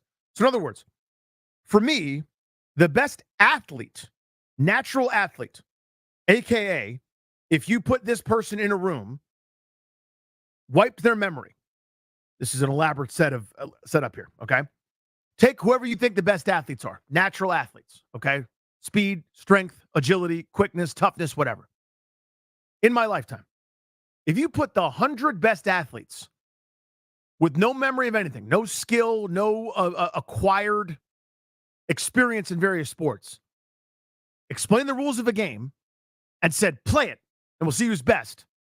The guy that would do the best most often is Bo Jackson. You follow me? Speed, strength, agility. That guy could do everything. One of the best throwing arms I've ever seen, could run faster than everybody, could lift more than everybody, knocked people over, could go around you, through you, whatever you felt like, however you felt like getting the business, he could. The dude hit 450-foot bombs and then ran for 1,500 yards. Never been anybody like that guy. There have been two sports stars, Brian Jordan, Deion Sanders. You know the names. Bo Jackson was a freak. In high school, in Bessemer, Alabama, where my grandparents are from, they basically said, as he's all-state in every sport you could be all-state in, they're like, hey, Bo, we think you're pretty fast. Can you come out and do this track and field meet for the state championship? He said, okay. Set the state record in the 100 meters, had never done it. Set the state record in the long jump, had never done it. Like, the best natural athlete I've ever seen is Bo Jackson. But if you're putting him on a list of who the best athletes are, he's not as accomplished as Phil Mickelson in golf, for example. You see what I'm saying? How do you judge that? How do you figure that out? That's kind of my point here, is it's really, really hard to quantify these sorts of things. How important are leadership, leading your teams to championships? So then how could you have, James Harden ranked, 10 spots above, I don't know, Mookie Betts? I just have no idea. I don't know how to do these sorts of things. And I do know that putting out a list basically means you're going to have people yell at you, call you names, whatever it is, reeks of an agenda. There's no possible way to get something like this right. Unless you just make up a list and go, well, Jordan's the best of all time, so let's start there and figure the rest out. No problem. Let's do that. But Ovi's 54 and Calvin Johnson's 57. Calvin Johnson was great. Ovi's about to set the all-time goal record. How much better was he than, say, I don't know, Ray Lewis, who's 61? How do you quantify that? How do you do that? I don't know the answer. Just really, really hard. That's all. But it's good fodder for discussion. It's fun. This is like very informed barbershop is the way I'd put that, right? Where who's the best player of all time, or who was better, Kareem or Wilt Chamberlain? And now everybody can argue. And then there's the one old guy in the corner who doesn't say anything for 20 minutes, and everyone stops and looks at him, and he leans back and then leans forward in his chair, and then starts going through an anecdote about he saw one of these guys one time, and everyone has to listen for 20 minutes. And the story meanders a couple different times, where like one guy was able to stop him, but then the next time they played, they couldn't stop him. And then this time, Power Memorial lost, was in high school, but they lost to Math at that time. But St. John's almost beat them, and the whole thing was a tournament. And then the first thing John Wooden used to say is you have to tie your shoes the right way every year at practice. And 30 minutes later, your haircut's done, and you still haven't paid because you're listening to the guy. You ever have that? Anyway, double plays coming up next. Then we'll do the Beltway Blitz. What's going on in our lives? Nothing to do with sports at 3:45. Beltway Blitz. What's going on in the DC sporting landscape at 4? Chance you win Fuji's tickets at 5. Don't go anywhere.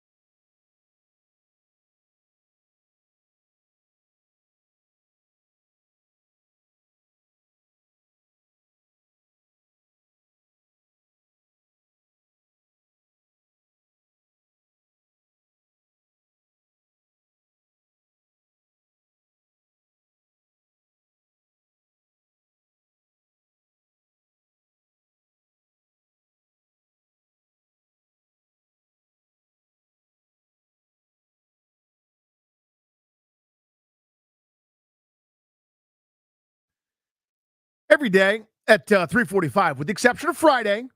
We do a little different on Friday. We do a little segment. It's called the Double Play. It's what's going on in our lives that has nothing to do with sports. Driven to you by your local Washington area Honda dealers. Stop in for a great deal on the rugged and capable Honda Pilot. Contact your local Washington area Honda dealers today. Darius, you might want to put a bookmark in this one, because I think this might end up being a topic, especially here during these summer months. In fact, I just kind of audible and decided, let's do this tomorrow based on this story I'm about to give you. This is courtesy of the Washington Business Journal via our boss. Sent me this last night. Kings Dominion has received approval from Hanover County to construct a new roller coaster on the eastern edge of the popular amusement park. According to the Richmond Times-Dispatch, the large-scale roller coaster will replace Volcano, the Blast Coaster, which was closed in 2019 amid a series of mechanical issues. The new coaster, which in county filings goes by the name Amendment 47, is expected to open in 2025. The new ride could be the biggest roller coaster at the Doswell, Virginia amusement park since the Intimidator 305 coaster opened in 2010, according to the report. So, I thought about this the other day. I had a buddy and his kids. They went to Kings Dominion recently. I know the Grant did it as well, not that long ago, right? I haven't been in forever. So this is probably, I think it's probably before the year 2000 that I last went as a teenager. Just because, life stuff happens. Like I'm working or I got kids or, just it's not something that you do routinely as someone like in your mid-20s. Like when I was Ryan's age, I was like, dude, bros, is there a rooftop? Like who's bringing the Miller Lights, bro? Like, bruh, sus, trust. Let's go, skibbity. You know what I mean? That's what we're doing. And it's like, how many Miller Lights can I drink tonight? A little bit less, like let's go on the roller coasters. But it's the best. Kings Dominion was, and it seems like it still is, the best. So we've talked about this many times on the program. So what I want to do when we do this tomorrow, Darius, you want to just go, what's your favorite roller coaster of all time at Kings Dominion? Is it as simple as that? What's your one seed? Like what roller coaster brought you the most joy? Yeah, I think we can do that because definitely Kings Dominion, I think, is the best park around here. Now, that's without me ever going to Busch Gardens. I've never been to Busch Gardens. You never did the George W. Gardens? Never did the George W. Gardens. You never went to Reggie Gardens? No. Dang it, I don't know any other bushes. You never went to Blank Whacker Gardens? Bushwhackers, is that too much? That's good. Is that too obscure? That was good though. Thanks. Yeah, I think we keep it simple. I like that. So Busch Gardens, back in my day, had basically two main roller coasters. I don't know what they've got now. Again, it has been 30-some years since I went. The Big Bad Wolf. Now, people sleep. The Big Bad Wolf was really scary. So the way the Big Bad Wolf worked at Busch Gardens, at George W. Gardens, was you're in basically like a cable car. And it connects above you. Does that make sense? So like instead of the normal, what do you call it? Like a roller coaster where it's connected to the ground or connected to the actual mechanism underneath you, so that you're riding in a car, this was above you. It was kind of like the Shockwave back in the day at Kings Dominion, but it was this like cable car kind of thing. I don't know how to explain it better than that. And you were so high up once you got up there, and the wind would blow, and you'd kind of rock back and forth, and it just, I'm telling you, if you were scared of heights, which I am and was, God, that ride terrified me. That was scarier than Loch Ness Monster, where you're doing all the loop-de-loops and the flips and stuff, because that one you're always propelled forward, and you can look out if you're a heights fear guy, like going slowly up the hill. If you look out to the sides, you're like, well, I'm really high up. This is terrifying. If this rickety wood construction doesn't hold up, I'm pummeled. I could sort of look forward out into the, kind of into space and not feel as not claustrophobic, but as fearful of heights. But on that Big Bad Wolf, I did it one time, and I was like a little bit nauseous. I can't do it again. I did it, though. The Loch Ness Monster was silly at Busch Gardens. But back to Kings Dominion. So I've talked about this a million times. The move when you got in at Park First Open at Kings Dominion, I want to say it was 8 back in the day. Maybe it was 9. I don't know, but I know we'd leave super, super early to be first in the lot. But what we do is we'd be by the exit. Park by the exit and you haul your butt all the way to the entrance. See what I'm saying? You didn't park close and then struggle to get out later when you were leaving towards the end of the day, park close. You parked far away. You walked up there. You got in, and everybody immediately would run to the close ones. They go to the Berserker, which is immediately on the left, which I'll never ride. I did it one time. It was the worst. Then a little bit further to the left was the Scooby-Doo. People would flock to the Scooby-Doo or go straight to the Anaconda, which was new, or when the Shockwave was new, go straight back there. The move where you could get as many rides as you wanted quickly. The first hour of the park as it opened, before people really made their way back there was a little corridor where the Rebel Yell and the Grizzly were, and you would just go alternate. Sometimes you'd go multiple times on the Grizzly. Your joints would be sore because that son of a gun was rattling the whole time, right? It was old and rickety. That Grizzly Bear was, old people would come off with that I can't turn my head neck. You know that one when you sleep wrong, you can't turn your head to the right? I've always wondered how that's legally allowed. I've gotten off that ride. Now I'm a little bit bigger gentleman than most, but I've gotten off that ride with so much pain in each of my thighs. Stuff is rattling. Unbelievable. You're sore.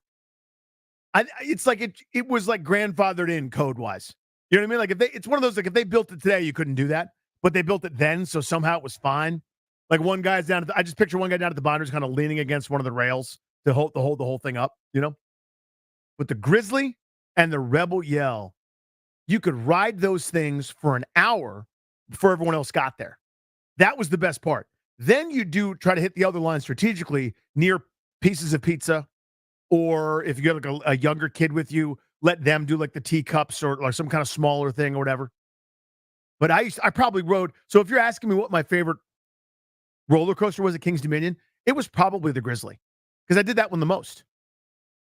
The fact that there wasn't a line, those lines made it so miserable so many times, right?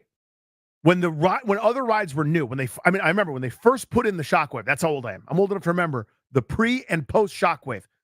That was what everyone was obsessed with, because that was the standing roller coaster where it loads you in above the top like you're about to start Halo. You know what I mean? Like the flood's coming and you're about to do a drop. You like Tom Cruise in The Edge of Tomorrow on one of those kind of things where they open up the ground or they open up the base of the helicarrier and you're locked in. Do you do the Halo music, by the way? Do you do the? I can't. You don't got like an imitation that like you can do of it? Like the big choir song? More of like the battle music. No. Okay. I should study it and do it. I don't know if I can. What it wouldn't be wouldn't be in that kind of key, be like that kind of key, like the lower kazoo. Yeah. Maybe I can try it for you. I don't have it now. I'll look at it. We'll look at it. We'll break down the film during the break. Are you a Halo guy, by the way? Did you play that? Are you kidding me? Well, Darius, you play a sports game, and I tell you, here's a new game coming out, and you're like, if I could spit in your face, I would. But see, before college, I was a much more, I guess, variety gamer. So yeah, I did play a lot of Halo. Yes, Halo, Halo 2, Halo 3, of course. But tons of my life playing. Like I've never owned an Xbox. That's not true. I bought one years later. But like when all the Halos were coming out, I still found a way to play them extensively. You know what I mean? It was like you did. My buddy would bring one over, or I'd go to his place, whatever. I mean, hundreds of hours playing Halo. I remember the first time that music came on, and I went, okay, this game could suck. I don't care. They're like, this game could be hot trash. I'm still going to play the hell out of it. I challenge you right now. If you're driving, don't do it. But if somebody in the car with you, or when you get to the office, or whatever, just search it. Halo intro music. Instant chills. Turn it up and tell me you're not ready to go. Let's say it's pregame. Sunday Night Football. I play for the Washington Local 53, and I'm playing Dallas. All right? I got my big, giant, oversized headphones that's canceling noise. I'm putting that on when I go out for warm-ups. I'm doing my high knees, like I got my shorts and a T-shirt on. Maybe like my midriff is cut to show my abdominals. Because I'm an NFL player in this scenario, right? And it's like I hate Dallas so much in my heart. I'm playing the Halo song in my brain and then on my headphones. Not the whole hour-long warm-up or however long I'm out there, but for a while. Like, I'm going to hear Halo. You know what I'm saying? What was I talking about before? Oh, yeah. Roller Coasters of King's Dominion. We're going to do that tomorrow. Let's set that up. You guys can look forward to that. That is something that we are going to do together. Speaking of which, speaking of coming up together, not a great transition, but whatever, bear with me. We're going to do the Beltway Blitz. We're going to talk some Nats. They had a draft over the weekend. The rest of Major League Baseball did too. But we'll talk about the Nats draft picks, talk NFL at large, 18 games, and a little local 53. We've got plenty to discuss. And your chance to win Fuji's tickets at 5. It's Grant and Danny here on The Fan.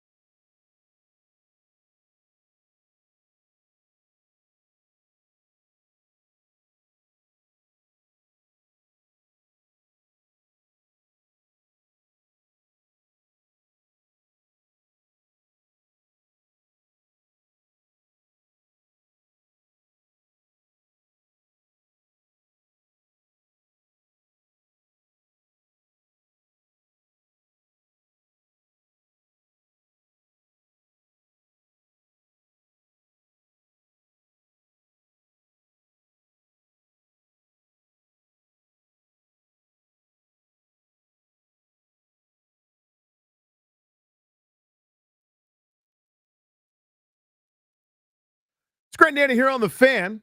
No GP, although we will check in with Jeeps at 5 o'clock from Arlington, Texas. Just Danny Ruga hanging out with you for the duration. Want to remind you, as the exclusive sponsor for our show, the law firm of Condori and Morad can guide you and your family in the right direction by helping you draft your will, set up a revocable trust, or create a healthcare power of attorney. Schedule a free consultation with their estate planning attorneys at kmlawyers.com, and be sure to tell them Grant and Danny sent you to score yourself a great discount. That's kmlawyers.com. We do this every day at 4. What's going on in the world of DC sports? We will start the Blitz on the diamond, please. Joined here by Aram Layton of Just Baseball. Aram, draft expert here, minor league expert. Tell us what you think of the Nationals haul here over the MLB draft. Thanks for having me. I thought they did great. I thought it went as well as they probably could have envisioned it. And, I think right when the first pick came in, it was like, oh, that was interesting. Wasn't expecting Seaver King to go that early. But then as you saw how the rest of the draft unfolded, I think it made a lot of sense. And you got to feel good about the talent, just the grouping of talent that they have heading over here. So, Aram, help folks make sense of that, right? Where I think a lot of people are at first going, wait, Seaver King at 10, good player, first round pick in everybody's eyes, but probably 10 slots earlier maybe than he was anticipated to go. Then when you see the rest of the puzzle pieces fit, it makes more sense. Explain that to folks. Yeah, absolutely. I mean, a huge part of MLB's draft and what makes it so difficult to know what any team is going to do is one of the biggest variables is the money side of it, right? And the negotiations that are happening behind the scenes as the draft approaches and as each pick approaches. So the Nationals, we know they love tools, and Seaver King has as many tools as anybody you're going to find in this class, but he was probably expected to go a little bit later. They found an opportunity to save some money on the first pick. We don't know what he's going to sign for just yet, and they'll finish out those negotiations over the next few weeks, but they saved some money there. They're able to apply that later on. They had another pick that they went out and just traded for, remember, in that Hunter Harvey deal. So to be able to get that 39th pick, it gives them more capital in their bonus pool to work with, but also it's another opportunity to pick up another player. So being able to spray the board a bit more with upside after that trade, I love seeing them go out to get that pick and then make sure that they utilize it well. Those savings go to Caleb Lobovita potentially, and then another really exciting high school player in Luke Dickerson that they were able to add as well. So instead of just getting, one guy that was the consensus top 10 prospect, you get 3 guys here that some people may think were borderline, first round picks. Seaver King comfortably being a first round pick. Are any of these guys in your mind? I mean, obviously it's too early to tell, and I'm not like holding your feet to the fire here about a prediction, but are any of these guys, fairly quick to the big leagues guys in your mind? It's a great question. I think King, given that he transferred from Division II Wingate and really showed out in Wake Forest, but still is going to need to work on the pitch recognition a little bit. Probably going to be a bit more of a developmental track for him. I think Loma Vida can be quick, especially as a catcher. He is an aggressive swinger, but it is something that he improved upon as the year went on. And if you look at every other tool across the board here, I mean, it is above average defensive catcher potential here. He has an above average field to hit, and there's at least average, maybe better than that power. So assuming that he can just rein in the aggressiveness a bit, I do think that Loma Vida is a guy that can move pretty quickly through the minor leagues and be someone that, ends up being a catching option for them sooner rather than later. Yeah, the free swinging catcher is something the Nationals are very familiar with here. Nationals fans have certainly come to know. About this team here at the trade deadline. I loved the trading away of Hunter Harvey. That's a guy they got off of waivers, cost them next to nothing, spun him for a pretty tremendous profit. What can you tell us about the return? We know about pick number 39, but what they got back from Kansas City in the Hunter Harvey trade. Yeah, of course that pick can assure you was the focus. And, the fact that you're going to get a guy, you use that pick to get a guy that will surely be in the top 10 in the system, is great. But Caden Wallace is no slouch either. And to get him in this deal as well is nice. A guy that is, a higher floor bat. I don't know if he's going to hit for enough power to justify having him at third base every single day, but he's a solid defender there. He's not even 23 yet. So you hope that maybe he can grow into a bit more impact. But at the end of the day, he's been a really solid hitter at every single stop and has put up pretty solid numbers, in every way you look at it. I think at best you're probably looking at kind of this platoon, maybe bench type of profile, but there is a little bit more maybe to dream on there. But it is a nice complementary piece on top of the pick to get for, as you mentioned, a guy that was claimed off waivers and is a reliever that, at the end of the day, they're very volatile. He's been pretty consistent overall. It's not his best year so far, but I mean, I'll take that 39th pick and, a decent, potential bench piece or you hope maybe platoon piece for a reliever any day of the week. Let's say the Nationals call you like as soon as you're done talking to me, and they're like, "You're actually now in charge of our trade deadline." How would you handle it, Arm? Oh man, what a dream that would be, because I think it's fun when you have the young core pieces that no one's going to bother you about. You're keeping them together, and you're so excited about what you got with Wood and Abrams and all those pieces. But yeah, I think you got to look at the pieces that just don't make sense 2 years from now, right? Like if you're looking at the Nationals window, you're starting to see it come together here. You're starting to see that light at the end of the tunnel. I feel like after next season, you can really start to believe that this team has something, and has a good core here. But is Lane Thomas necessarily a guy now as he turns 29, is going to be 30 by the end of next year? Is that a guy that you see as a building block with all of the outfield talent that you have on the way? I think a lot of teams would be interested in what he can bring to the table. That's a guy I'd probably cash in on. I think the Winkers of the world are no-brainers. You cash in on any of those rental types. But I would definitely consider cashing in finally on Lane Thomas. And then really any of these relievers. If I'm a team that's not, dead set on competing and think it might be another year or two away, I absolutely would be comfortable moving, a Kyle Finnegan, even as he's been pretty good, closing games down. Like he's 33, Dylan Floro's 33, Derek Law is 34. Like if you can get anything for these relievers, I would liquidate. But in terms of the bats, you can get a good piece or two for Winker. And I think Lane Thomas, as he continues to pick it up, like that's a guy I would definitely cash in on. Arm, really appreciate it, buddy. Have a great week. Thanks for having me. Thank you, pal. There he goes. And that's how we do it. We're going to keep the blitz moving right along. Hit that NFL sounder for me. Our guy Mike Jones to talk about the NFL at large. Mike, got to start in San Francisco. We got a report that Brandon Aiyuk wants to trade. San Francisco, I think, says, that's nice. We don't want to trade. Where's this going to go? This is going to be an interesting question. I think that this is, they're getting down to the wire. Aiyuk has been adamant that he wants a new deal. The 49ers have held their stance that they aren't going to negotiate a new deal, and now they're holding their stance, telling teams that they're not going to trade him. I wouldn't be surprised if we see a holdout or maybe a hold-in so he doesn't get fined. How this ends, I don't know, but they seem pretty determined that they're going to try to keep all of the pieces in place and try to make another run at the Super Bowl. A long-term deal, yes, would be nice for him, but it might be something that he's going to have to wait on. So I'm fascinated by this, a couple position groups. There seems to be this great bond among pass rushers and tight ends now, right? Where they hold these, like everybody gets together and holds kind of like an informal camp where all these guys are sort of in it together, even though they're obviously on different teams. I know there's a story in The Athletic about this pass rushing or the sack summit. I know tight end university is taking place. Just sort of fascinated by that dynamic, Mike. Why those position groups or how do these things come about, and are teams cool with it? If the guys, as long as they don't get hurt, teams are fine with it. This is, obviously something that takes place when these guys are away from their facilities and their own time.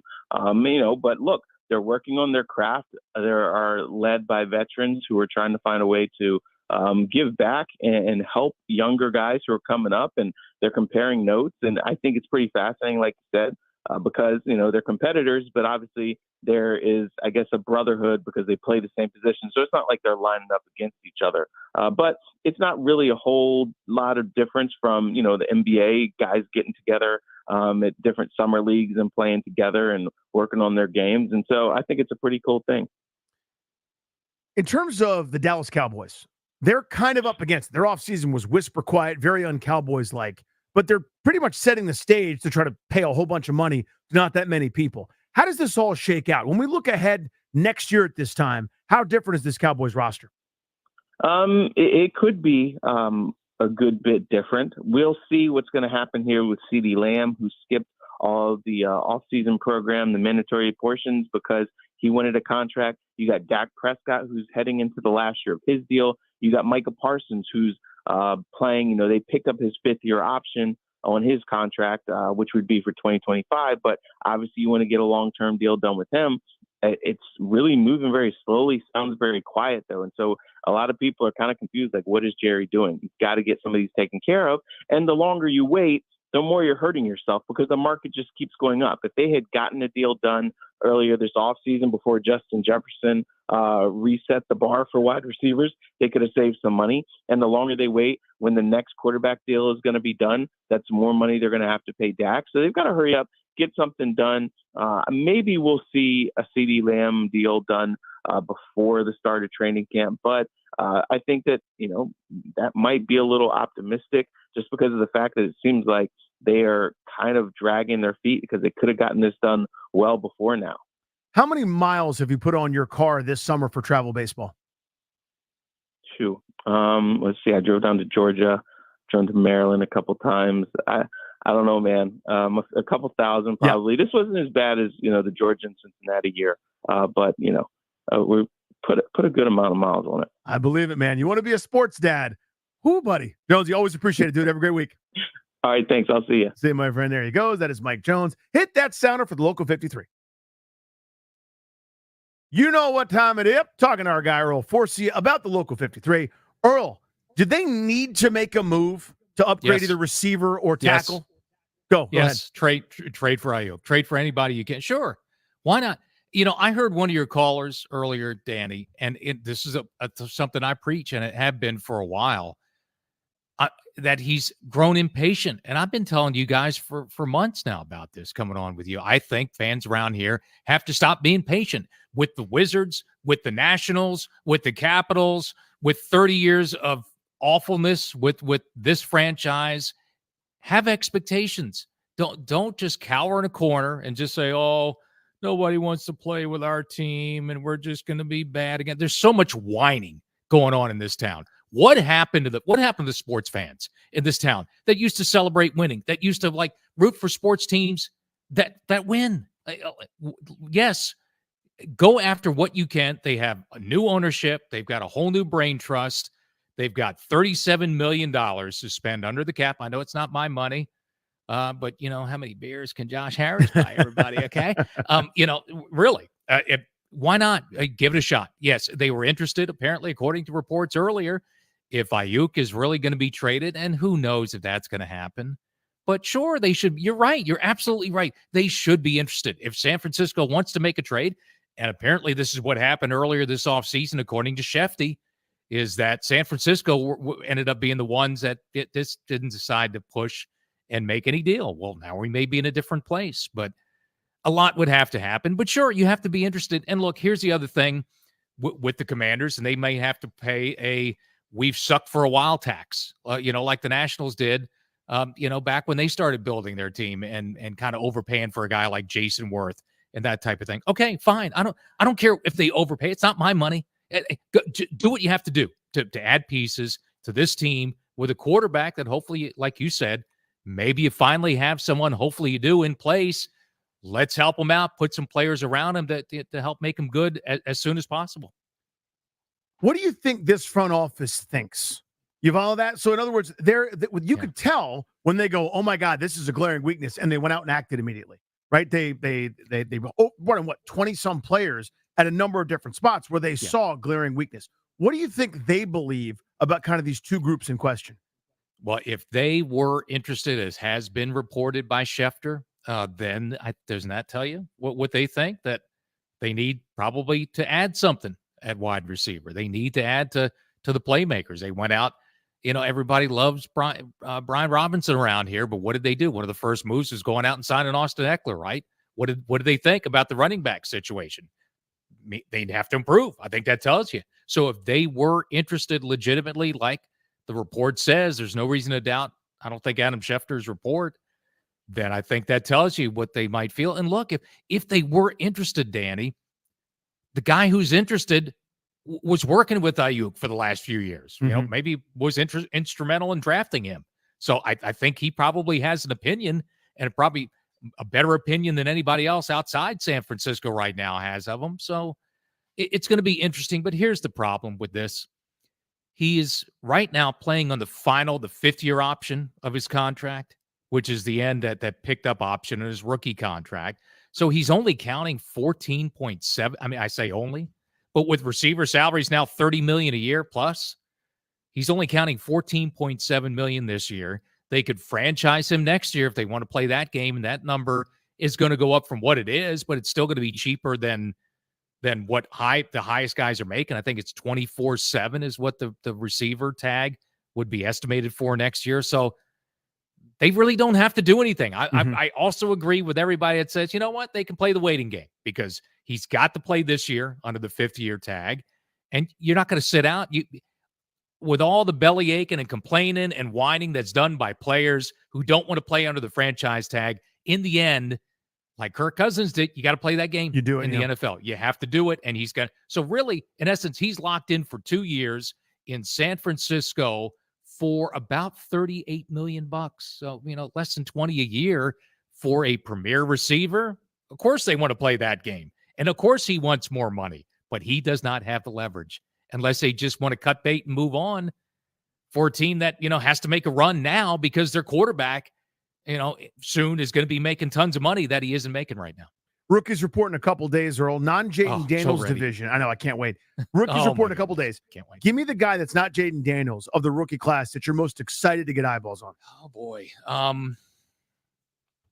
I think if it's not Sinnott, the tight end, it's probably McCaffrey. Okay, I'm buying the McCaffrey family tree. But I tell you who else probably, and maybe they need him to be a contributor right away, is Mikey Sanders from the national champion, Michigan Wolverines, because I don't know if they've improved anything in the secondary. Probably coaching is going to help there. I think a lot of these guys have to step up, Danny. But I'm like you guys. I'm like Grant. I'm always going to lean to offense, and if Sinnott, McCaffrey can be contributors right away, I think that's a plus for them. God, they need some pass catching at tight end. My goodness, they need some help there. It'd just be nice to see someone step up. But, I've been telling you for weeks and months, it's all about the quarterback. All the other stuff is just icing on the cake. If he can play, which some of us really think he can, and by all indications, it was great to start, in the mini camps and everything else. We'll find out in the next week or so.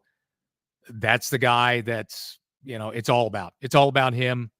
I'm not Joe Theismann. I think he should play. I heard you guys talk about it last week.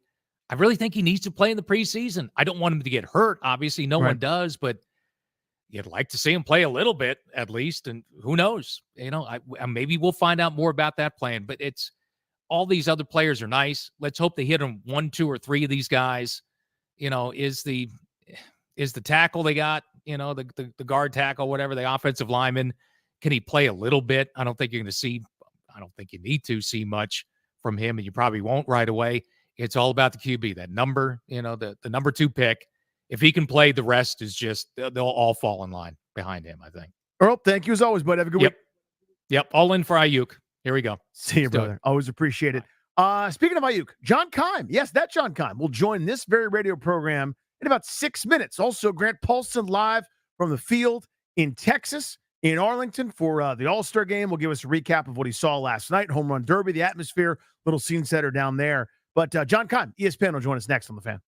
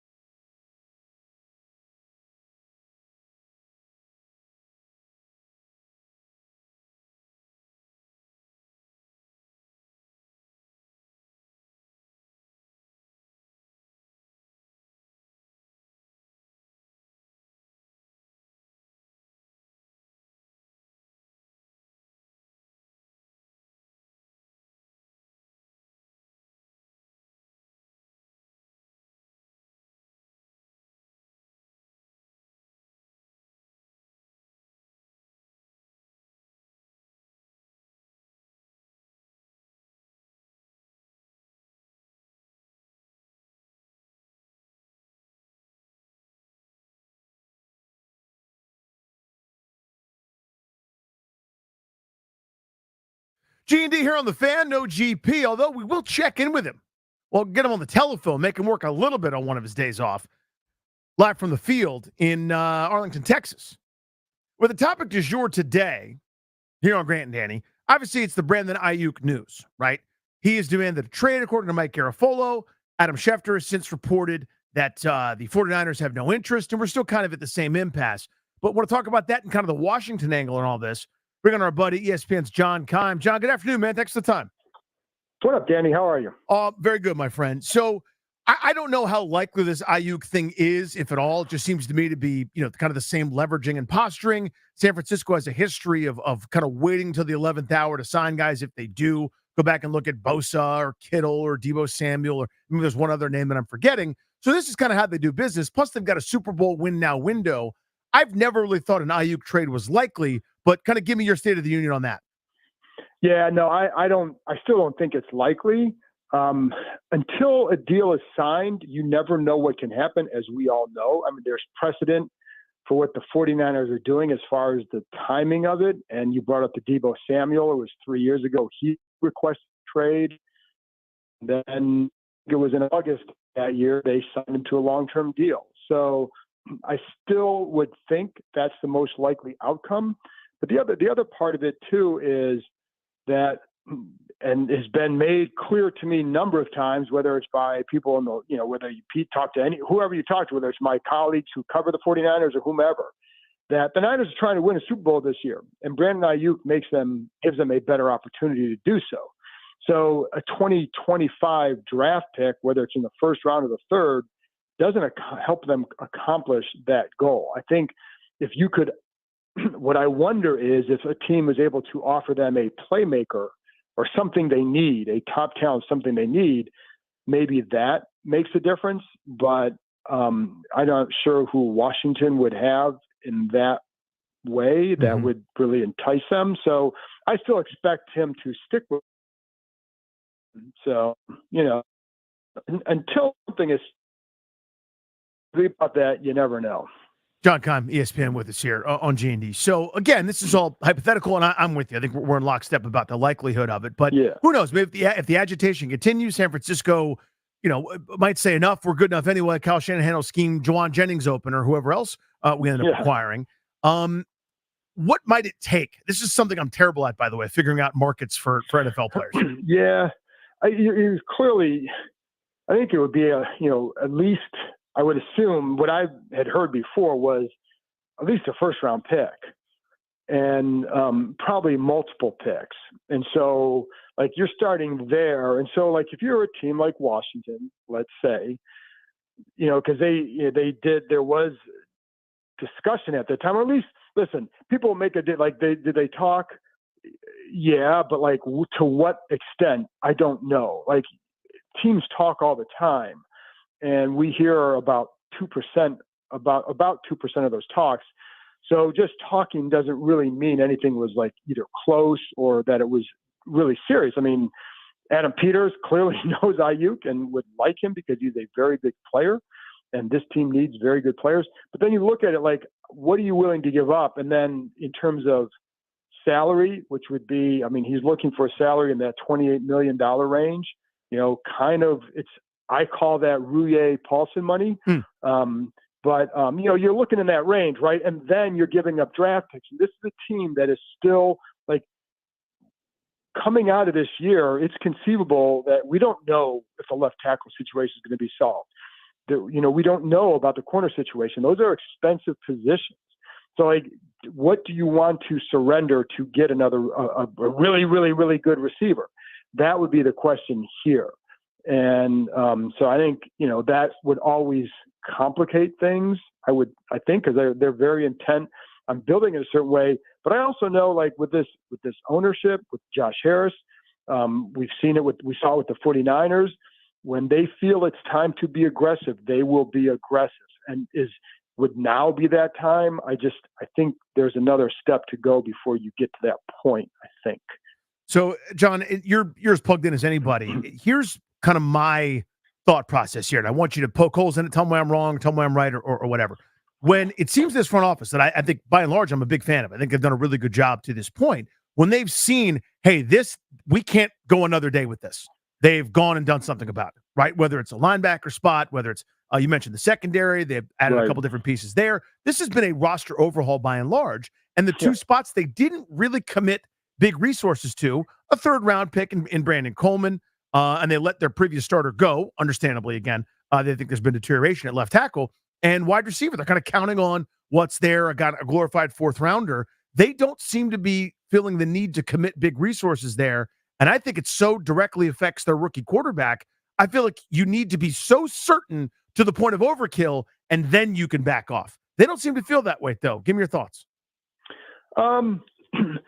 Yeah, I think it is funny because, that's what you always hear with the rookie quarterback, right? You've got to protect him and you've got to surround him with the talent.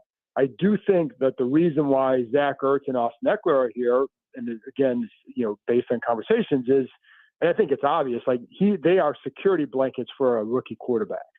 So, I think that's why they drafted Ben Sinnott and they drafted Luke McCaffrey in the third round. And so, like, you did add two guys there. I think the receiver position, you can look at it, it's got to be better. Like, outside of Terry McLaurin, we don't know what they're going to get, because is Jahan Dotson going to take that step to becoming a more than a 50 catch guy? If he does, that would help tremendously. But we don't, we've got to see it, right? And what can McCaffrey contribute as a rookie after only playing the position for 2 years? I think Sinnott can come in and contribute right away, and that would give them a big boost. And Cliff Kingsbury, a lot of two tight end sets at Arizona, so that's Ertz and Sinnott, and then you throw John Bates in there as well, and then you've got three guys there at least. And whether or not Cole Turner develops, we'll see. So I think you have some parts there that can help a rookie quarterback. However, left tackle is kind of important. So, the question I have, Danny, we know that they tried to trade up for a left tackle in the draft. Mm-hmm. And, they didn't want to go too high to give up so much draft capital. And I think they were surprised maybe by how high a guy like maybe a Marius Mims went, that he went as high as he did.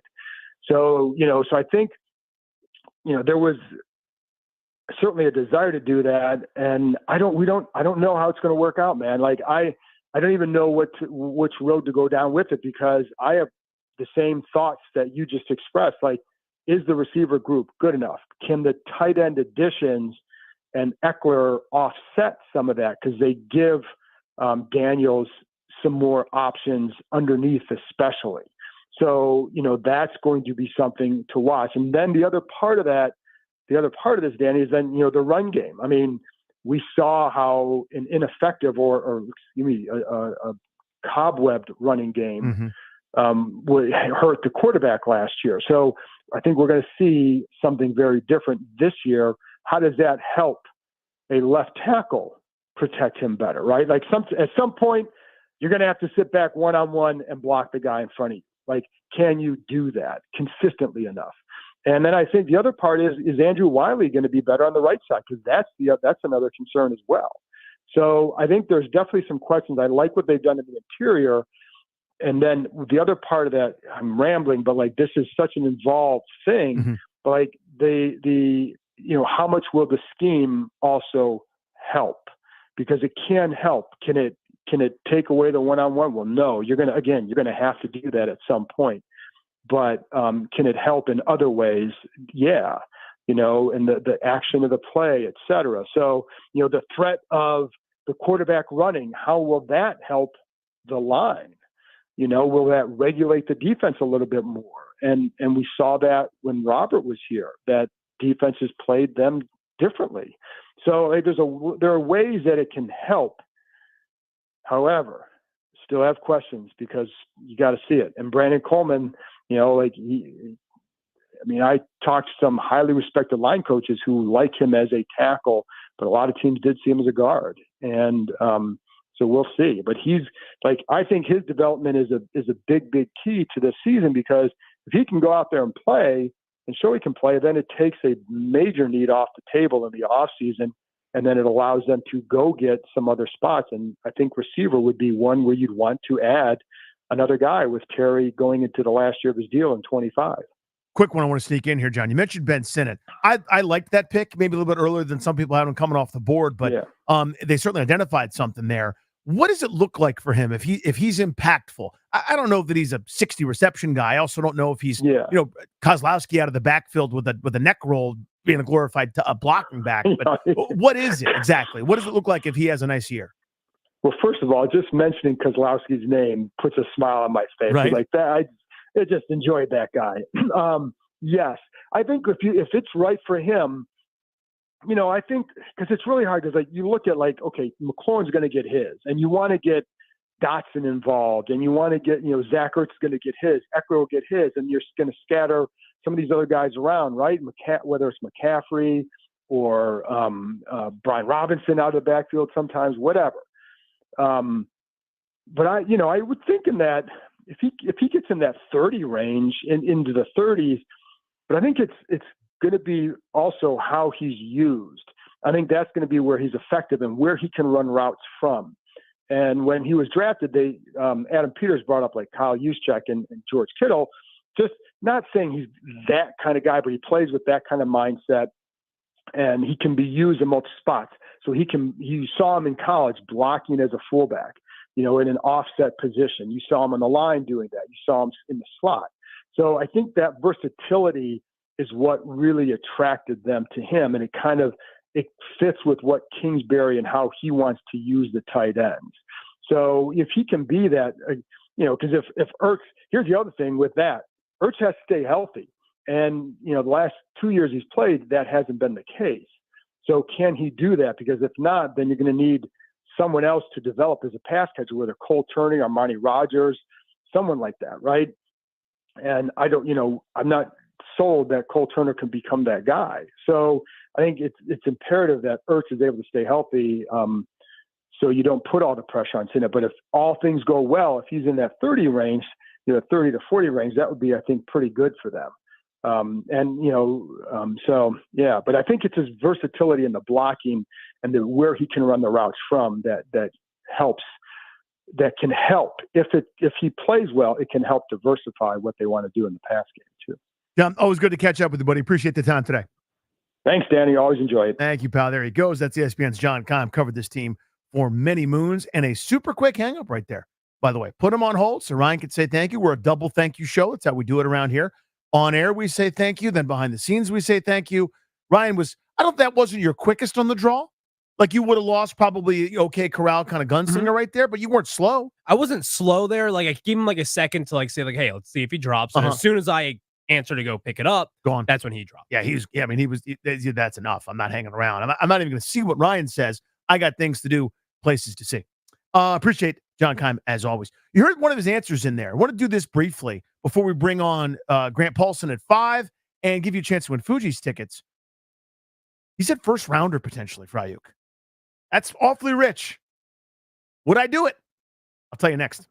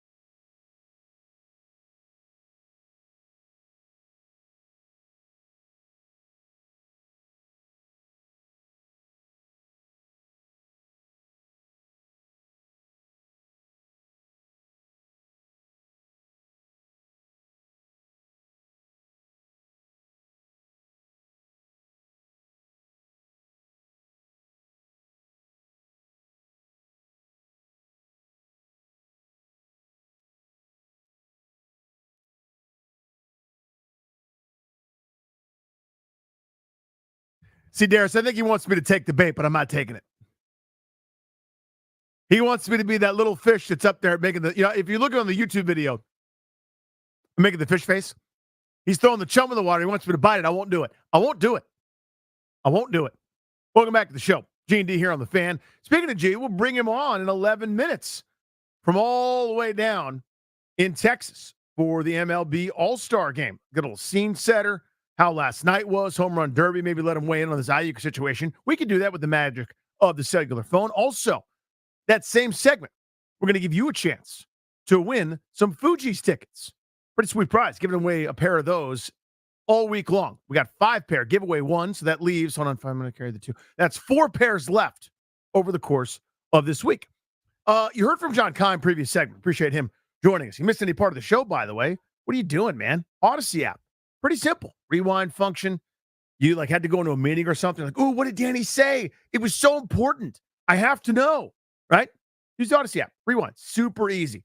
Great place to check out all your favorite shows, the podcasts, the whole 9 yards. So ask John in general. I mean, again, this is one of the hardest things in the world to figure out. What I don't like, by the way, as a quick side, is how after a trade happens, everybody seems to think that's a reasonable value.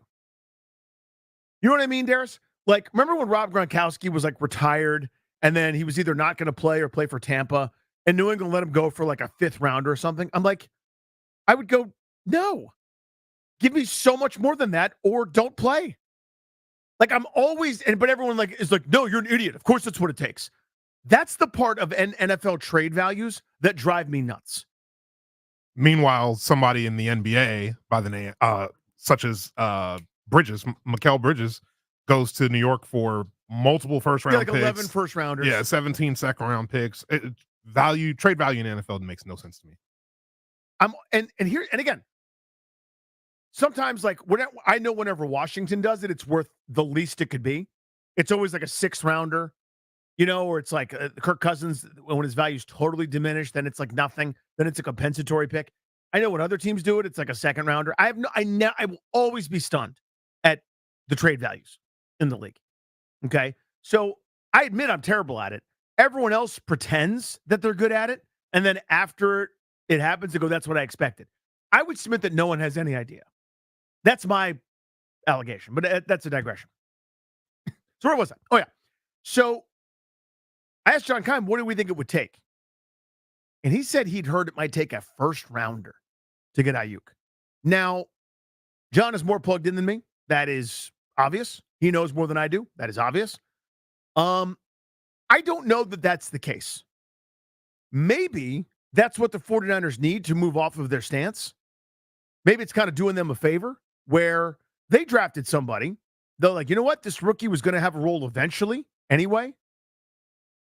In Pearsall from Florida. They drafted him in the 1st round this year. He was going to have a role next year. We can just have him have a role this year. We still got Deebo Samuel, still got, Jawan Jennings and Ronnie Bell and anybody else that you want. McCaffrey's still here. Kittle.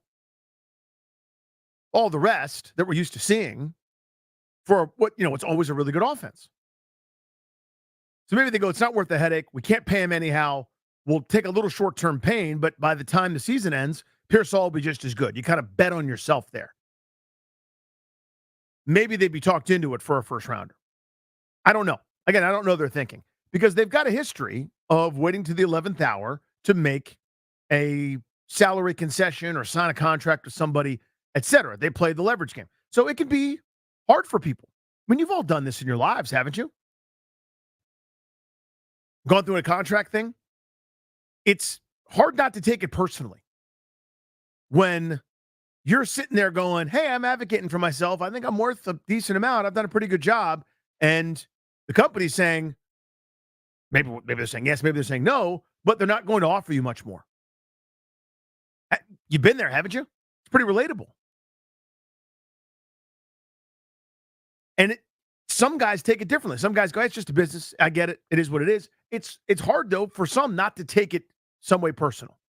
And it sounds like Aiyuk has to some degree. Again, I think if the 49ers tomorrow offered him the contract that he wants, I think all that personal stuff would be forgotten and he'd sign and play and everything would be fine. But for San Francisco's perspective, I get it. They are knocking on the door of a Super Bowl. They probably should have already won one, maybe a couple times over, and they're not incentivized to make terms for the future. They don't need to start layering things for a couple years from now. They've got a window, and it's right now this minute. Their best chance is probably this year before you got to pay Brock Purdy a huge salary increase. So I get them not wanting to rock the boat that Aiyuk is trying to rock. He doesn't have much leverage to rock it. He's got TikTok, Instagram. Jaden Daniels apparently is a co-conspirator. That's not the right word. I'm joking around. But you know what I mean? Like, as someone who get their buddies, so the word's getting out via social media stuff. But there's not much you can do. CBA doesn't really allow you to sit out, to walk away, to hold out. There's not much. You get fined. You lose a lot of value. You got to play to accrue what you want. So if the question is, would you offer a first rounder? You guys aren't going to like this, but I would. I would. If that's what it took to win the bidding, I would do it. I wouldn't start there. I'd say, anybody on this roster right here that you like? If somebody looks like a 49er to you, they are. I don't care who it is. I'd start right there. I got no loyalty to nearly anybody here. My loyalty is Daniels. I'd like to keep Terry McLaurin. I'd like to keep, maybe a couple of these draft picks I just made, but not really that desperate to be honest with you. To me, the whole thing's about Jaden Daniels. And I know that I'm veering into hot take territory. I know people aren't going to like this one and sign up. If you agreed with me earlier today, thank you. I know I'm not going to have a lot of fans on this one, but my point is, quarterback is so outsized in importance. I will do anything to ensure success. It's why at the time I supported trading all that they did to trade up to get Robert Griffin. That would cost more than it would to get your version of Griffin now in Daniels and your best weapon for Daniels in Brandon Aiyuk. That cost you 2 first-rounders and some seconds, and you swapped first-rounders with the Rams. This would say, yeah, I don't have a first-round pick next year. It's probably going to be around 12 or 13 as I'm going, 6 and 11, 7 and 10, whatever, as I'm a little bit better than I was before, but not where I want to be. And I know it's going to cost me a lot of money to sign Aiyuk. But you know what I have? Now a really good weapon core for my young quarterback. I'm going to give him the best chance possible. That's worth it to me. That's the whole point of having resources, is to use the resources to further a legitimate goal. It's not worth it to, spend all you can on some veteran journeyman jag who 2 teams have said no to and trade away resources to go get Carson Wentz. That's stupid. It was stupid then. I said so. It's stupid now. Still saying so. That's never the right call. To try to guarantee your rookie quarterback some success, that's worth it to me. Nearly any expense is worth it to me. So I know probably I'm alone on that one, but I welcome it. I don't want to be alone anymore. I want Grant back. We're going to get him back on the telephone in about 5 minutes. And this is an and situation. Give you a chance to win Fuji's tickets. Don't call now. You got to call when I tell you to call. So do not call right now. I'm telling you, don't. But when I tell you to call, then you'll call. Does that make sense? So now is a no. Later's yes, but you got to be listening for the time when I do say to call. Does that make sense? So right now, to recap, no. Later, yes. We'll be joined by Grant Paulson next.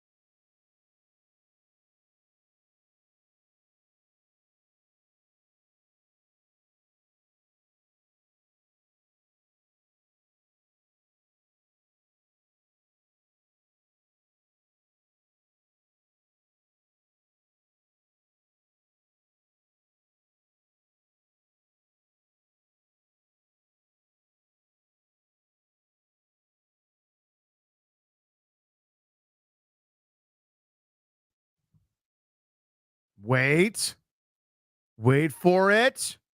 Hold on. Now, caller 10 at 800-636-1067. You win 2 tickets to Miss Lauryn Hill and the Fugees. The celebration continues with special guest YG Marley.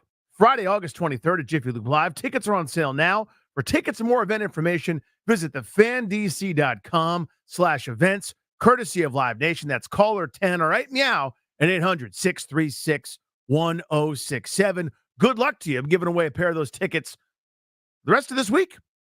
We had 5 pair. We gave away 1 yesterday. We're giving away 1 now. That leaves 3 pairs, 1 each day, if you average it out over the next few. This is the Grant and Danny radio program, and we've been doing this, frankly, without Grant for a couple of days. And it's gotten a little weird. It's gotten a little weird here. It's a little unchecked. It's like one of the adults is away, and it's just dad. So now it's like there are no rules. All of a sudden, it's ice cream for dinner. We need both adults to be in charge. So we go to the hotline right now. I believe, are you at the ballpark, GP? Where are you, buddy? Yeah, I am. I am in Globe Life Field right now, indoors, air conditioned, although there's enough people in here that it's getting warm. But I am sitting in the National League dugout on the third base side during batting practice. Aaron Judge and Jose Ramirez are in the cage. 110 degrees in the sun, by the way, is what it feels like in Washington, D.C. today. So good time to not be here, my friend. That is disgusting. It's actually 100 degrees here, legit. But I keep saying to anyone who will listen, like, I'm not going to do the dry heat thing. But it's dry heat, yeah. But I will take this over home when it's 100 degrees. I mean, this has been a lot better, no doubt about it. All right, so let's go through a bunch of different things here, if you don't mind. You were on scene for Home Run Derby last night. What'd you think? What'd you make of it? Did you like the changes? Just walk me through your feelings. I like that the final bonus round was a 3-out instead of timed round. Kind of a throwback to the old Home Run Derby. I thought that was cool. And if you hit a ball far enough, you got an extra out from rounds 2 on. I think that was good. Otherwise, though, the changes, in my opinion, didn't really work because they meant fewer home runs. Everybody tunes in for home runs. And basically they were militant about making sure the ball had landed, like a pitcher couldn't throw a pitch until after the outcome of the previous pitch. The 40 swings mitigated, I think, how many balls you could have thrown, where in the past it was like someone playing Papa Shot, right? Mm-hmm. You're just shooting as many times as you can in volume. So I think people come for the home runs. They tune in for the home runs. They want to see, that rapid fire swing. You hit 4 or 5 in a row. But I just thought there was a little less juice in that regard. And then this is my own observation from being in-house here. It was a little more dead than is normally the case. It was absolutely packed to the gills.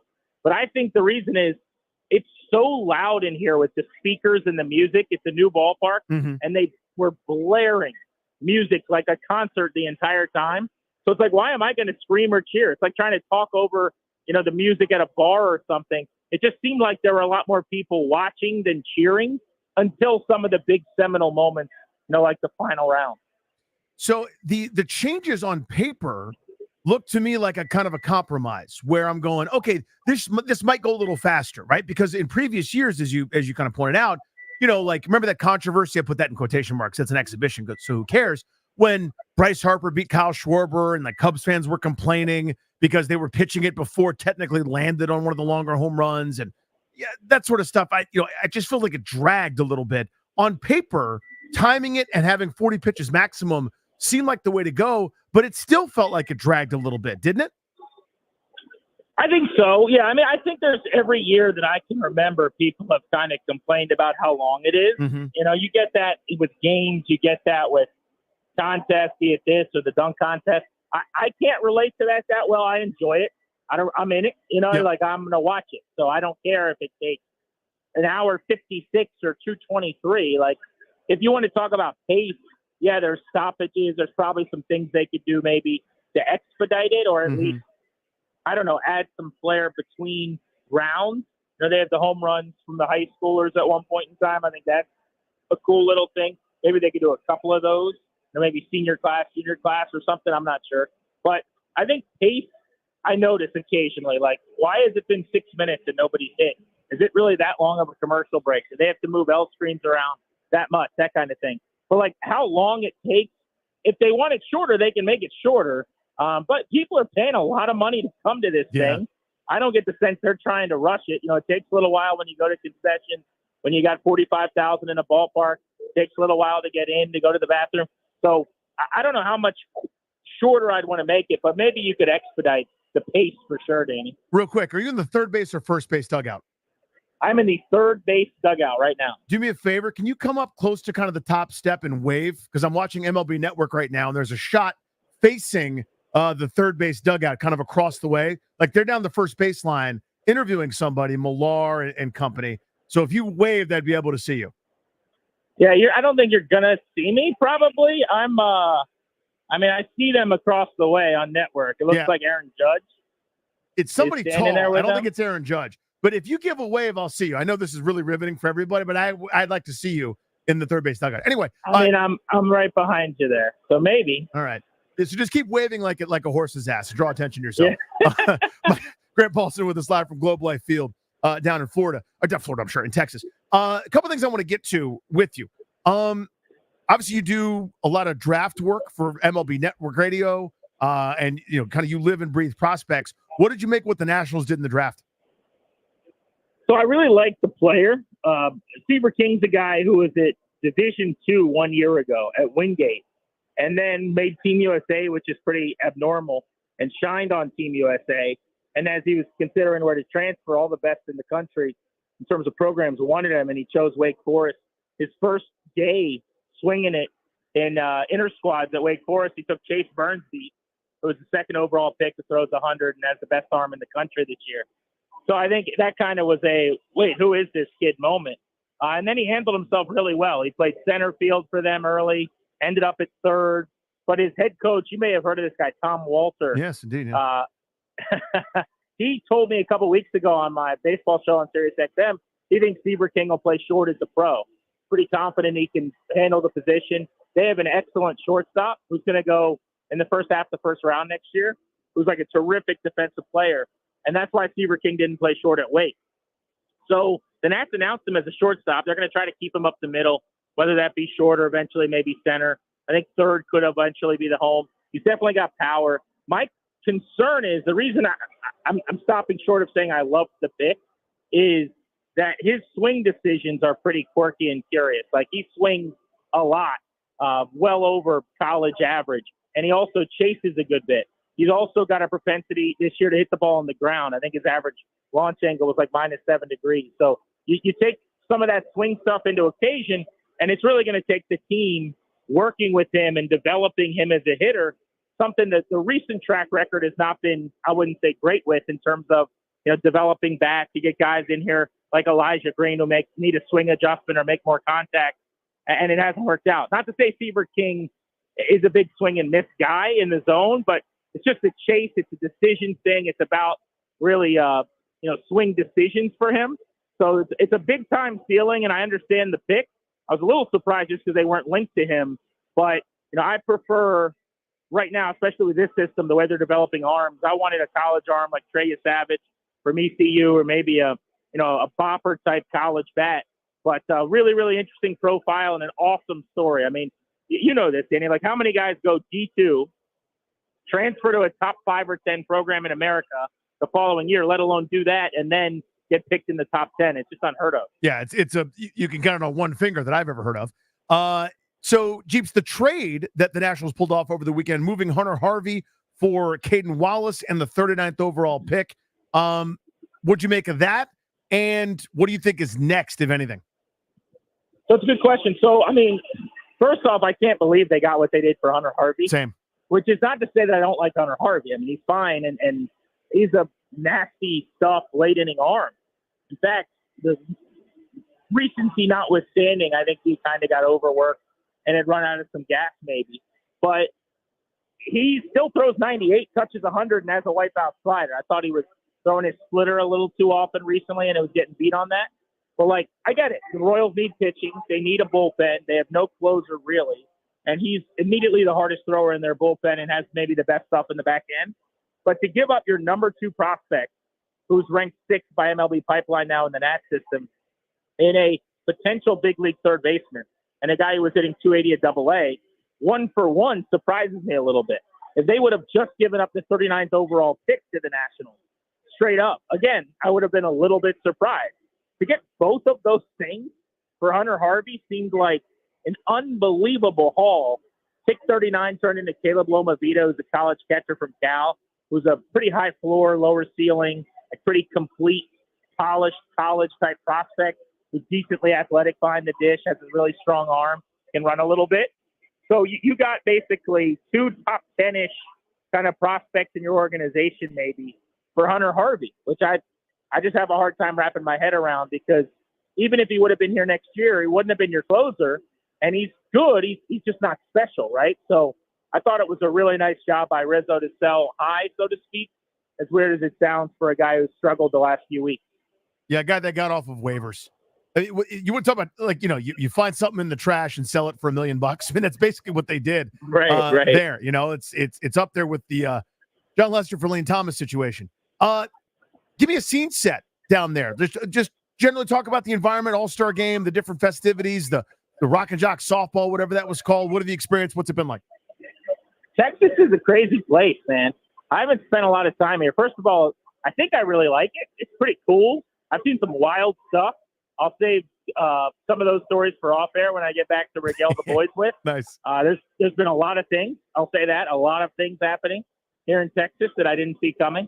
But yeah, they love their baseball, and this whole it's just such a great event. People remember when it was in DC at Nats Park, how the whole town kind of gets painted, with the white and the red of a Major League Baseball, and it's cool. But I think specific to tonight, this is the greatest All-Star game in sports, because it's the only All-Star game that is the actual game just competed in by the best players. Even in the NBA, where the stars all show up seemingly, you're just not playing defense and you're dunking, scoring 230 points. It's hard to watch. Hockey, they basically whittled it down to 3-on-3 and like an open ice skills thing, which is entertaining and fun, but it's not hockey. And in football, they're playing, 2-hand touch or whatever, flag, whatever they're doing now. So I just think baseball does it better and differently for this event. It's also not just their own doing as much as the sport allows for that. You can't, instead of throwing 96, throw 84. You know what I'm saying? So, but Paul Skeens in the first inning for the NL, attacking the top of the American League order with Stephen Kwan, who's maybe the best hitter in the league. Nobody talks about. 350 batter from Cleveland. Gunnar Henderson's going to hit second tonight from the Orioles, who participated in the Derby last night. That's going to be really, really cool. And I just think that this ballpark, man, these fans, especially with anything Texas or American League, they are super into it. And it's beautiful. It's new. They still have the ballpark in Arlington up. I don't know if you've ever been there, but it's next door. I've never been to a game there. I was in there for the first time this afternoon. That's where Fan Fest is. It's right across the street. So it's these two ballparks in Jerry's World, all within, I don't know, a few hundred yards of each other. But it's a cool little vibe down here. Last thing for you, I'll let you enjoy the All-Star game here tonight. You probably saw the Brandon Aiyuk news that he demanded a trade, according to Mike Garafolo. Then Adam Schefter came out with what looks like the team side that they're not interested in trading him. I know probably realistically it's a last gasp without much leverage from Aiyuk to try to force their hand. And you go back and look, and San Francisco's done late deals with a number of guys in kind of the NFL calendar, right? Whether it was Bosa or Kittle or Deebo Samuel, et cetera. So I don't know that it really changes anything, but still it kind of resurfaces the discussion, especially from Washington side. What'd you make of it? And has anything changed for you on the Aiyuk front? Not really. I mean, I just haven't seen them as a legitimate trade partner for Aiyuk at any point. I think the 49ers are trying to win a Super Bowl.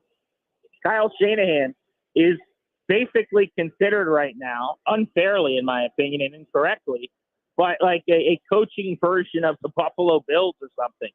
People come at him after getting that team to, I think, 3 now and being in the NFC Championship game routinely, and with his failure as a coordinator with the Falcons as this close but no cigar guy.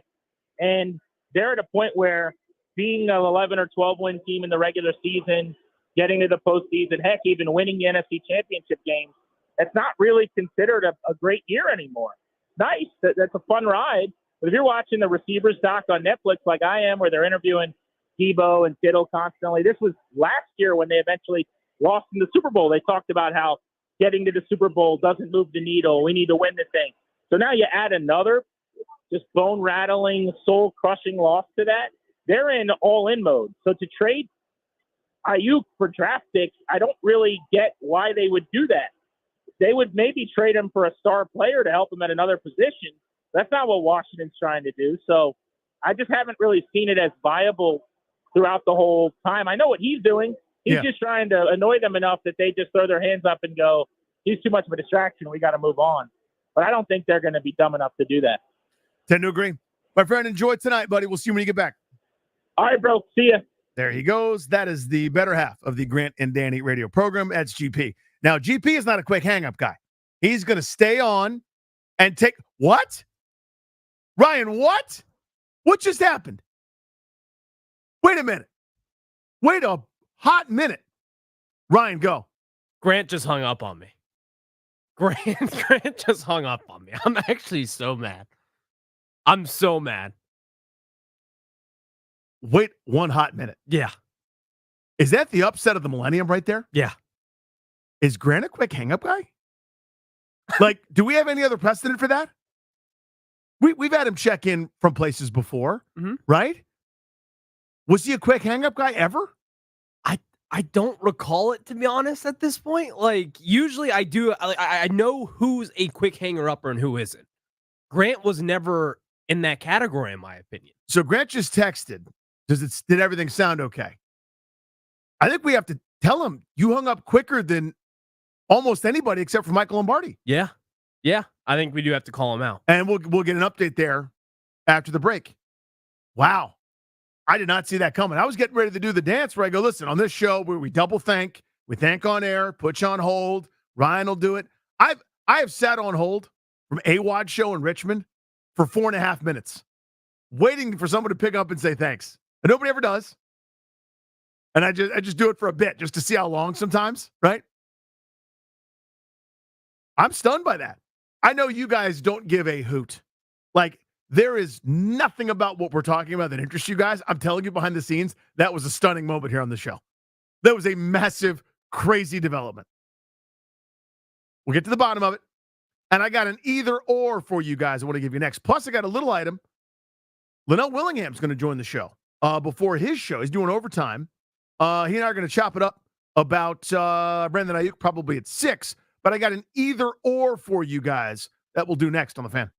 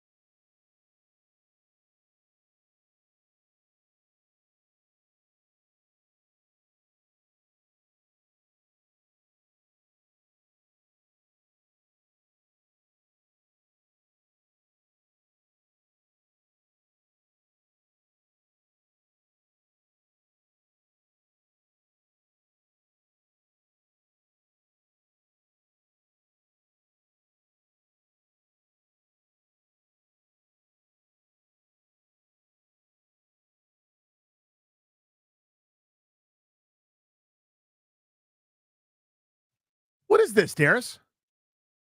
Oh, that's what it is. You know what it is. I Come have on. not heard that full intro in forever. Is this from Speaker Box? Ooh, you're testing my album knowledge. What album is this from? I want to say it's from Speaker Box, but I could definitely be wrong. No. This has to be before Speaker Box. I think it is. Ryan, who is this? Ice Cube. Correct. Welcome back. It's Grant and Danny here on The Fan. That's my bit, by the way, is just ask him who it is and then just say correct, even if it's not. You guys, I know that it's not. Okay? So does Darius. We know. This is my new bit. When I in profile see Ryan's face and there's the don't look at me, don't look at me, don't look at me, don't look at me, don't look at me, don't look at me, don't look at me face that he's making, that's when I know that I need to ask him, have him guess, and then be able to move on in a funny way. It's from Stankonia, by the way. So that was before Speaker Box. Oh, way before Speaker Box. Way before. Like a decade, probably.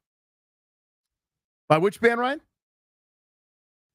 The Backstreet Boys. There it is. There it is. Quit Playing Games With My Heart was also from Stankonia, I think. Backstreet's Back All Right, I think, was from Speaker Box. I have to double check. It's Grant and Danny here on The Fan. Welcome back to the program. I'm Danny. You heard from Grant moments ago. We got about an hour left. Linnell's going to join us, pop his head in here at the 6 o'clock spot. We'll talk some Aiyuk. Speaking of Brandon Aiyuk, I know that's the news of the day. I mean, listen, Grant and I are kind of in lockstep. Big picture, I still don't think this happens. The point that I've tried to make all day, okay, using Aiyuk as a way to kind of get into what I still think is the theme of Washington's offseason, and that's a missed opportunity. CBS Sports ranked their best triplets, right? The quarterback, running back, receiver, triumvirate, named after the Dallas Cowboys group of Emmitt Smith, Troy Aikman, and Michael Irvin. Washington came in 25th. ESPN ranked their weaponry, wide receivers, running backs, tight ends, put them 26th. I think Pro Football Focus had something similar. Everybody that's doing a ranking has Washington's groups low. I constitute that as an emergency. Current front office does not. That's been the theme of the show today. And I've had a lot of folks disagree. You're welcome to do that at Funny Danny. You can find us on the YouTube page, 1067 The Fan. You can find my stupid fat face waving to the camera right now. In the comments, people have been roasting me there too. Totally fine. I welcome it. I allow it. They've got a rookie quarterback. That's what matters. His success is everything. Everybody's key card gets to work in a few years. Nobody's got to go through that awkward thing where they're still getting paid, but they've been fired, or they're dead man walking, or they're covering their butts. That's always been the case here. A coach trying to squeeze out one more win because his future's on the line. Right? Doing not something that's beneficial for the long term, but if I could just win one more game. I go back to Mike Shanahan years ago. They drafted a bunch of young receivers, and they were playing, journeyman veteran guys like, I can't remember all the names at this point. It's been so long. But instead of playing Cliff Russell, who wasn't any good, by the way, but instead of trying Taylor Jacobs, they're playing some, 35-year-old free agent instead. Ludicrous then, same pathology now. You don't do that. This rookie quarterback is everything. Give him every chance to succeed. So we talked a lot about Aiyuk and maybe the need for a trade. One of the callers brought up T. Higgins, who's going to play on the franchise tag. All in. It's just recognizing the need. That's where I'm at. So here's what I got for you guys. A little either-or situation. At 800-636-1067. 800-636-1067 is the telephone number. Either they sign a left tackle. Either they sign a left tackle. Or they trade for a big-time receiver. Either they sign a left tackle or trade for a big-time receiver. You get to pick one. Either or. Little priority action. What do you want them to do? If you can only get one move, and now the fallacy here, of course, is they don't have just one move. They can make multiple moves. They can do a lot of things. They've got some salary cap space. I would suggest using it to help your young quarterback. And that doesn't mean with a rotational defensive tackle. That doesn't mean with a slot cornerback. That means an upgrade to the talent level key positions. The second and third most important offensive positions behind quarterback. Now, it's not just me saying that's the second and third most important. You know what else says that? The money these positions are making. Wide receiver money, left tackle money. Critical to the success of the quarterback. The league is about the quarterback. The success of the quarterback, especially before they become Burrow and Allen and Herbert and Mahomes, is 100% related to the supporting cast. Coaching, scheme, design, maximizing. Everything's got to be perfect. My axiom for any team, if I was hired as a football consultant, I wouldn't be. I shouldn't be. But if I was, and they go, we got a rookie quarterback, what should we do? And I said, everything that you do, every move that you make, every breath you take, everything you do should be about two things: maximizing and protecting. Maximize means every weapon under the sun, even if it's overkill. I want your fourth receiver to be the best fourth receiver in the NFL. I want your slot receiver to be the best slot receiver money can buy. Same with my one, same with my two. Not okay, not passable, the best. What Chicago has done should be the standard. You build the nest. You already got DJ Moore. You draft Rome Odunze. You go and get Keenan Allen. Safety blanket, security. You help your young quarterback in every possible way. That shouldn't be the, wow, Chicago really did a lot. Good for the Bears, right? Good for the Bears. That's exciting. No. That should be the standard. That would be my advice. So let's do a little either or. You get to pick one. You got to prioritize one. Excellent weapon. Call it Aiyuk, Higgins, whatever you want. Or sign a left tackle. There aren't many available. It's like David Bakhtiari coming off injury. DJ Humphries probably coming off injury as well, I think. It's not an illustrious list because most left tackles, frankly, don't become available at this point. Maybe you get a Charles Leno situation where he gets cut late. Somebody gets cut late in training camp and they end up being a quality starter for you. I don't know. You got to pick one. Weapon, most specifically a receiver, or a left tackle that you're going to upgrade that spot. 800-636-1067. Leno Willingham will duck his head in here at 6, but your call's next. You got to pick one. Tackle or receiver. Let's do that together.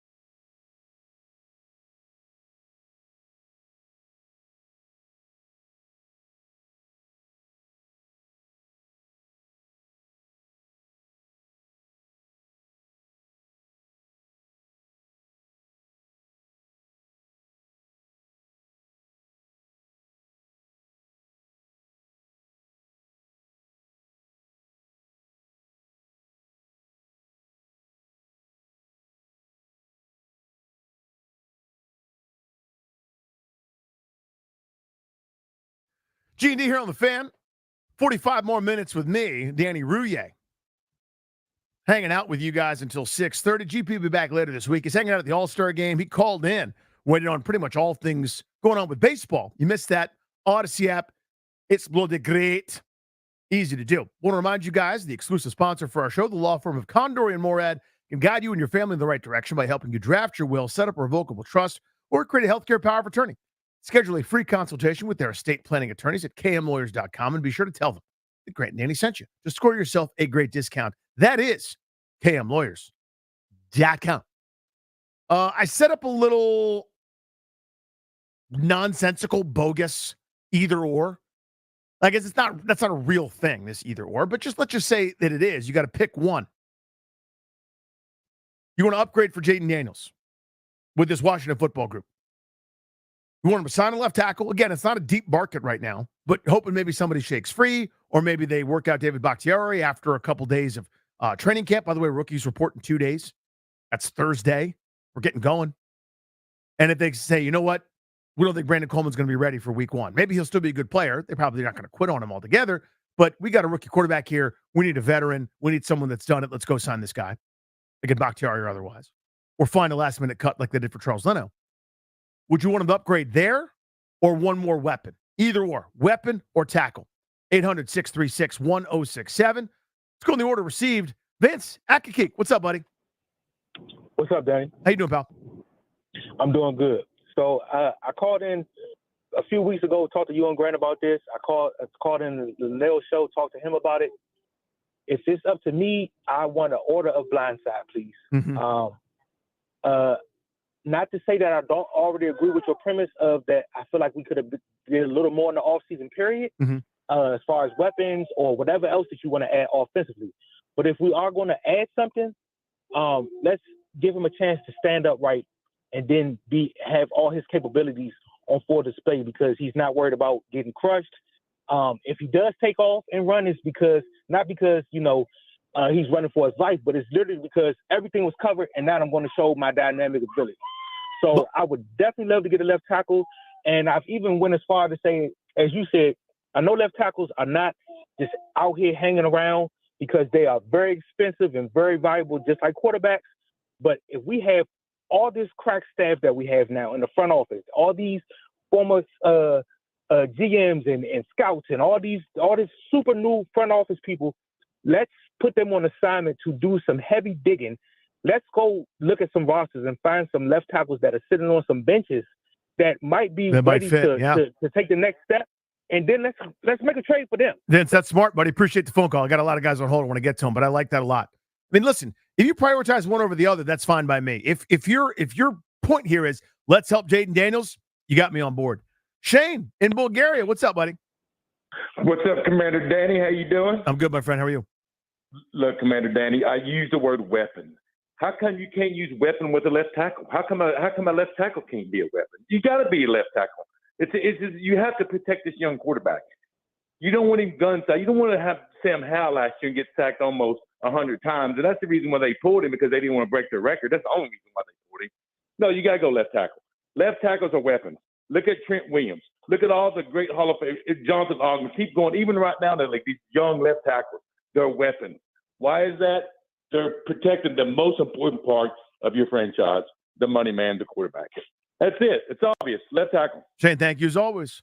Rashid, DC, what's up, man? You're on the Fan. Left tackle or weapon for Jayden Daniels? What's up, Danny, man? Long time listener. Appreciate you, dude. Left tackle, man. I got to agree with everybody. Everybody else, man. It's the left tackle.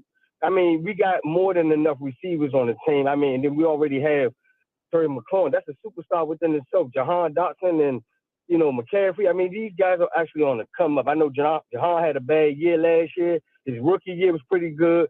This is going to be that turnaround year. But as long as we got a quarterback that can stay upright and get these receivers time to let their routes develop, get us a left tackle, man. I'm on board with that. Appreciate you, dude. 3 for 3, by the way, left tackle. Chris, Hyattsville. What's up, man? Chris. And put him back on hold. John Ashburn, left tackle or wide receiver? Left tackle for 2 reasons. Well, one, if you upgrade your left tackle, you can take Lucas and move him over to the right tackle. You Now upgrade you've both. upgraded two of your positions, Mm-hmm. not just one. Because if you look at the pressure percentage from last year, Lucas or our guy that we shipped out of here would have ranked 16th, so exactly middle of the league for left tackle on pressure percentage. Wiley, he was ranked 20th. All right, so you sign the left tackle, which allows you to upgrade both tackle positions and hopefully keep Daniels from getting injured. Love it. Appreciate the phone call, man. Let's go back to Chris Hyattsville. What do you got on this, man? I just want to point out that it's almost 1 a.m. in Bulgaria, so props to my man. He's calling so in from committed. Bulgaria. That's a great point about the time difference. Didn't even think of that. Listen, I mean, I'm not quite sure about this either or right here because, I mean, Brandon Aiyuk is way better than whatever's remaining of the left tackle group in the free agency class. But if I had my druthers, I would prefer to upgrade the left tackle spot. I think there's enough offensive weapons. You know, when you bring in Cliff Kingsbury, you got a better quarterback. I think they can salvage enough offense. But it doesn't matter if you have Randy Moss if you can't protect the quarterback. I'm with that. I mean, again, thank you, Chris, as always. I am. If you tell me, hey, like, again, I haven't come up with a great analogy, but like, let's say you got a house and you got some money to play with, you got some resources, and my wife comes to me and says, you know what I think we should do? A screened-in porch. Yes. Because actually, on second thought, you know what we should do is improve the kitchen. Yes. Yes is the answer. The priority is Daniels. So is the second priority, and the third, and the 10th. Like, that's the thing, man. Anything that you do that's going to benefit him directly, not indirectly, not once every 3 games, this guy might, bat a pass down and get you off the field on third down. No, that's fine. But what benefits him directly is the most essential. And it's the only thing that I would be doing until I exhausted every opportunity. Until every player on the offensive side of the ball is the absolute best I could possibly get with every resource, I'm still going to try to do that. Once I've done that and completed my mission and go, I can't possibly upgrade anywhere. Once I've done that, I go, okay, now, do we still need some linebacker? Do we still need some safety help? Do we need a slot corner? I just have a different philosophy than everybody else. And we're all the product of what we've gone through when it comes to fandom. I've seen too many highly touted quarterbacks, too many guys that we now think of as busts, as jokes, go to terrible organizations. I'm hoping this isn't one anymore, by the way. I don't think it is. I think Harris Ownership Group and the Peters front office are pretty savvy. But I've seen guys go to places where they're under-talented and really struggle and expect the guy just to figure it out, or let's put a test in front of him. Here's the test. Becoming an NFL quarterback is really hard. Most guys don't make it with a great situation. I'm going to take away every variable I can to try to give him a chance at success. But appreciate the thoughts on this and the calls. Lionel Willingham is going to stop by. We're going to chop it up, hang out, talk about some sports, give you an All-Star game preview. Hang with us.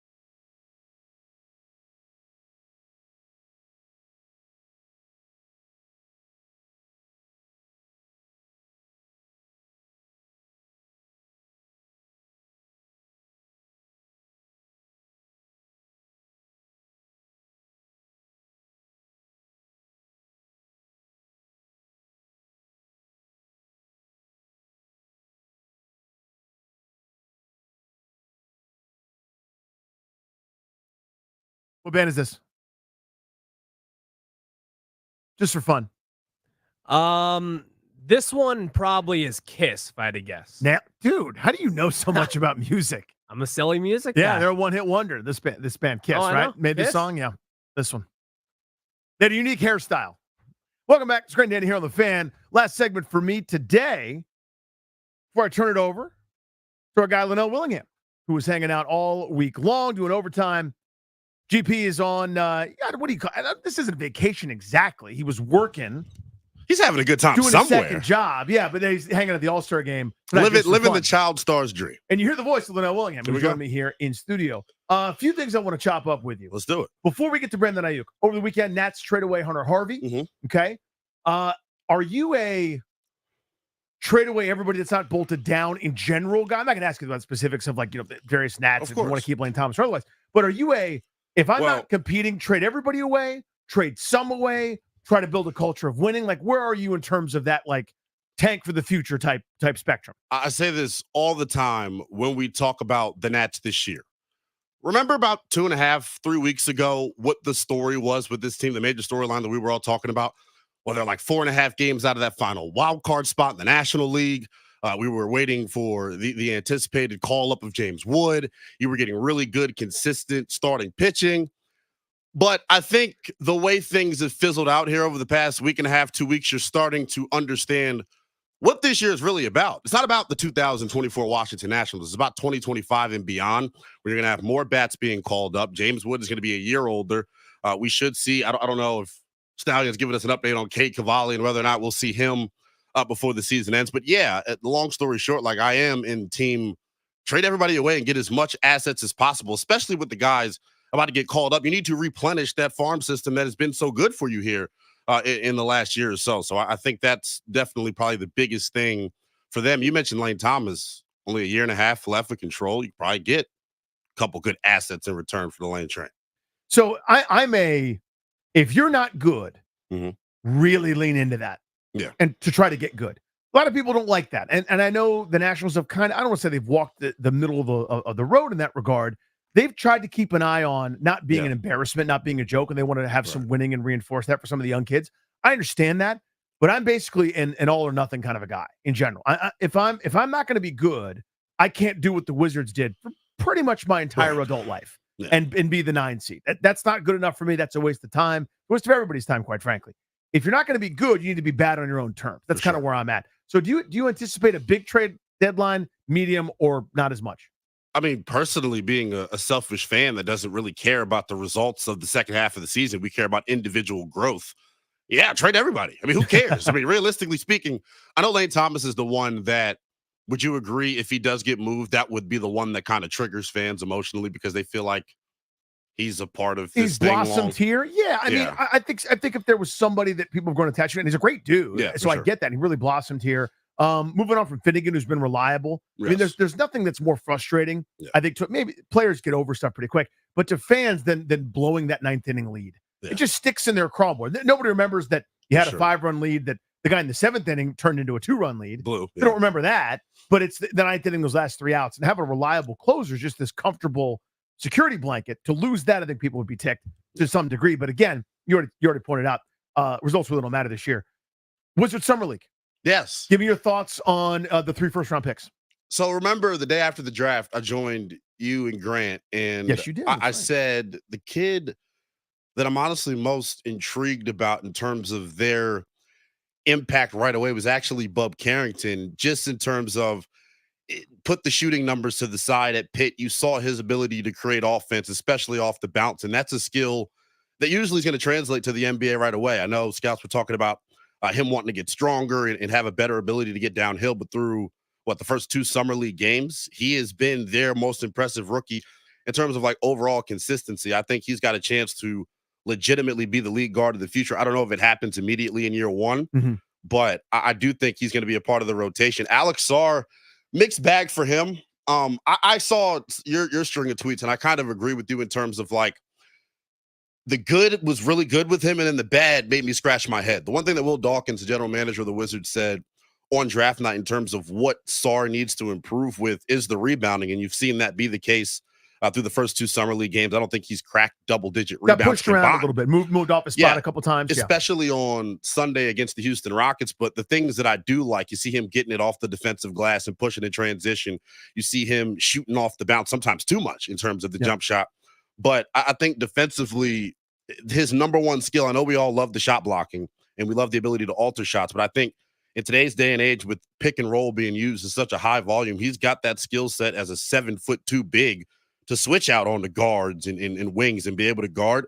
I think he's done a good job with that in summer league as well. I just want him to be more competitive. He's got a hell of a matchup tonight against Donovan Clingan, so that'll really show you and really let you know where he's at in terms of the physicality. But I think he's got to step up. He's hearing the noise. I know they talked to him after Sunday. They had to have because he got pushed around bad. Yeah, but also I see what they see. Yeah, for sure. You know It's what I there. mean? Like just somebody that is that big, right? That moves around that way. You just go, I'll figure it out. He's a unicorn. Yeah, he shouldn't be able to do that. Well, even beyond that, though, I also see what they see in the sense that they go, we do not want any minutes at the 5 right now. No, maybe the occasional small ball lineup if the other team does it first. But I'm not going to lead you there. But that's why they go get Valanciunas. But this is where it gets interesting. And as you just mentioned, it validates the Jonas Valanciunas signing. Yeah. But then it makes me think, well, what happens between now and I'll say what the start of training camp when it comes to Kyle Kuzma? You continue to hear that they're engaged in trade talks. His best position is the 4.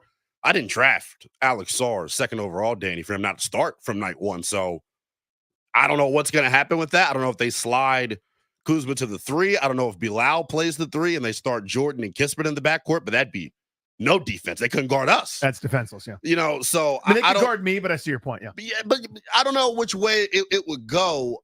I'm excited and talking about the guys coming back. Bilal starting for the French national team, seeing him through these Olympic trials, I think is going to be exciting as well. But, like, I don't know. It kind of feels like Kuzma's the odd man out here right now because, like you said, I don't want Kuz taking shots away from Alex. So I want him to be able to continue to develop his offensive game during the season, getting real life reps. I know ideally he's not going to be the guy that you want to run your offense through right away because he's still raw and needs polish, but he needs the reps too. And I think with Kuz eating up minutes at the 4, how's he going to get shots? A month in, if we're at the end of October, mid-November, and Sarr's not playing 35 minutes a night just yet, I can live with that. Right? A guy's getting his feet wet, learning for sure the travel, learning how to get your weightlifting and even on a game day. I mean, just being a pro, fine by me. If we're in March and we're still doing this crap, I'm gonna roll my eyes, especially the way Reed Shepherd looked. I'm gonna have some words, right? By the way, they overthought Reed Shepherd too. He's a Kentucky guard. The hit rate is damn near 100%. It feels like on Kentucky. Again, I could be a consultant. Pay me so much money. I'll walk in. We're thinking about drafting this guy. What is he? He's a Kentucky guard. Yes, that'll be $250,000, please. Pay me my fee. But real quick on Sarr, you could bring him along slowly. And when I say slowly, I mean a couple of months. Get your feet wet, be a pro. You've never played this year-round kind of grown man grind. For sure. We got Valanciunas to take some pressure off you. But I'm going to start looking at my watch after a little while going, okay, man, let's pick it up because he needs to fail. Numbers on Valanciunas real quick. My guy told me last night 9 rebounds per game in 23 minutes. Yeah. So, like, that's insane. Yeah. So that's literally what he's going to be there to do. He's going to protect Sarr and allow him to just focus on shot blocking. But, yeah, I want to see his you're a offensive young kid, by the game. way. It's just it's crazy to me. Just a quick side. I know you don't care about this at all. But I'm so old that the idea that in my lifetime, a center that is a double-double machine that has a nice touch around the rim, that can hit threes, by the way, and is not some sort of like crazy person off the court, is like a marginal edge of the league asset that's readily available. That's crazy. For nothing is insane to me. I'll never get over it. Fascinating. It honestly is. Like, I'm the guy that's shaking his fist at the ocean. Now, I understand where the game is. I get it. I get it. I understand what happened. The idea that I would see a dude 7'1" with those light feet, who's big, physical, and strong, be an afterthought in free agency is incredible to me. Real quick, Keyshawn George, what have you seen? Yeah, he was the guy that I was thinking he may take the longest to come about. And I think he will. But I like the way he looked in the first 2 summer league games in terms of the confidence that he's played with. When you're 6'7", 6'8", and you can handle the ball the way that he can, and that's a work in progress, but he's comfortable with it. He made a couple of threes off the dribble. Like, I like what he's able to bring. I think his game right now is similar to what we saw from Bilal Coulibaly coming into last year in terms of they've got better feel than maybe we initially anticipated. I think Keyshawn's a better passer. He made some really good passes in the first 2 games. Point guard background before he had his growth spurt. Yeah, for sure. So I think it's fascinating. His backstory is interesting because he did that pro year before going to Miami. But, you don't want to underscore how much that did for his development. Although the numbers didn't translate during the freshman year, he didn't look out of place at all. I love the confidence that he played with. People were talking about Wizards Twitter gets crazy. Jason Tatum light. And I said, whoa, slow down. Whoa. But you see it, though, in terms of he's got a confidence to shoot off the dribble, and we didn't think that was a part of his game. I didn't, at least. He is a shooter. Yes. Like that stroke is legit. He is a shooter. There's no question there. To me, he's a guy that doesn't have the quicks or the explosiveness that he's going to need. Yes. And I wonder if that's coming. That, to me, will be the tipping point, the deciding factor. Because right now, I think you can get in his kitchen a little bit. Right. You get an active defender putting pressure on him. I don't think he wants to deal with that. On Sunday, yeah. Yeah, I don't think he wants to deal with that. But here's the thing: there's still room. If you have an elite skill set in any sport, they'll find something for you to do. Exactly. If you can hit the baseball, they'll give you a position. You can shoot the basketball, they will find something for you to do. So that's interesting. Appreciate the conversation on that. You've heard the Brandon Aiyuk news. I know you're rolling your eyes. Yeah, because so give me your summary of where we're at with that. And once again, I read your tweets. You're my favorite follow. I don't know if I should call you humorous Danny, funny Danny, whatever you want. I will call you for the remainder of the segment. Stop it. But I hear your side of the argument wholeheartedly. Mm-hmm. The number one asset right now in today's NFL is a quarterback on a rookie contract. Yes. Load that roster up around him. Do everything you can to ensure that he's going to hit the ground running. My only thing is this. San Francisco's made it very public through the media, through their own people. They want Brandon Aiyuk in their building. So with that being the case, we don't know what type of compensation it's going to take to get Brandon Aiyuk here to DC. And that's where I start to wonder. Is the price going to be too rich on top of giving him the contract extension at a position, Danny, that the market's skyrocketing, but on the same token, I don't want to make it sound hyperbolic. It's easy to go get a star-studded wide receiver in the first round of the draft. It's easier. They're growing on trees nowadays. It's easier. It's not easy. It's easier. I wouldn't say fair. That's a realistic way to put it, but you get what I'm saying here. I do. It's a position where you can go through the draft and replenish, not just in round 1, but round 2, round 3. And I don't know if you just saw, as I was on the way in, I got the notification, Ricky Pearsall, San Fran's first-round wide receiver, non-football injury list. So that makes the need for Aiyuk even greater, I think, for San Francisco. The one thing I would say, and I'm a young cat, so I'm not supposed to think this way, but it's kind of annoyed me. I don't like the way he's handling the negotiations through the media the way that he is. Well, I don't like how public it's been. Is annoying the right word? I don't really care at the end of the day. I think he's a damn good football player, but it's bothered me a little bit to see that he doesn't have the people in his camp that are smart enough to say, hey, you're already not getting your money. You don't think this is taking off John Lynch and Kyle Shanahan that, we're at the top of the headlines once again. He's leaking out contract figures. So I don't know how it ultimately plays out. The money that he's asking for is where I think it gets interesting, because Diana Rossini put out, they had an offer to him around $26-27 million per year. Justin Jefferson signed for what, 35? So if you're Aiyuk coming off an all-pro season in an offense where, compared to the other top wideouts in the league, you don't get the volume of targets, I can see why he feels like he is in that upper echelon tier of receiver. But in reality, when you look at the numbers, this is the first year that he's really had that explosion. Mm-hmm. So do you pay a guy $35 million off of the 1 year? But he's also got it in his back pocket too. Like I just said, he doesn't get the lion's share of targets that other guys do just because of how much San Fran runs the football. So it's fascinating. I think Washington is going to be fine with or without him in terms of what we have already in-house at wide receiver. And I get where you're coming from.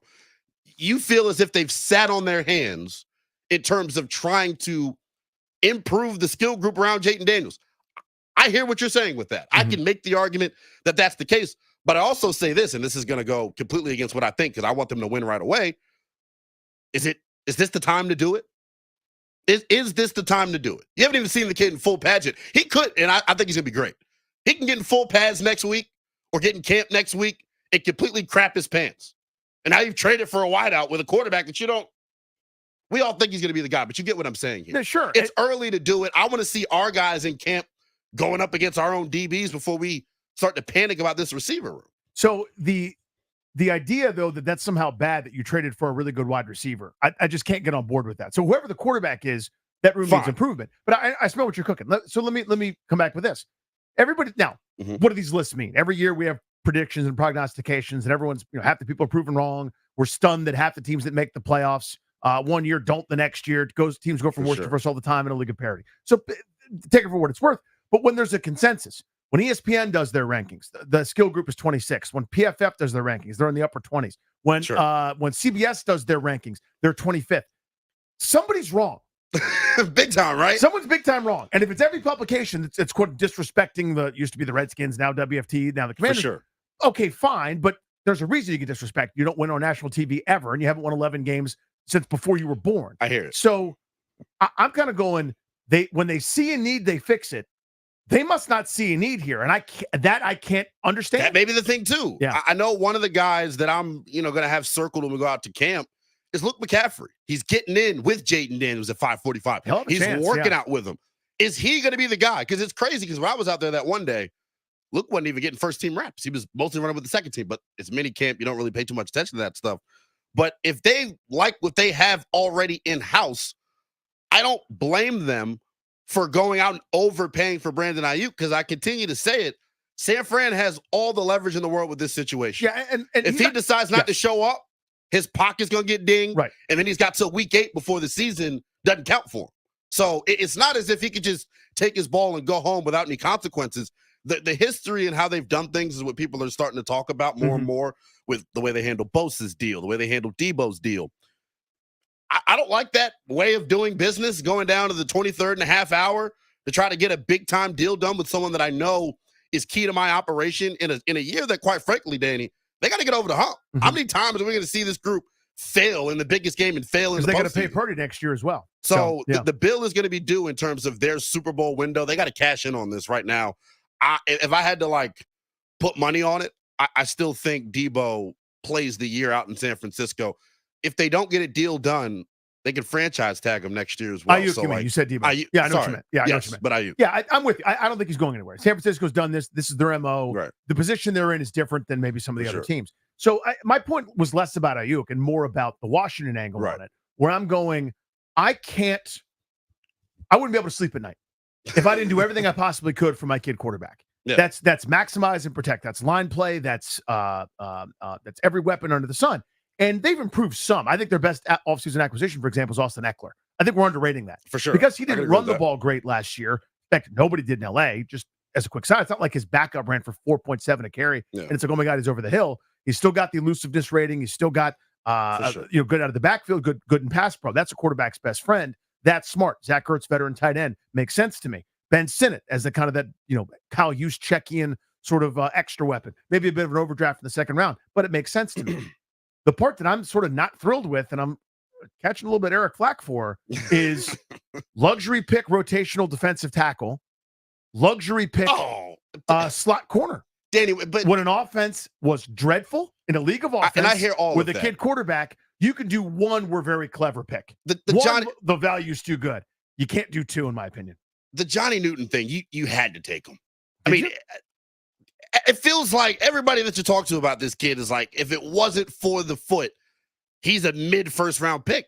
How do you pass up that type of value? I understand the needs, but when you're in year one of a rebuild, I can do it. When you're in year one of a rebuild, though, I think you draft more for best player available than need, because you understand that, realistically speaking, despite what I think, and I want t-shirts made, that I am the most optimistic about this group here locally, it's not about this year.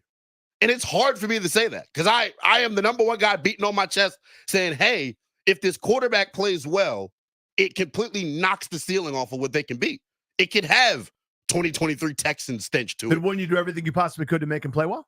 Correct. Does that include a rotational defensive tackle behind two Pro Bowlers? I think the thing that is going to help him out the most is something we were all crying for last year.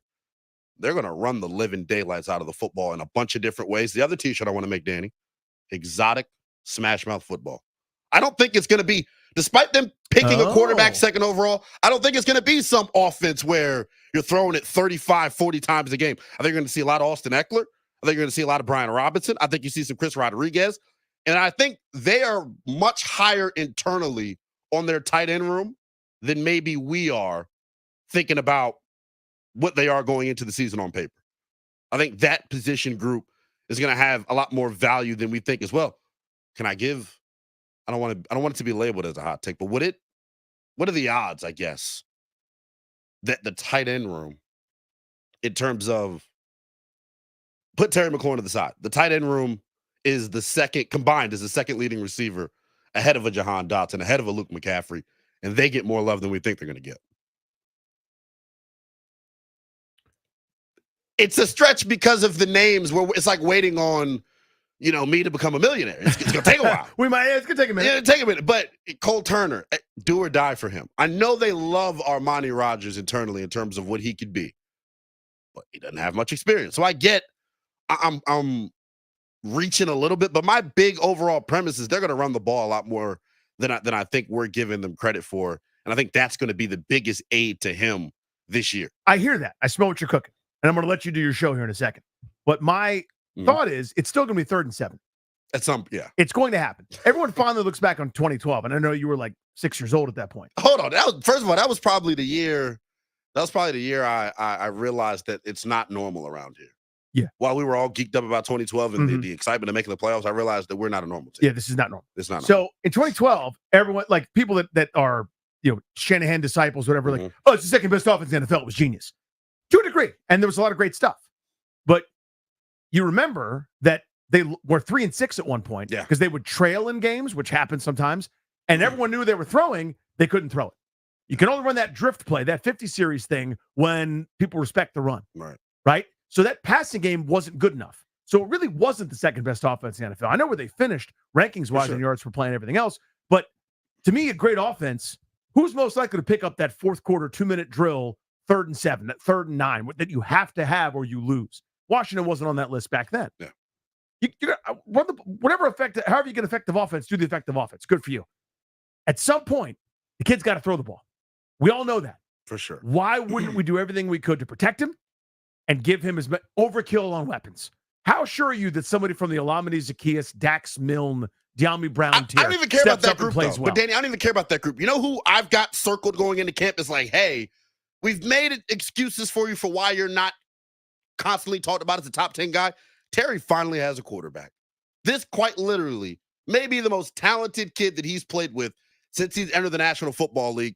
Terry's coming off 4 consecutive 1,000-yard years. What if we do have a top 10 receiver on our hands, and now he's going to get the opportunities to actually show that? That's another element in this whole thing that we don't know.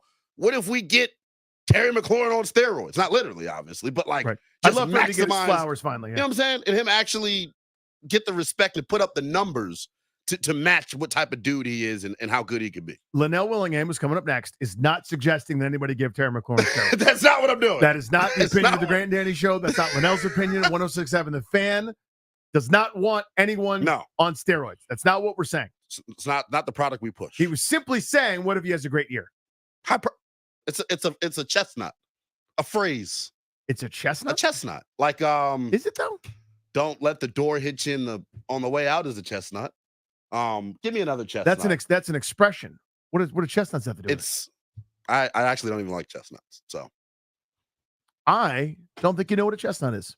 Linnell Willingham coming up next. Appreciate you guys checking out the show. For Ryan, for Darius, I'm Danny. We'll see you guys tomorrow. Later.